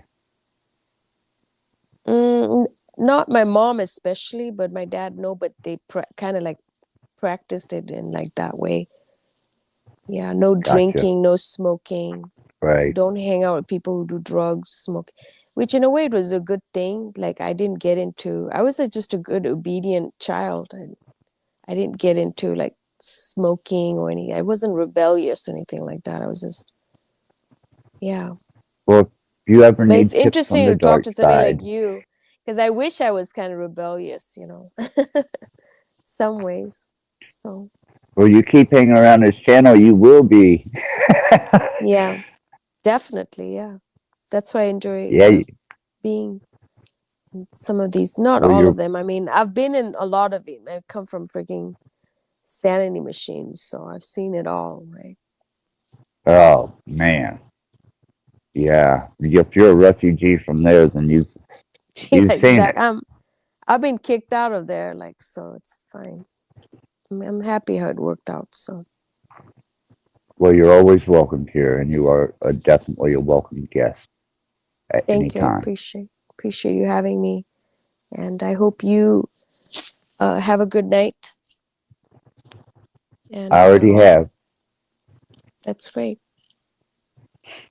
And I will see you again. And Izzy, have a good day, I guess.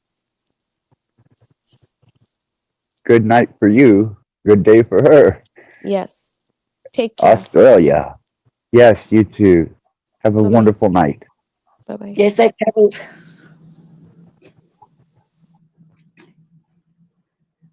Changing shifts up on me. I know, it's all me. It's like, oh yeah, I don't like, but yeah, okay, we go, we're riding it.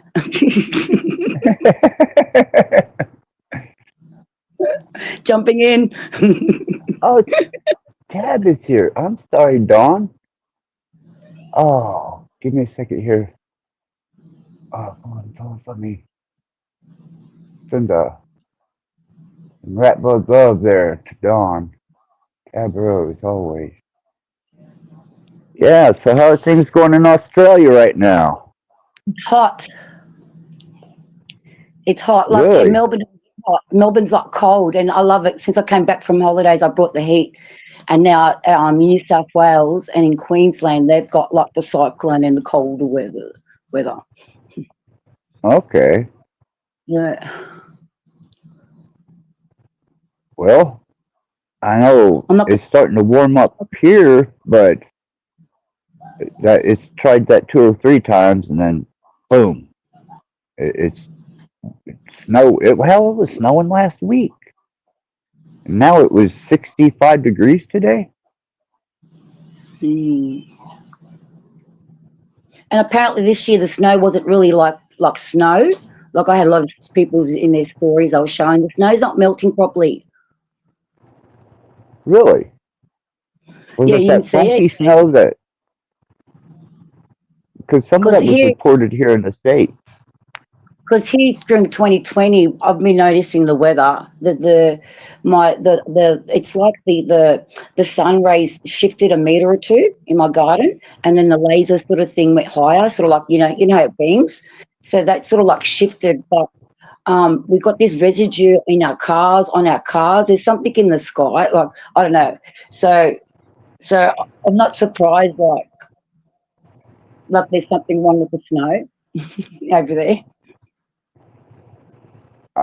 That's what few states have reported some funky snow, and they said they had some weird ass fog, and Yeah, the fog too. Yeah, the fog. Be careful of the fog. Yep, that yeah. was a So I weird was fog. like, yeah, Because fuck it. I tell a story about one story I would because they want me to speak up. I don't know. Anyway, you did 1999. My oldest son, he was a youngest boy. He was the youngest to ever to make the medical books. And the guy from Sydney, I was in New South Wales at the time, and I was living in Campbelltown.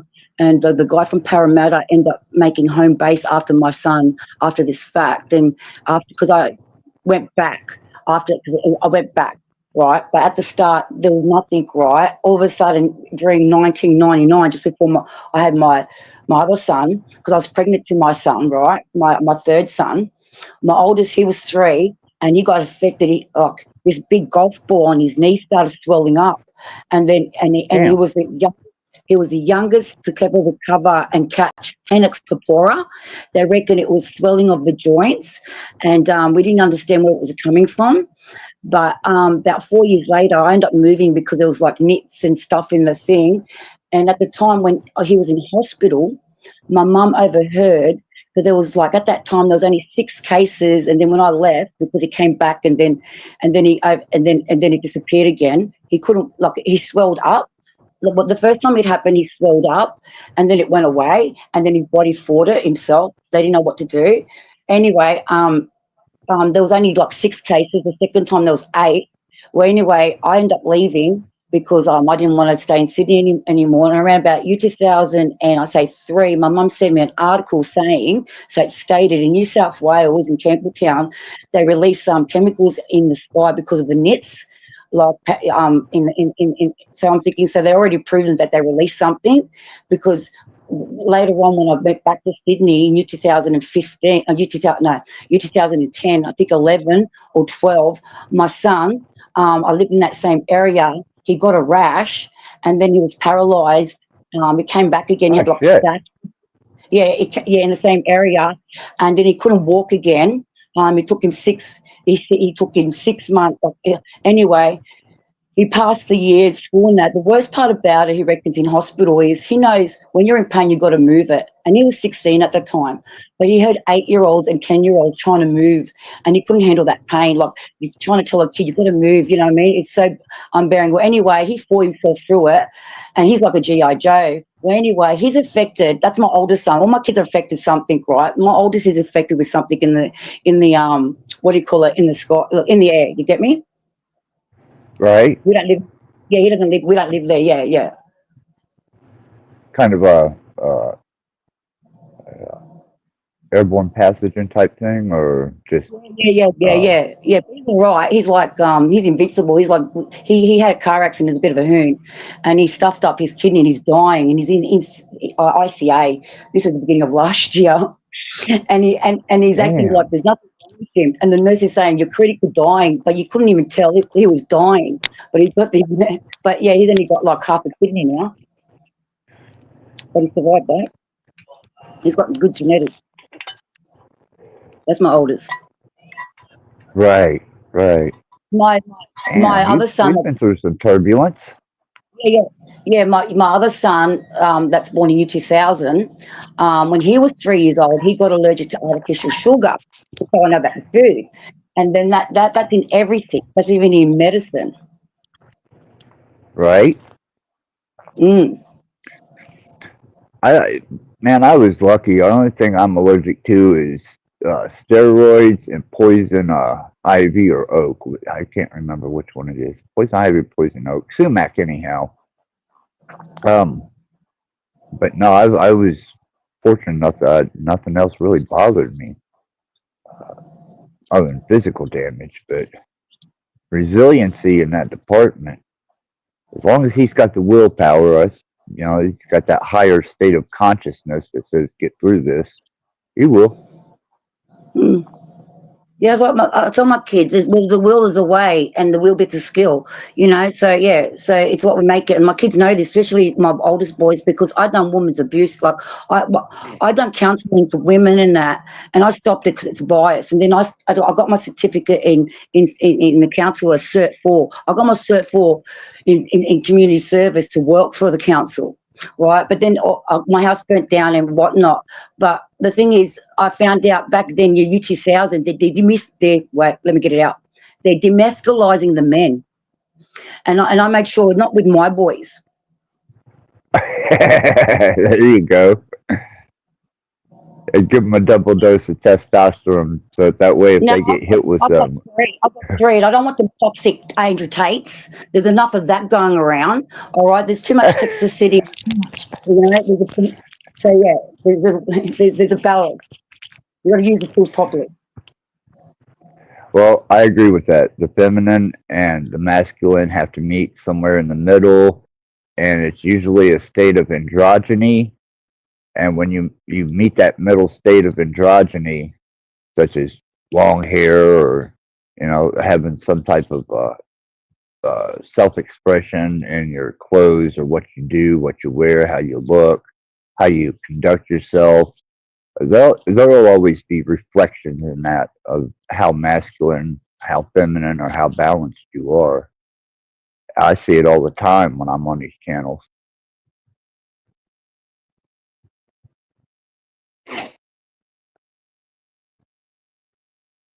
Yeah, I've got to start nurturing myself more. It's okay now. Now it's okay. You can nurture yourself. It's okay. It's all right now. Because my boy's like, my oldest is 28 now. And it's like, yeah, okay now. But yeah.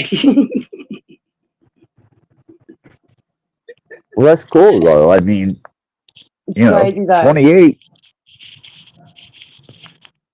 I was oh hell, at 28. Jesus Christ, I was off the fucking hook. Yeah, so I could imagine as long as he's got some sense of morality and he understands certain definitions of natural law, man, he's gonna be all right. He'd be just fine. Because that's what it took. I had to lose myself, disassociate from myself to truly find myself. Yeah, that's And what I told. some of the stage wear, even when I was back in the metal scene, I was playing out at clubs, and we wound up getting to play Louisville Gardens, and shit, man, I had the high boots, the fucking spandex, the long hair, and the eyeliner, the whole 9 yards, man. I was just a metalhead, a little dark.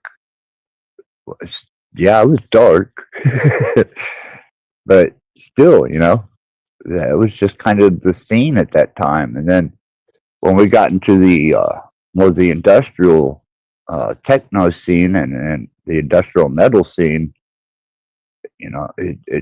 SM and bondage come into play. It was lots of overtones of Satanism, sexuality, freedom, whatever your desired sickness was, and we kind of played on that to give everybody a good show. Kind of fed the fire a bit.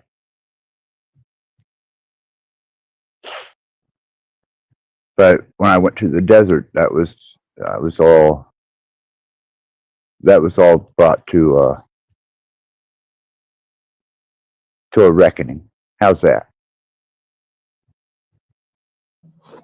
He had ego death. Yep. I didn't care what anybody had to say.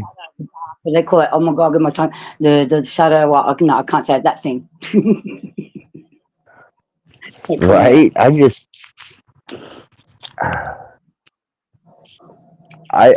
think a lot of these, especially if you notice, on a lot of these panels, the males want to use highly overemphasized sexualism. Terms like gay or insinuating homosexuality, or I'm bigger and badder than you are, or I can out-talk you, outthink you, outfight you, outfuck you, bigger, better, harder, faster. And I'm like, really? There's an old parable. There was this young bull. There was this pasture full of cows, females. And a young bull looked up at his dad and he says, I'm going to run down there and fuck one. And the bull dad said, ho, son, let's walk down there and fuck them all.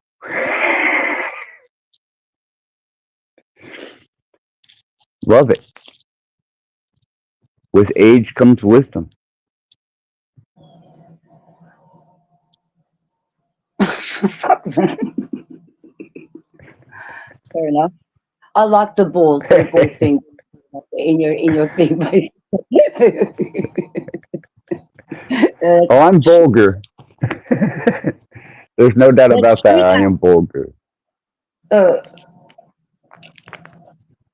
Hilarious. And then they get back in their corner.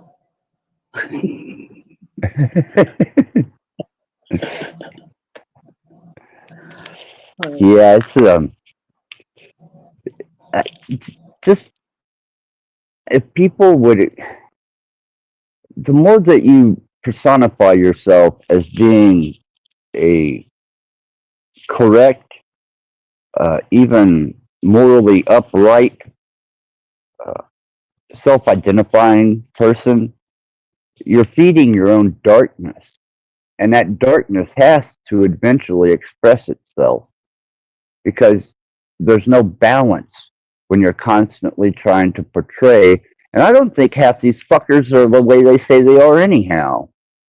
You know, to me, I think half these fuckers are lying, and they're probably more fucked up than I am, or you, or anybody else. And they just hide it behind an icon or a cheesy ass face. I've been saying this before 2020, before the mask, and they had the mask thing. I've been saying, take your mask off. People got this mask, and it's your persona, and I can see right through it. And I used to say, take your mask down. What if someone can see your inner magic? Because I can. Yeah. Yeah. Those who are empathic, those who are receptive to energies and vibrations, and even on a metaphysical level, you know, I see through your shit. You know, you come at me with that face and that look and that sound, but brother, behind those tones and those microaggressions, I see exactly who you are. They dig their own hole by the questions that they ask as well. They don't know that they're repeating what's in their nature, in their environment, who they are. So it's very interesting when people do ask certain questions. Right? They don't realize they're revealing their whole character. Yes. You know? The inside of their head, their head ticks and who they are and what. But they think they got it down, so I let them think it, and I let them believe it. Oh, I can't. But listen here, as you type and as you're typing or what you say, you know, there's a certain resonance, and people can tap into that. Like I can feel that. Right? Well, there's Abman released a video which was discussing that phenomena, about being able to feel, even over the internet, how another person is actually coming across energetically. And I thought that was really cool because on a telephone you can hear it. Face to face you can hear it. Even in a letter you can tell by the writing or the word style. But after I seen that video, it made sense to me. I was like, well, damn, these are all frequencies we're working with anyhow. I know that. And if you got half a resonance and receptive to frequency, they ain't hiding nothing. It's just ones that don't hesitate to reveal the honest truth about oneself that I think that they're envious of and know that they cannot do that.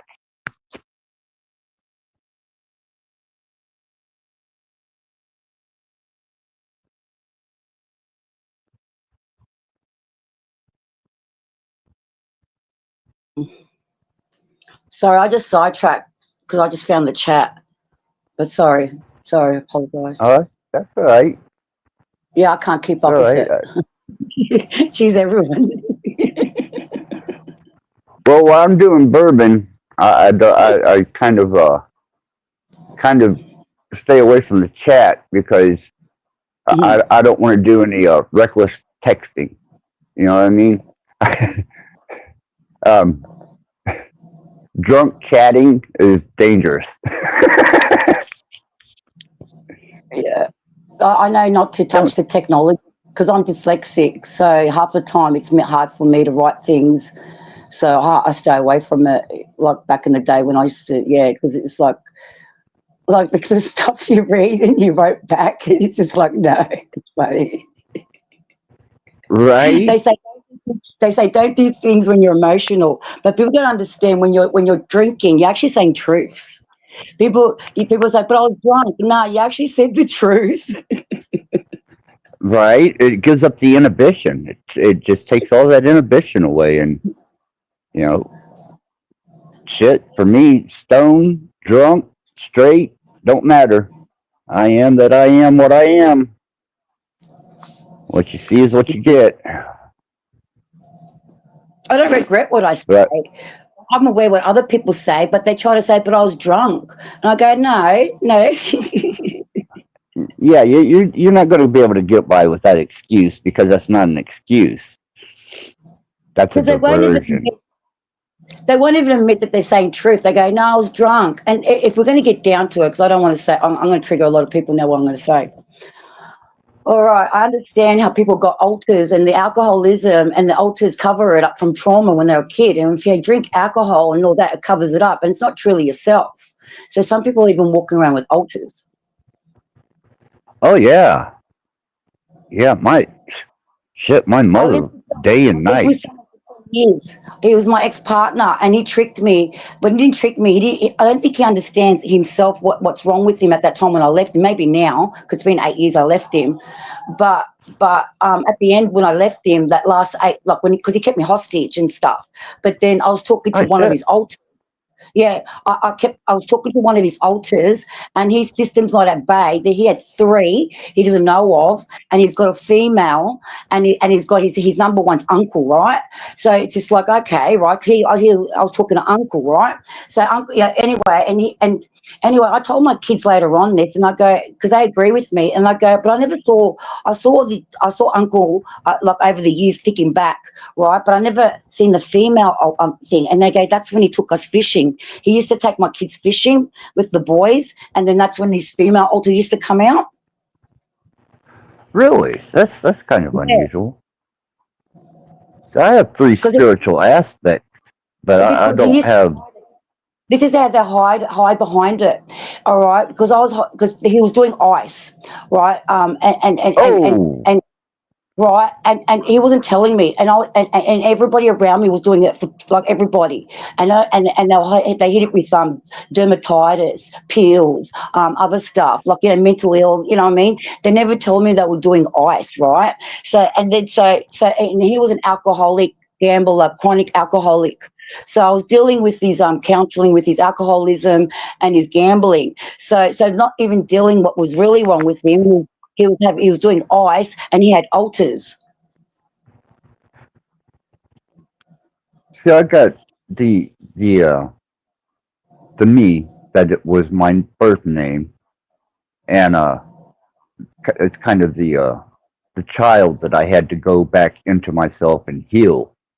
And then I have my Native American name, which is a very deeply solemn and philosophically spiritual person. Then I have the Axis. And Axis is the one that, in a bar fight would smack you with a bumper jack and then run a knife up your ass just because I don't care. So I have interesting times with myself. I'd say that the Axis probably protects the Native American and the hurt child, well, the healed child.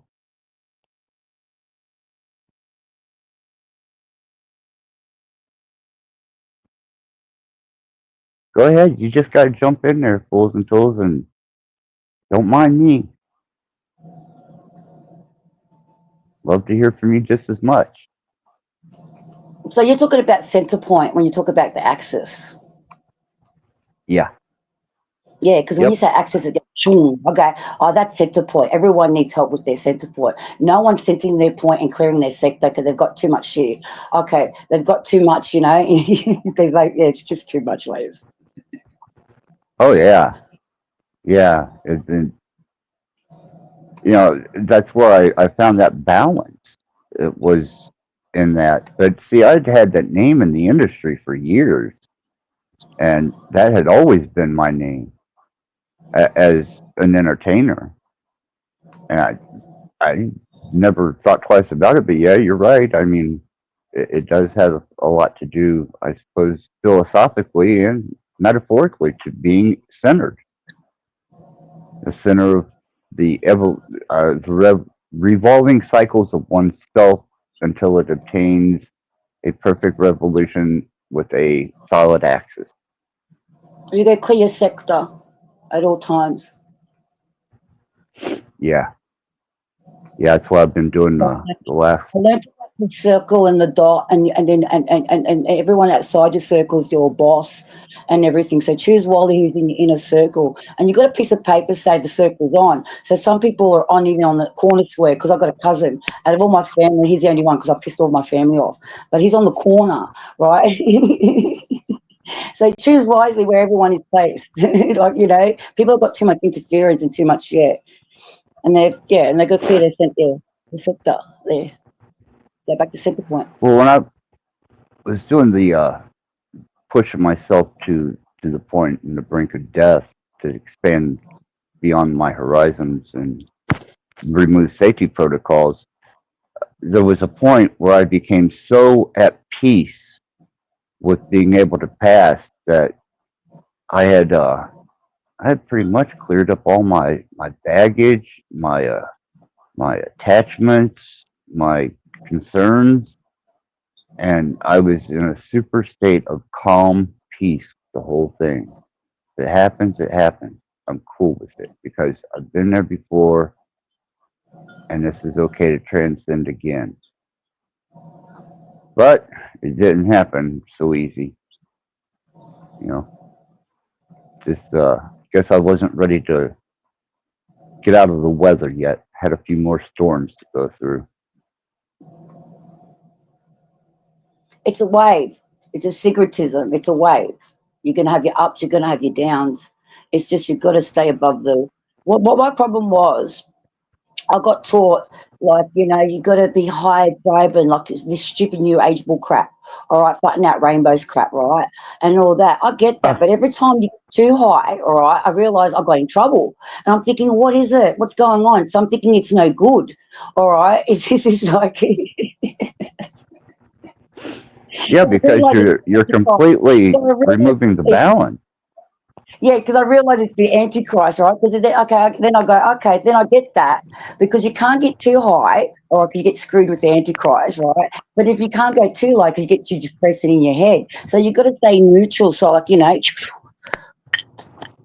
nothing wrong with that. That's how you got to be. Ride the wave. Yeah, right there in a center point of observation, transcendental in all states, whatever aspect of yourself. State in all states. Yeah, but it's not straight. People think, yeah, it's a wave. It's like a motion. It's because we're monetary. It's constantly moving. So we've got to keep moving too.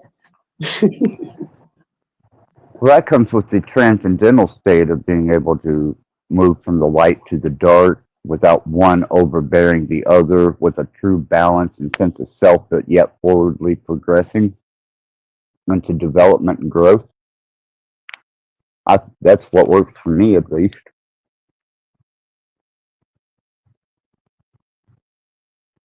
If I hadn't got so in touch with my dark side, and I would have been high vibing and hit with all the shit I've been hit with, I would have crashed and burned.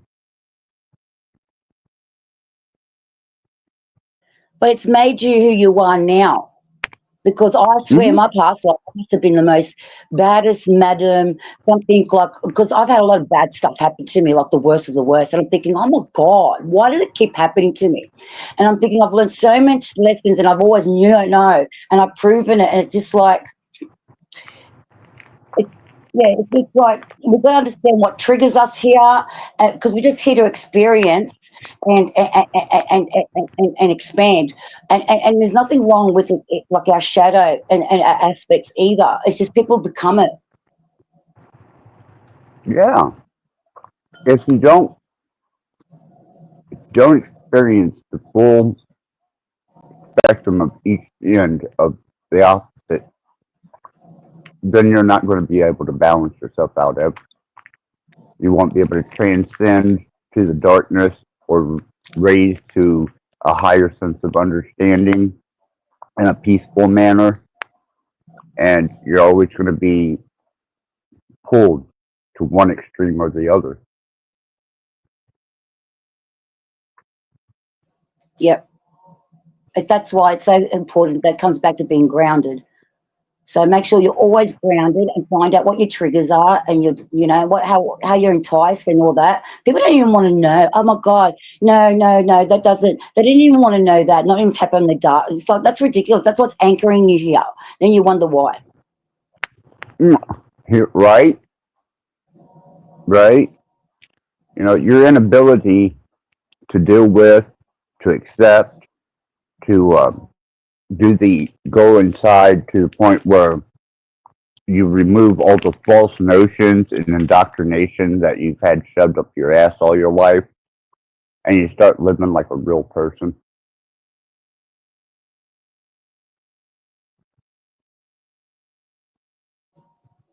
Yeah, well, I've been saying for the last 20 years to express yourself freely, and now it's like express yourself fiercely freely. It's a raw. There's nothing wrong with being raw, all right? But I like things raw because if you're really honest and all that, it's really how you are and you're voicing yourself, and they can't take that away from you.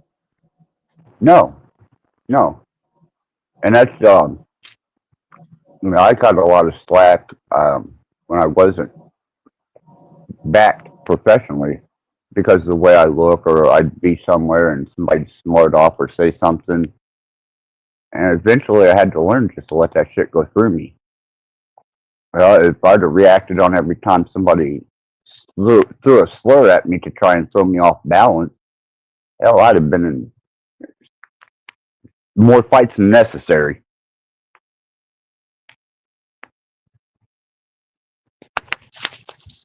But you got to learn to almost laugh at yourself for some things, you know? It's like when these people get triggered and they're screaming back and forth over the panel, I can beat your ass, I can beat your ass, I can beat. I'm thinking, you know, you guys are slinging some bullshit around that ain't going to accomplish nothing because when it comes down to it, you know, either you got the will to kill or you don't. So if you meet them, be ready.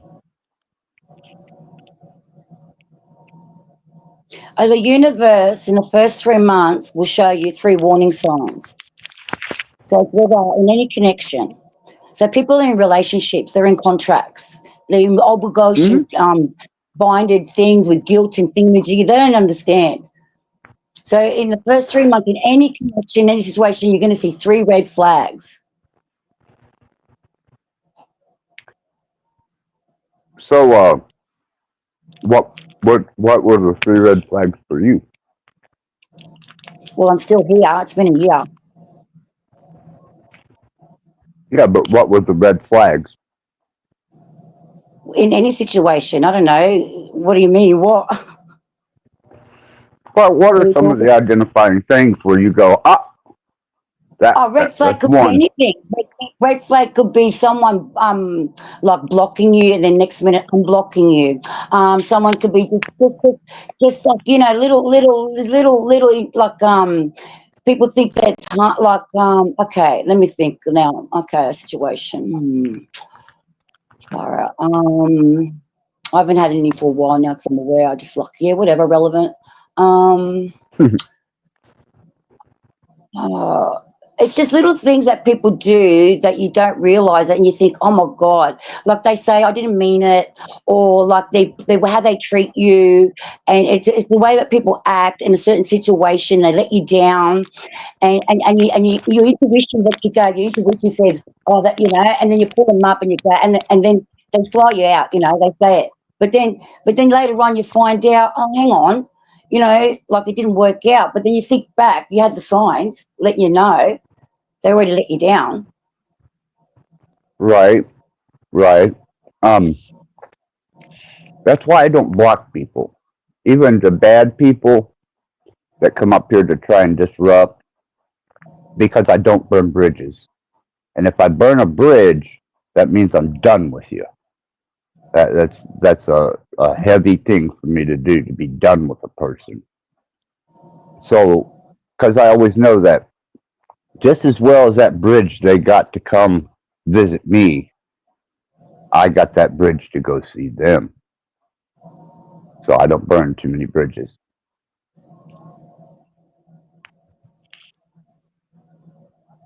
But it's funny the ones that keep like you keep that door open, and it's funny the ones that keep burning the bridge and opening it up and burning it. And you go, who you fooling?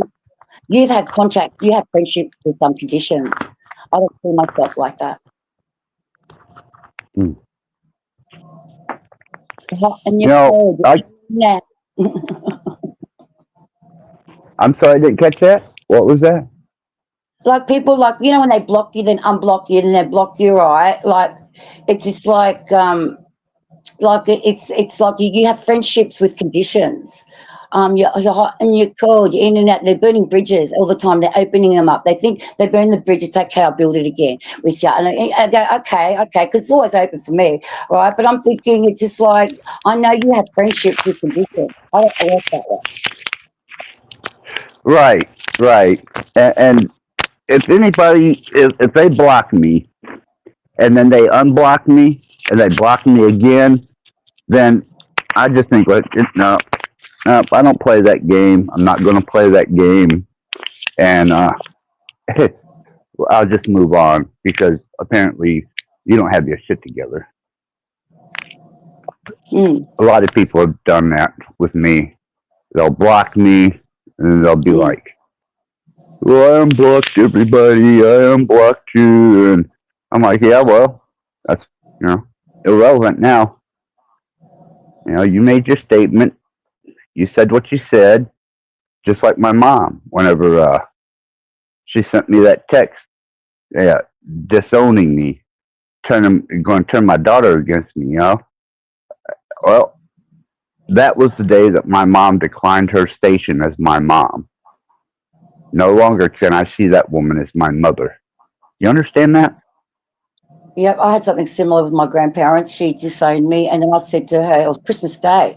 She reckons such and such from Melbourne. Is that you? I go, yeah. She reckons what you say. She hasn't got a grandma. I go, your mother, your husband, and my mother, your daughter's watching you. Have a nice Christmas and a New Year, a good life. And hang up. Wow. Damn. So my mom is fucking. And she didn't accomplish anything. There was nothing positive about making that move, except that now she won't ever have a chance to come back into my life like that. She showed her Ever. true character. She showed her true character. Yeah. Mm. Yeah, she showed me exactly what she thought of me, and she can't ever take that back.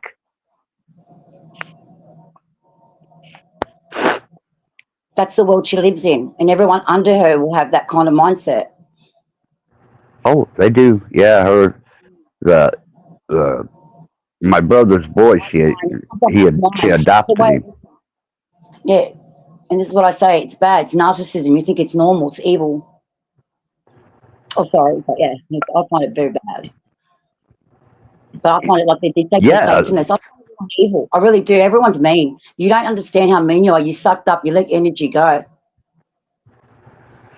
Well, I tell you, when it comes to just plumb being stark, cold, fucking hearted and evil, yeah, my mom she's pushing a hard 9 or an easy 8.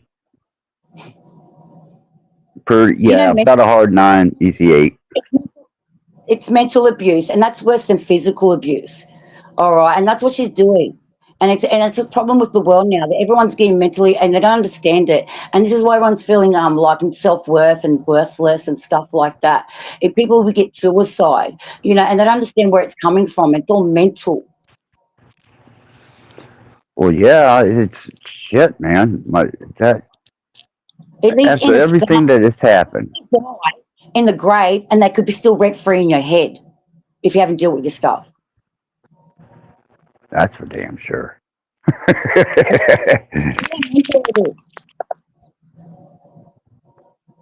They're caught in the thing.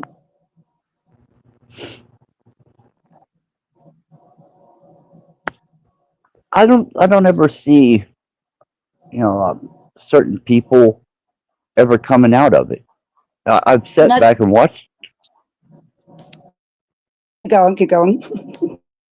Well, I've sat back and watched, and it's almost like they're insane. They They are the exact same action over and over and over again. And it may be four different states, but it's that one single character over and over and over. And it's like, do you ever fucking move on? Do you ever develop? Do you ever empty your recycle bin? It's same shit, different smell. Yeah, it's fucking crazy. You know, but Different layers. Just because you bought a car, just because you bought nice things, doesn't mean you bettered yourself. Because you're still the same person inside. It's just so empty. Right? Yeah, you can throw the most degenerate person in the world in a nice suit and a limousine. He's still but degenerate. That didn't change anything. You know, you just dressed up a turd. Yeah, put sugar.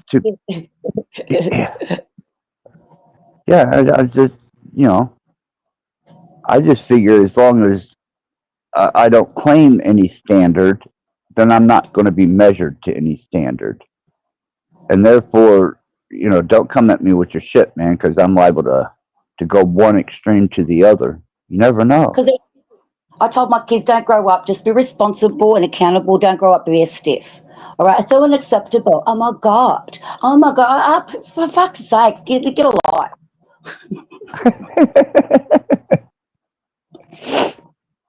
Oh my.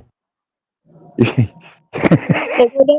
out here, right? And I've been seeing the last year or so. It's just like, crazy numbnuts everywhere, Fruit Looping, hunting for milk. And everyone's enablers. Right? Well, it's like the title, man. Digital drugs. They're all on digital drugs. They're all digital strung out. Yeah. So, you know, I just come to terms with it and was like, okay, I'm going to start treating these people like addicts because that's what they are. Yeah, they're junkies. They come to get their fix. Went around 2020 saying you're a junkie, you're a junkie. What about you? What you do? You poisoned yourself. You're just as bad. You're the worst. Yeah, set your fucking phone down. Turn your laptop off. Go read a book in a corner somewhere for a few days. Well, and then come back and we'll talk. You know? But until then, you're just another fucking digital junkie looking for a fucking dopamine hit. You know, or your next excited fucking look at that moment. Well, you know, fuck you. I'm filled with those. I'll entertain you to the fucking end. But I'm not here to appease you.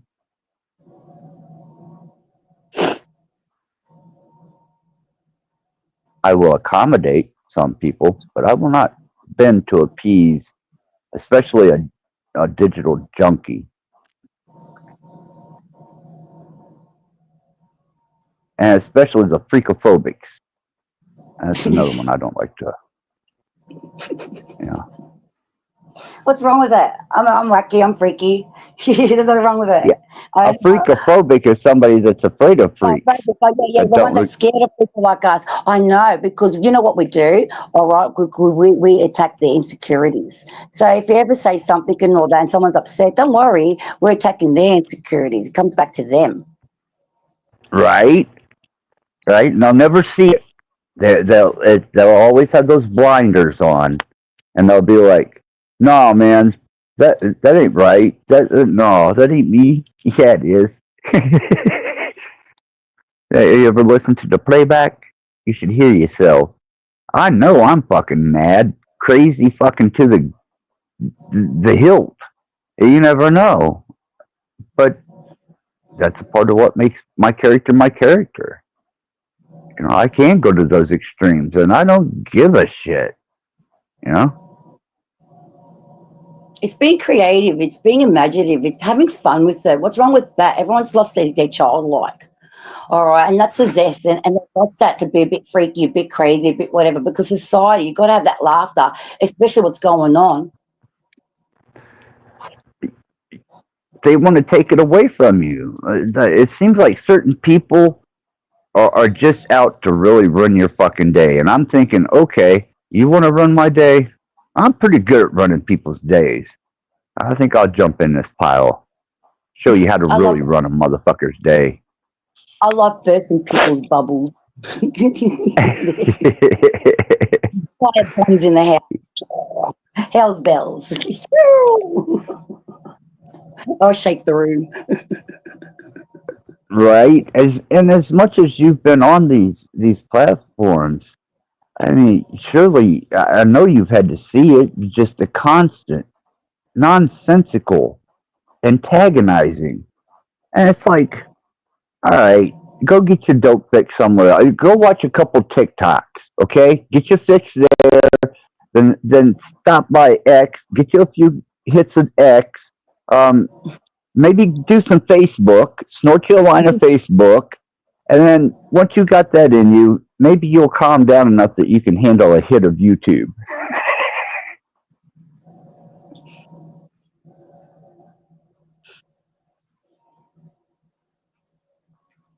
Digital drugs. They're like Karens. They don't know they're Karens. They're Karens. Yeah, there's a few of them out there too.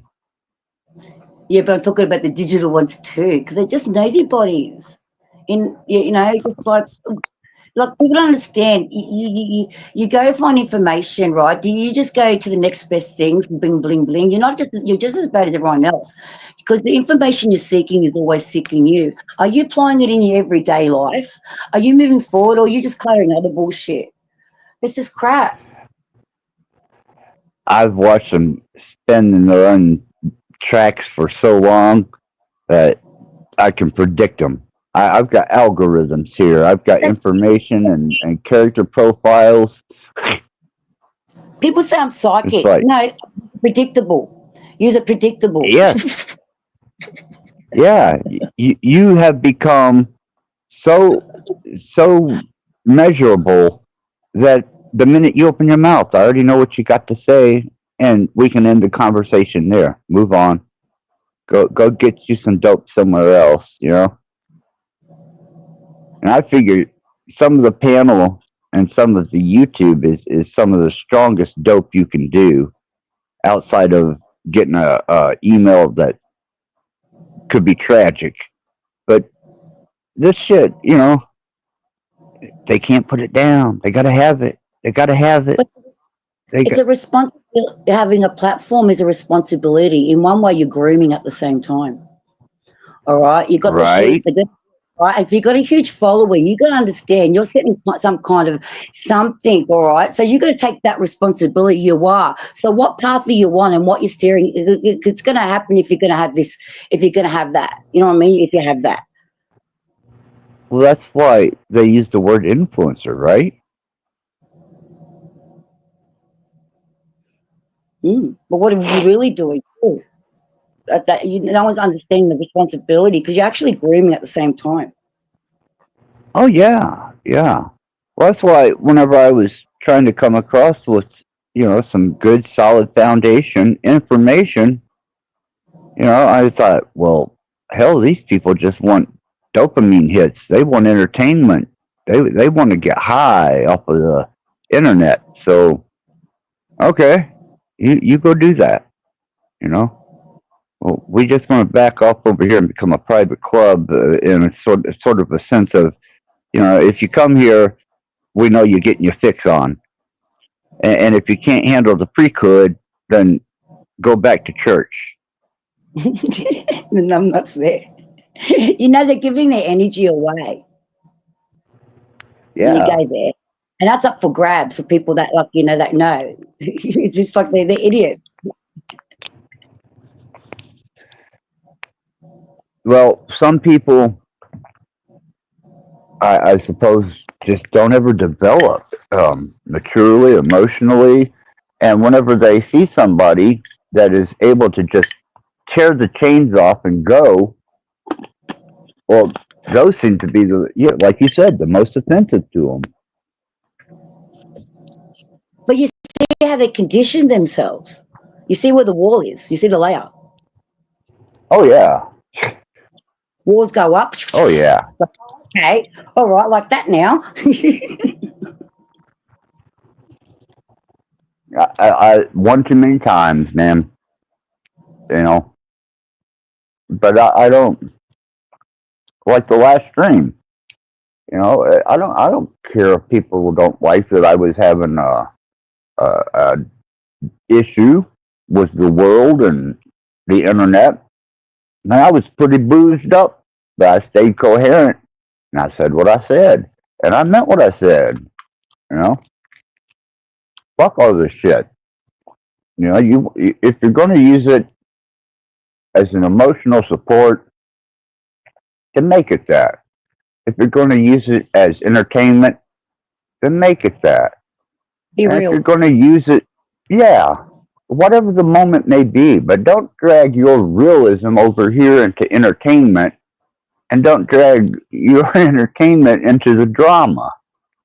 You know, unless they correspond with each other for some way. And then the drama becomes entertainment, and thus it becomes something that could be humorous, enjoyable, if you drop your ego.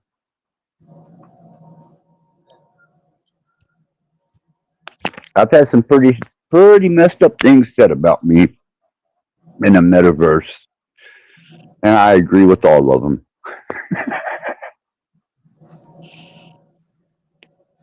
So you think they're suckers because they fell for it? Well, sure. You can look at the title of my channel. It says entertainment. Yeah, I get it. It doesn't say get your world news here. It doesn't say come learn how to act like a human here. No, those are little bones that I throw out there. Those are moments that have a little profound meaning to them. But no, man, I'm here to get my jollies too. You know, I'm here to experience this. And now that I understand that it's more of an addiction and a drug, and people are really hooked on it, oh, it makes it even more fun for me. I'm like, oh, hell yeah. This is going to be easy.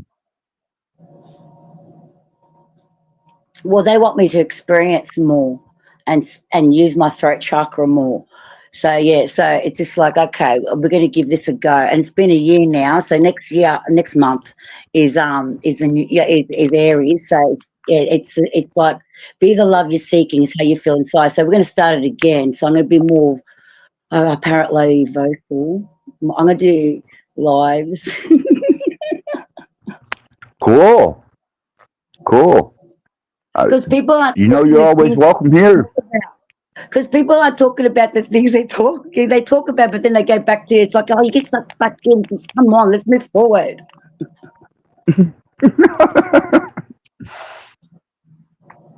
Because look, this I'm all now, over the place.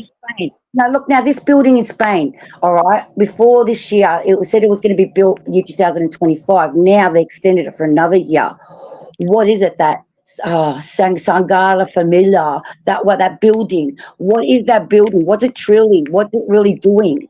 No one's talking. If you know about symbolism, what is that building really doing? Because we've got another year now with this energy thing. I go, interesting. Now this building too. I go, they're going with the energies. What's going on? They're getting ready to change the structure of probably more than just the United States. The infrastructure.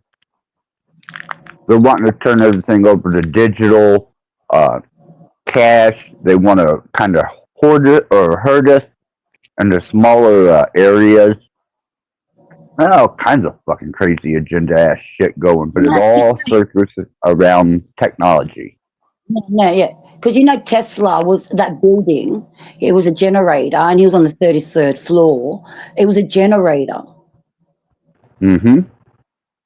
So and what's this building now in Spain they're building next year, or what they're trying to do? Yeah, because it's got like everything, and we know. And I'm thinking, wow, like if they accomplish it's what's that going to draw the frequency? Who knows what they're tapping into? Sorry. Oh, I just said, who knows what they're tapping into now? Apparently, here in Australia, I got told All right, and the Aboriginal was first like around Melbourne, and they went into like around Ayers Rock and that because near Bendigo, underneath there in Bendigo, is got like the gold grid sort of thing. There's a gold. It's a grid. It's underneath the earth, something like that. So it's just like that's the energy thing. It's not Ayers Rock. It's these. It's these the ley lines. It's something under the ground. Get me? Because Canberra is a big how that's designed. It's too much, and I know I drove around that, and I first come to year 2000 in Melbourne. I fell in love with the buildings, but now I understand what the buildings are really here, what they're really for. Well, they resonate.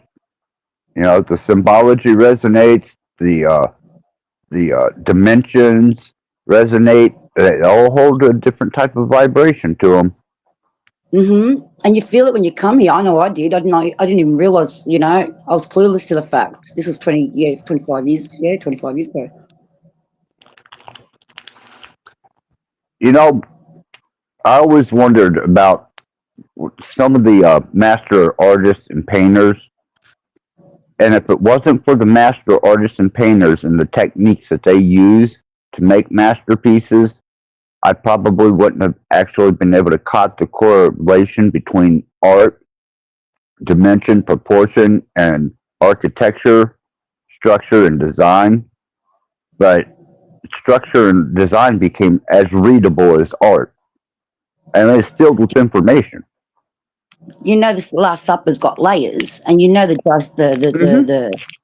theology are the planets. They're the star signs.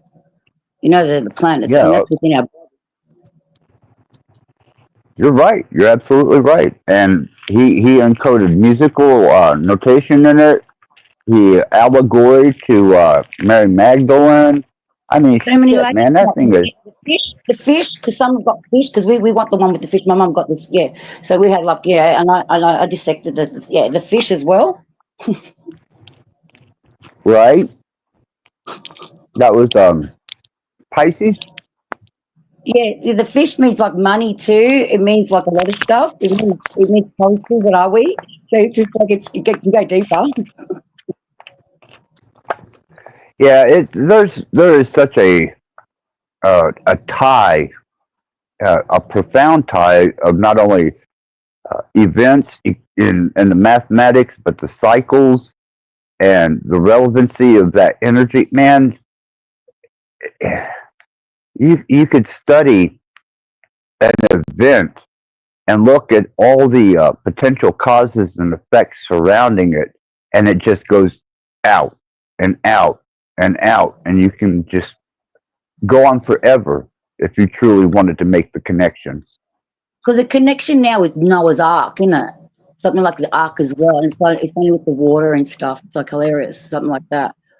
Like they keep repeating the same storyline. Yeah, they've got us on a repetitious agenda, and Yeah. Because history does I'm repeat thinking, itself. yeah, and they with this digital drugs that we're all on, it's easy to infiltrate us if we let them. They don't need the phone. We go deep. They don't even need the phone. They already got ya. It's just really crazy. You got to go deep. The phone's an extension of us.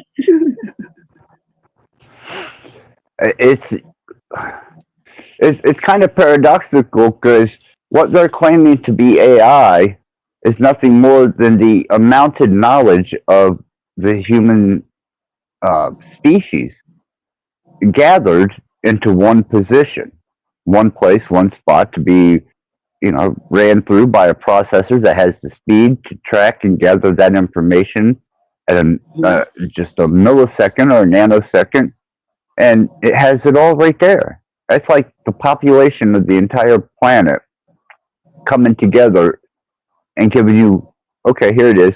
Here's the answer. This is what you were looking for.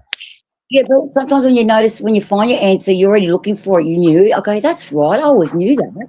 So it's like we already know. We just already know. You know what I mean? It's already because it's infinite. It's like the AI has always been here. Oh yeah, well that's well you look at the Akashic records. That's supposed to be the compilation of information throughout the humanities, throughout human existence, maybe even beyond. Well, that's no different than a server farm that They at gate. one point starts. What's that? I think when you talk about Akashic records, they're like gatekeepers or gateways. They can. It's Well, another gate. I thought it was a universal set of information that was un, kind of unlimited. But is there more to that? Degrees of vibration and frequency and tapping into it, yeah, you got to discover those. They're not just going to come to you. You have to discover them. Some people it comes to easier than others, though. Some people like Edgar Casey, he could really tap into apparently the universal records and on many different levels.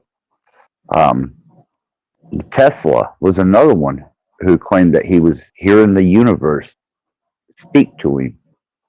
You know, I think some people are just naturally honed into that type of frequency where they don't have to discover it because they're already aware of it.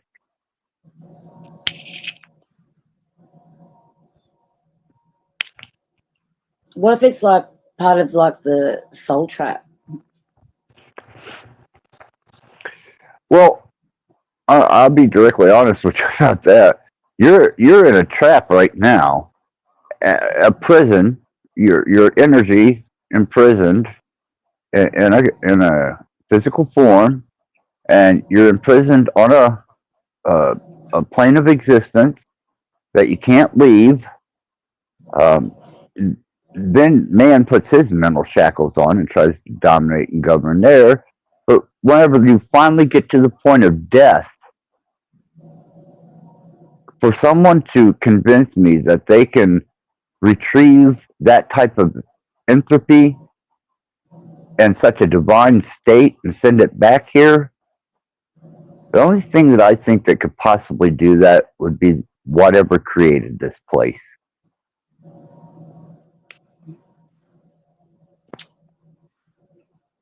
I've died many times. Apparently, I've died a cesarean. I didn't even know, and then I didn't even find out years later when my ex. I go. I thought I died in a house fire, and he goes, "No, you died when you had a cesarean." And then he showed me the paperwork.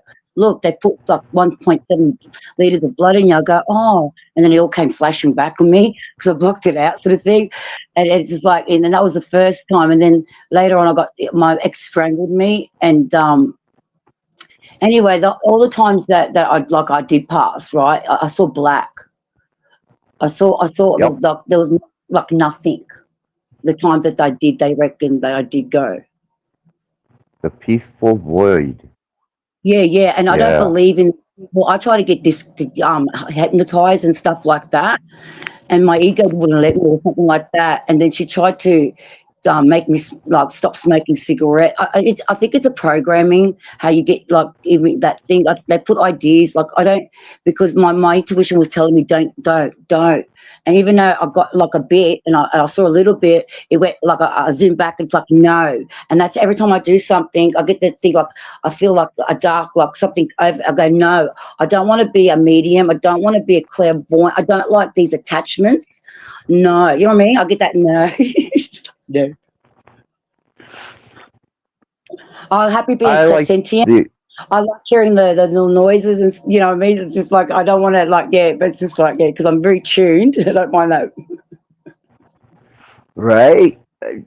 I I don't have any real issues with transcending from state to state or aspect to aspect or from spectrum to spectrum. And most of the profound information that I can't even speak, was developed through a lot of understanding and self development and learning, just straight up learning and observing and being a part of it. Yep. But I don't think people actually live. I don't think they are actually living what I would call living. They die around about 28, because I reckon people got bipolar and then like after 30, but it's not. It's like they die, and then after 20, and by the time they're 33, it's just like they go repetitive. You know, it goes like a thing like that. I could see that. Well, have you ever heard of quantum death?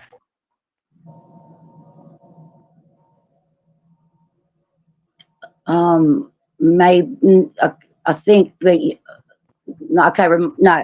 I say no. You need to look up quantum death. And the dead, is that like an ego? I like shadow. Like, okay, keep going. It's a different word. I'm not going. You go. Maybe I don't. Well, I'm not going to give it to these people, and because if they didn't catch it, in the past, maybe someday I'll do a live stream on it. But just in your phone or on your computer, type in quantum death and research it, and then you'll realize what happened to you. Because I got taken. I wasn't on no drugs. I saw weird things when I was not on drugs and stuff, and I had the spiritual natural stuff happen to me when I wasn't on something. All right, so I've been taken. Like I don't know. I saw 3 beams. Like they took. I had an argument with my kid. They were like, "Oh, your time's up, mum. Be a mum, like that, whatever." And I go, "I'm not doing anything." And in my head, I'm always complaining to the universe. Well, they don't know. I'm trying to be, whatever, right? So I'm fighting like in my head with the universe and my kids in front of me. So I tuned them out, right? And I'm like sitting on the lounge, and I put my head down and I'm complaining. And then I lit a cigarette. And then all I remember going, because at that stage I said, I've given up, because I've given, like, I give up, right? Like, anyway, and what happened was, right, they just don't get it, right? Something like that I said, right? Whatever, I lit the cigarette and I had it in my hand and I'm like bent over right down. When I lift my head up, I went out of my body, and it was like an outer inner, like, and I went somewhere like no lights can explain. I can't explain these lights. And then when I lift my head up, the first thing I'm going to say, who the fuck, what the fuck, because I always question everything. I reckon that's why. And then anyway, I saw these beams, these 3, like, it was like bright light, like beam. I don't know. And anyway, I was about to ask them, but they're not beams. I can't explain. Anyway, like someone tapped me on the shoulder saying she's not ready, and then they straight away I zoomed back in, and then I got back in my, like, when I got back in my body, I hit my head behind the head of the lounge, and I had the cigarette still in my hand, and I walked up and I said to the kids, what happened? They thought I was tripping, but yeah. Well, just when you get a chance, just look that up. I think you'll find it intriguing, enlightening, and I think it will reveal something or another to you. It's a fascinating study. Oh, cool. And you don't have to. Yeah, you don't have to be a quantum theorist to understand it.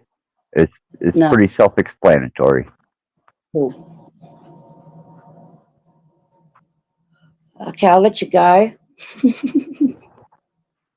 Yeah, I'm going to go ahead and probably shut this down. Fools and Tools, thank you for showing up. Thank you for coming up on panel. I always see you in the chat. I always see you everywhere I go. It's always good to talk to you. Yeah, well, I was trying to ask those questions. That's what I want to know. I'm always looking, because I know it's interdimensional. It's not what it is. It's not flat. It's not solid.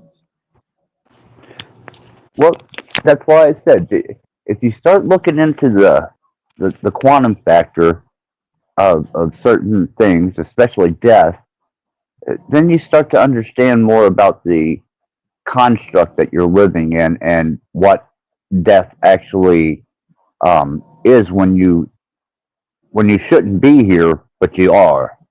Yeah. And then you notice small things that aren't the way they were prior to that particular state.